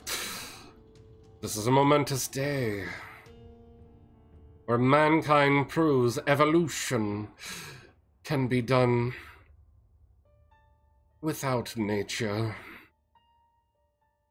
We are gods. Raises his glass and cheers and drinks. I cheers and I drink.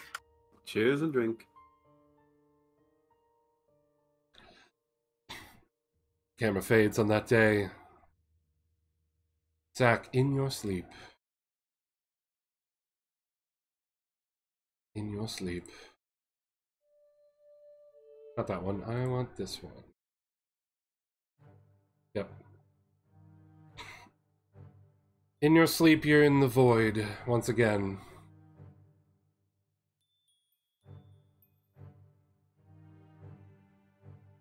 You think you see the faintness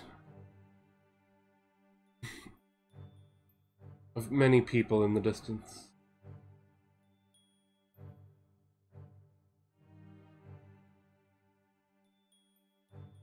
Everything around you is in a haze. As you try to focus, you see one form sort of come through. And it's you.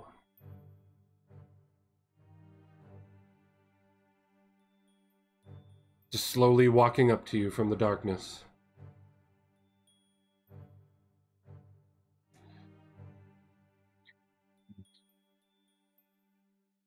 It gets really close and just goes, "The Major, I'll be here." And he sort of fades off. As the other forms, you slowly gain a little recognition as being your parents, your friends in the core, in the Bronze Enigma core. Your good buddy hanging out, just sort of fade away with him.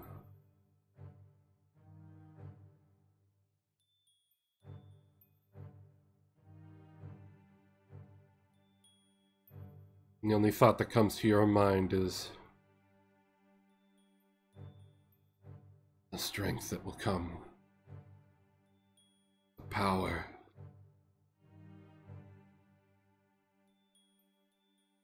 And off in the distance you see the dark pair of eyes.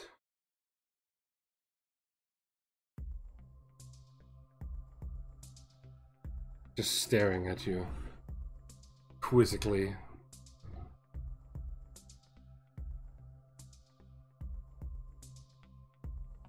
Survive. You follow us now, don't you? You feel a strong urge to agree. Yes. Welcome aboard.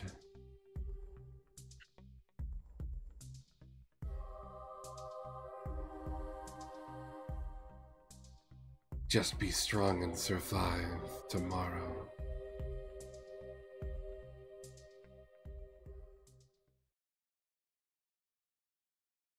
The next day,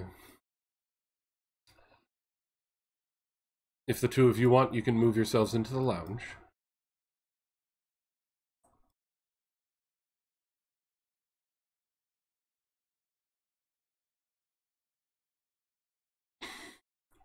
There's an air of mystery and excitement amongst the base today, as the two of you are enjoying your morning conversation with each other. I can't believe this day has come. I honestly didn't think it would happen. I didn't either. And I even had the cheese dream last night. I told you! Good things happen with the cheese stream. I told you time and time again.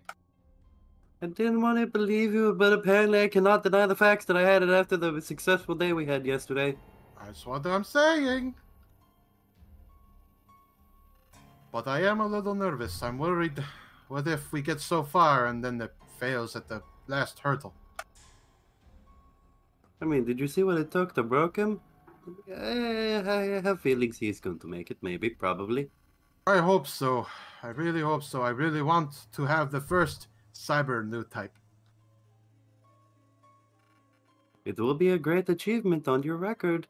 I know. I'm worried it will fail, and then the doctor will be mad at me, and I don't know.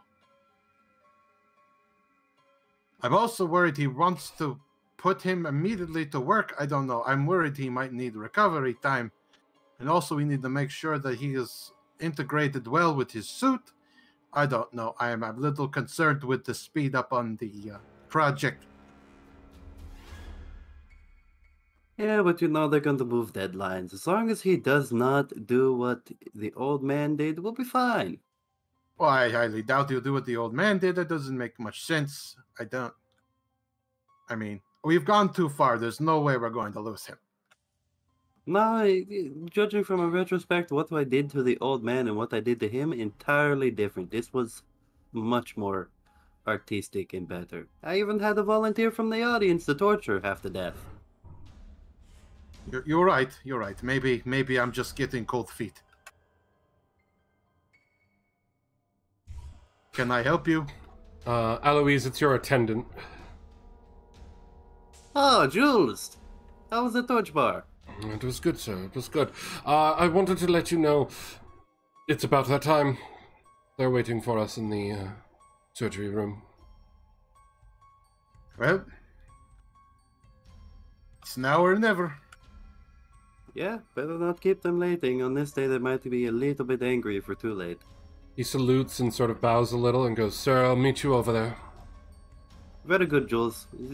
Finish your coffee or whatever you have and then meet us over there.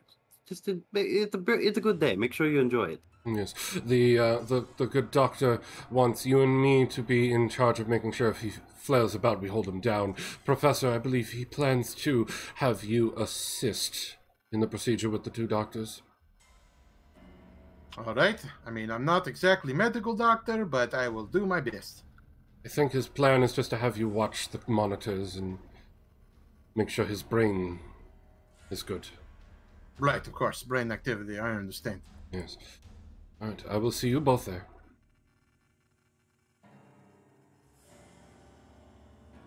Well, here we go. Yep.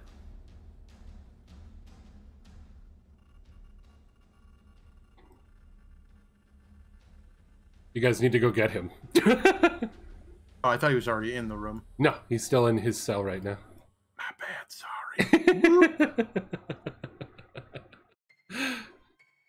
Took a wrong turn in the corridor. Look, let me tell you something. They need to put signage up. I'm really getting sick of this place. You're not wrong, but still, I feel you maybe have done that on purpose. You know, maybe I was just nervous and I wanted to get to the surgery room early. Okay, you know what? Whatever. Zach, at this Hello, point... Marston. Zach, at this point, their bickering is no longer bothering you.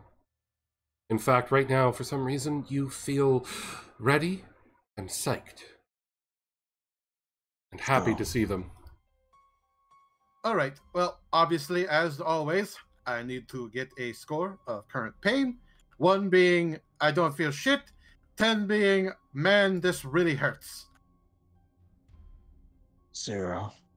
0. Incredible. All right, I'm writing that down. All right, let's go. The door has been open Let's go. all night as well. Yes, let's go. You were all free to move. I love it when they're broken. It's so good. It's so fun.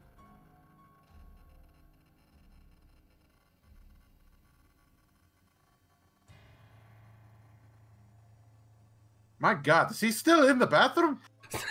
God damn it, shut up. Holy shit, it's still waffling out here. Walk a little bit faster, please.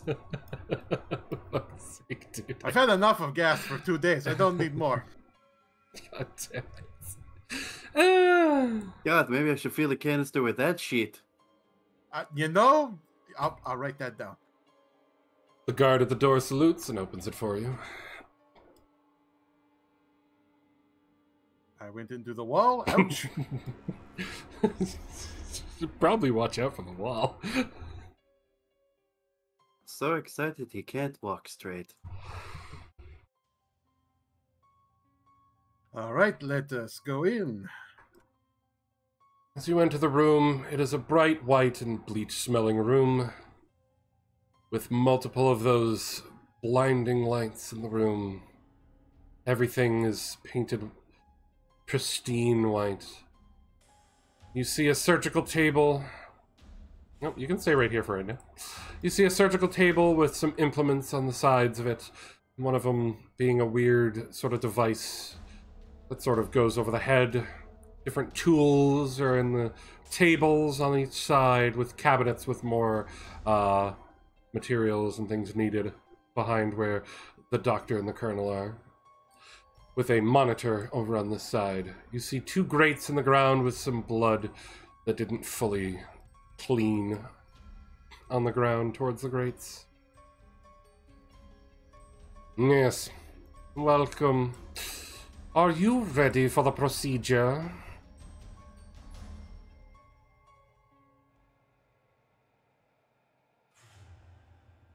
You may respond. I am ready.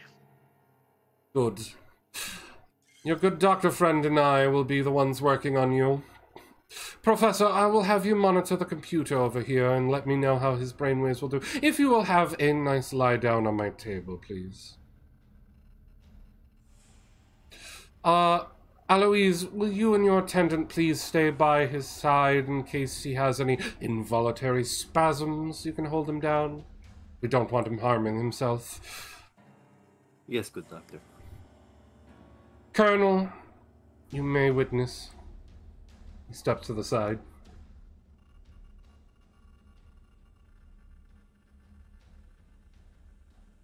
Now, one thing we have learned in the past, unfortunately, if we were to sedate you, it sort of causes problems.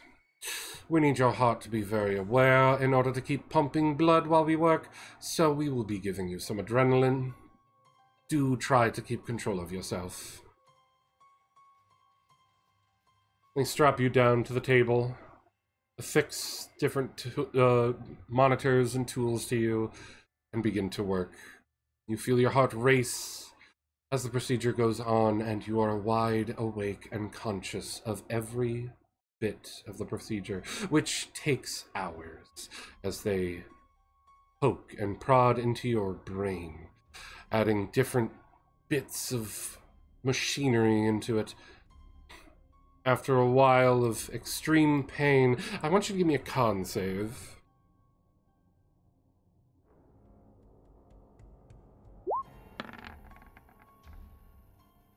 You managed to stay perfectly still through all the pain.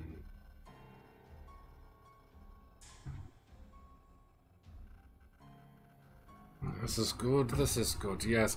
This will be our best procedure yet. Thank you so much, Dr. Slusser. I don't think we could be so successful without you. How are the brainwaves doing?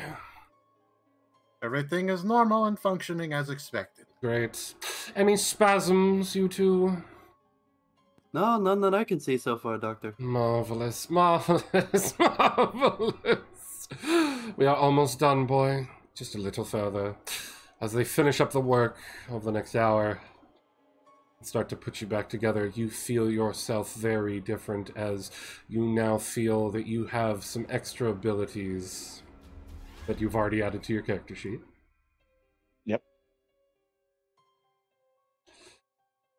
And you feel sensation in your brain as you can sense and see the eyes watching you in the distance.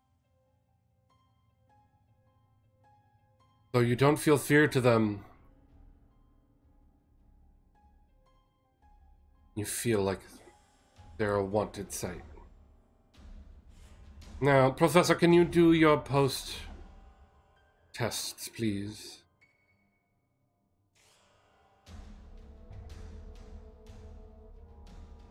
Professor? Yes? Your post-testing, please. Relax, boy. Sure. This is a success. Right, sorry, I just never thought this would happen. Well, you are the one to write the theory. All right, Marston, how do you feel?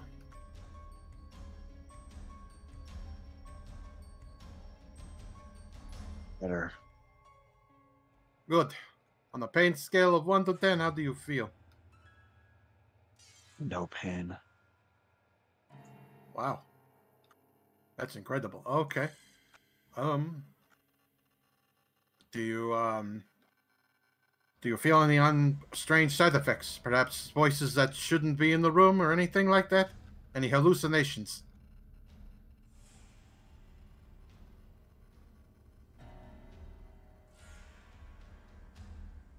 Feel eyes. That's it. Which ones? What feeling are they giving off? Killing. What'd you say? I don't remember the feeling. Oh, it was the fear. Oh, okay. Fear. Ah, yes. It looks like our other experiment was watching, and you can see them. That's a success. That was a great success. I didn't even know that was possible. Now, can you remember people's names? He points over to the professor next to him, Lionel. Do I remember the people's names? Yes. Okay. Lionel. Points over to Aloise. Eloise. He points over to the colonel, who you never heard his first name. Don't know.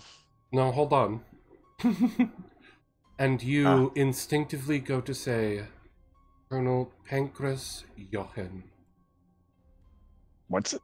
Pancreas Nohan? Pancras Jochen. Pancreas? Johan. Okay. Yeah. I say that then. Colonel Pancras Jochen. And the colonel just shocked look on his face that the two of you have never seen. He goes, impressive. He's able to know my name.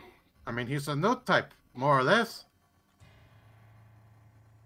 The doctor points to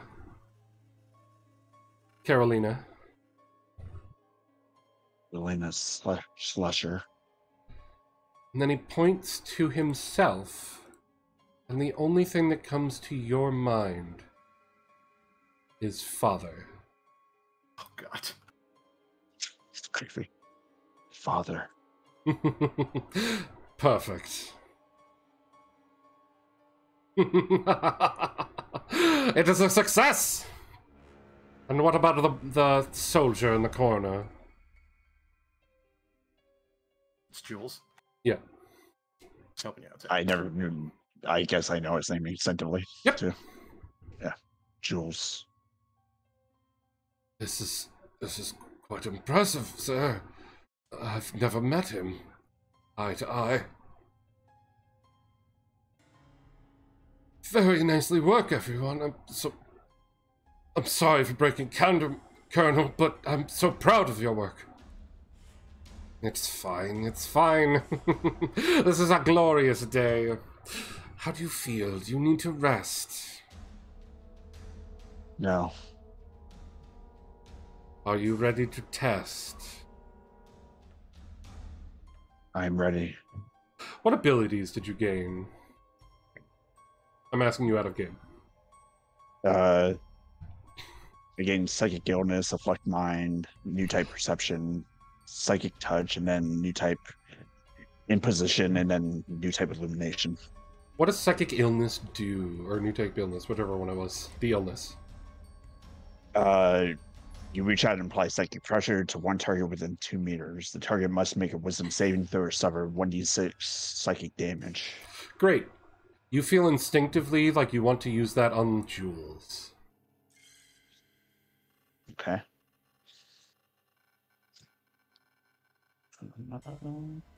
So go ahead and pop that into chat and then roll your damage. Yep. Just gonna make him automatically fail it? Yes. Okay.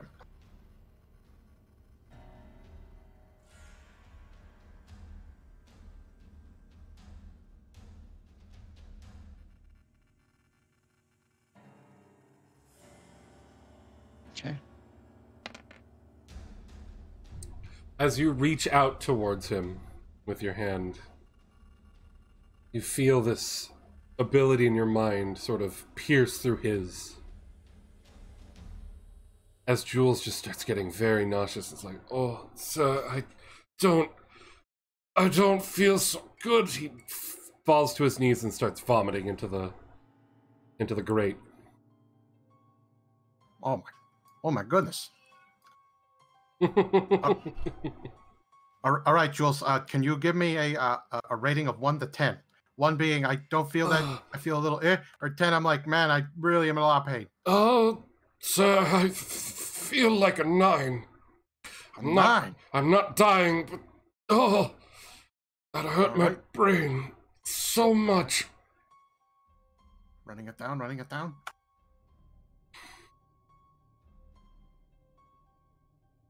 Good work, Jules. Good work. Thank you, sir. Jules, you may take the rest of the day off and rest. Go see the med bay. Thank you for your cooperation. You will be rewarded. Thank you, sir. Thank you. And he slowly saunters off and goes, and the colonel looks at him and goes, don't worry. I'll get one of the others to clean the room. And he heads off. I'm just gonna remove him from the equation. Beautiful. And delete it. Beautiful. What other abilities did you say you had? I don't know what all of them do. Afflict mind. Which does? You reach out with your mind and apply psychic pressure to one target within 24 meters, and you make a ranged new type power attack. Cool. On a hit, the target suffers 1d6 psychic damage and cannot regain hit points until the start of your next turn. As Jules is getting ready to leave the room and he's still within your range, you feel urged to do that to him. I will copy that.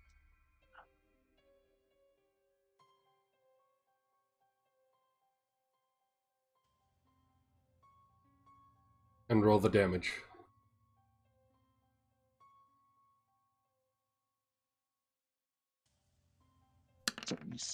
As he goes to leave, you all see as Zack raises his hand towards him.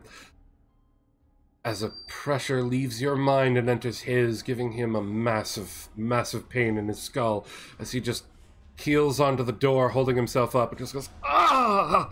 Ah, sir! That's very good, sir!" Yes, that's quite all right. You can leave Jules alone now. Thank you, Jules. Take the week. As Jules hobbles off out of the room. And, any other interesting abilities you want that you have? Let's see. I have Psychic Touch. Make a melee new type attack on a single target. On hit, target suffers 1d8 psychic damage. Okay.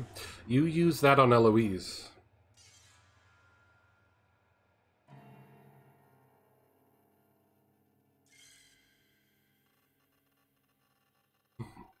Eloise, give me a flat d20. Oh wait, it's on a hit. Never mind. You roll it. You roll an attack on him. Okay. How do I roll attack? Do I just do my d20 plus your talent bonus that should be at the top of your talents page. Okay.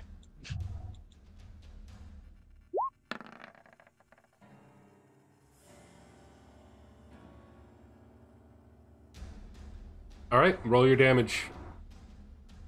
And Zack basically touches you right in the arm, Eloise, and you get hit for 7 damage with this pressure that basically feels like it sort of zaps through his hand into your body and affecting your mind. I'll slump down doing. Oh, that was. You're excited by the pain. Surprisingly tingly. Can I get another one? Eloise, quick, give me a rating. Give it about. We'll go with a 7. All right, 7. I'm writing that down. Right. Make sure to write down that's a 7 for Eloise, and not for a standard human. Right, I'm writing that down. I'll put a little asterisk with Eloise on that. No, but seriously, can I get another one of those? Any other ability that sounds interesting you want to try? New type in position. So what's that one do? Put in chat. Reaching out with your mind, you impose your will on a single target. Make a ranged new type of attack. On a hit, 1d10 psychic damage. And the target makes a wisdom saving throw. On a failed save, the target is poisoned. Okay. As you just stare at Eloise, make your attack. There's my low attacks. Eloise is willing, so I'm going to allow it to hit. So roll your damage. Eloise, do you want to fail the save? Oh! Oh, I'm gonna fail it and I'm gonna love it. Eloise, you get hit by a massive bolt to your mind, and you feel sick, and as if you are poisoned, and you are not resistant to this poison. It actually takes you aback.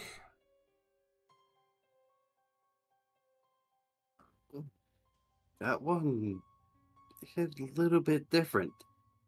And everyone in the room can see that there's like blood seeping from your nose, your ears, and your eye.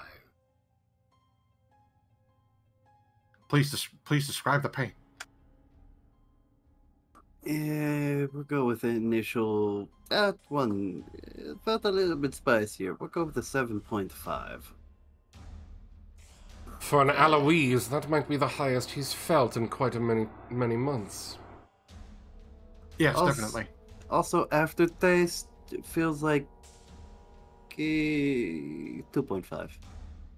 Oh, it has a lingering effect. Beautiful. Anything else, Jordan? That was it for now. Okay. That's all. Those are the ones I can do with attacks. I have attacks and such. Did Cyber New Type give you any other abilities that aren't talents? Let's see. I wrote it down somewhere. Psychic Surge, your new type talents can increase surges of psychic power. Once returned, the game master can have you roll 1d20 after you use a talent. Yeah. As you have that. I need you to roll the chart and let's see what happens. It's if I roll 1 on the psychic chart, but if you want me to fudge that roll, I'm forcing it as a fudge just for this testing purposes. That's fine. That's fine. Let me pull up the chart again because I didn't have it up originally. Yep. That's right, people watching. He's a wild mage.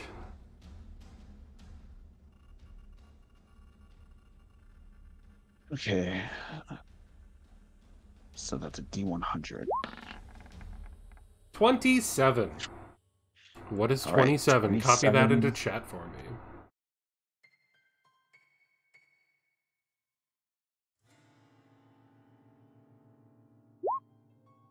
For the next minute, all of your talents require additional standard action to use.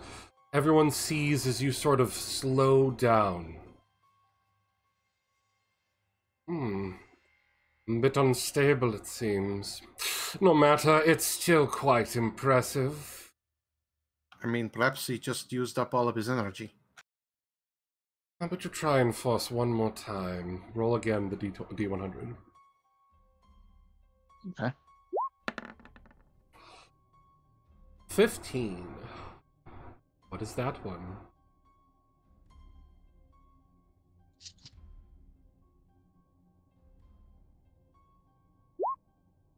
For 1 minute, you regain 5 HP AP at the start of each of your turns. Everyone sees that as you try and focus again, the stitching wounds on your head seem to just pop off as the cuts heal. Your body relaxes, and it just looks like you become healthier and healthier as the minute goes.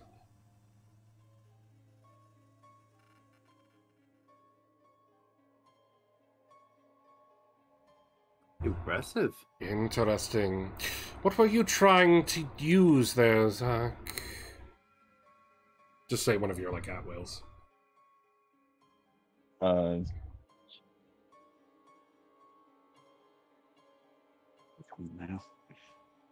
New type perception. Yeah. Which doesn't have any effect on here right now. Yeah. Interesting. So this can be a boon, potentially, when it doesn't work. How very curious. Could be a boon or a problem. I like the results. How do you feel now? Feel fine. Compared to your old self, do you feel stronger?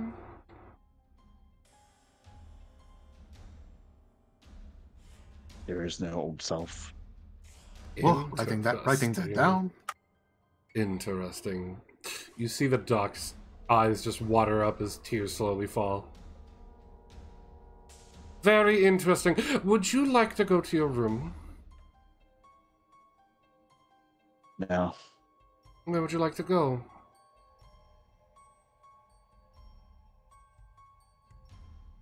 Wherever you want me to, Father. Perfect. Well, for now, why don't you go to the lounge and get something to eat? I'll have a job for you soon.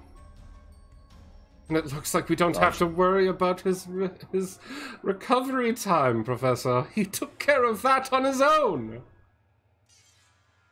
Absolutely. Yes, it's incredible. I didn't even know he could do that. So marvelous. Eloise, you're looking a little worse for wear. You're gonna be okay. Yes, it seems to have started to die down, sir. I stand up, pull out a handkerchief, and just start wiping the blood off my face, and Good. Doctor, I will leave you in charge of making sure that his vitals are good. Make sure to check on him for every hour on the hour and report it. Colonel, let's start figuring out where we can send him. The two of you, be ready. You're going to escort him whenever we send him out. Of course, I'll make sure my mobile suit is ready. Roger, Doctor. Beautiful. I thank you all and enjoy this great, brilliant success. Is there anything further anyone would like to do? Zach, anything further you would like to do, Zach? As the inner you is sort of watching through the windows of your eyes. The only thing that's going on is he's repeating that particular phrase over and over. So inside of the mind is the other you. I haven't decided yet, but it's there. Yeah. Inside of your mind is just the other you murmuring to himself as you are basically just watching. As the camera fades on this episode of 0079 Bronze Enigma.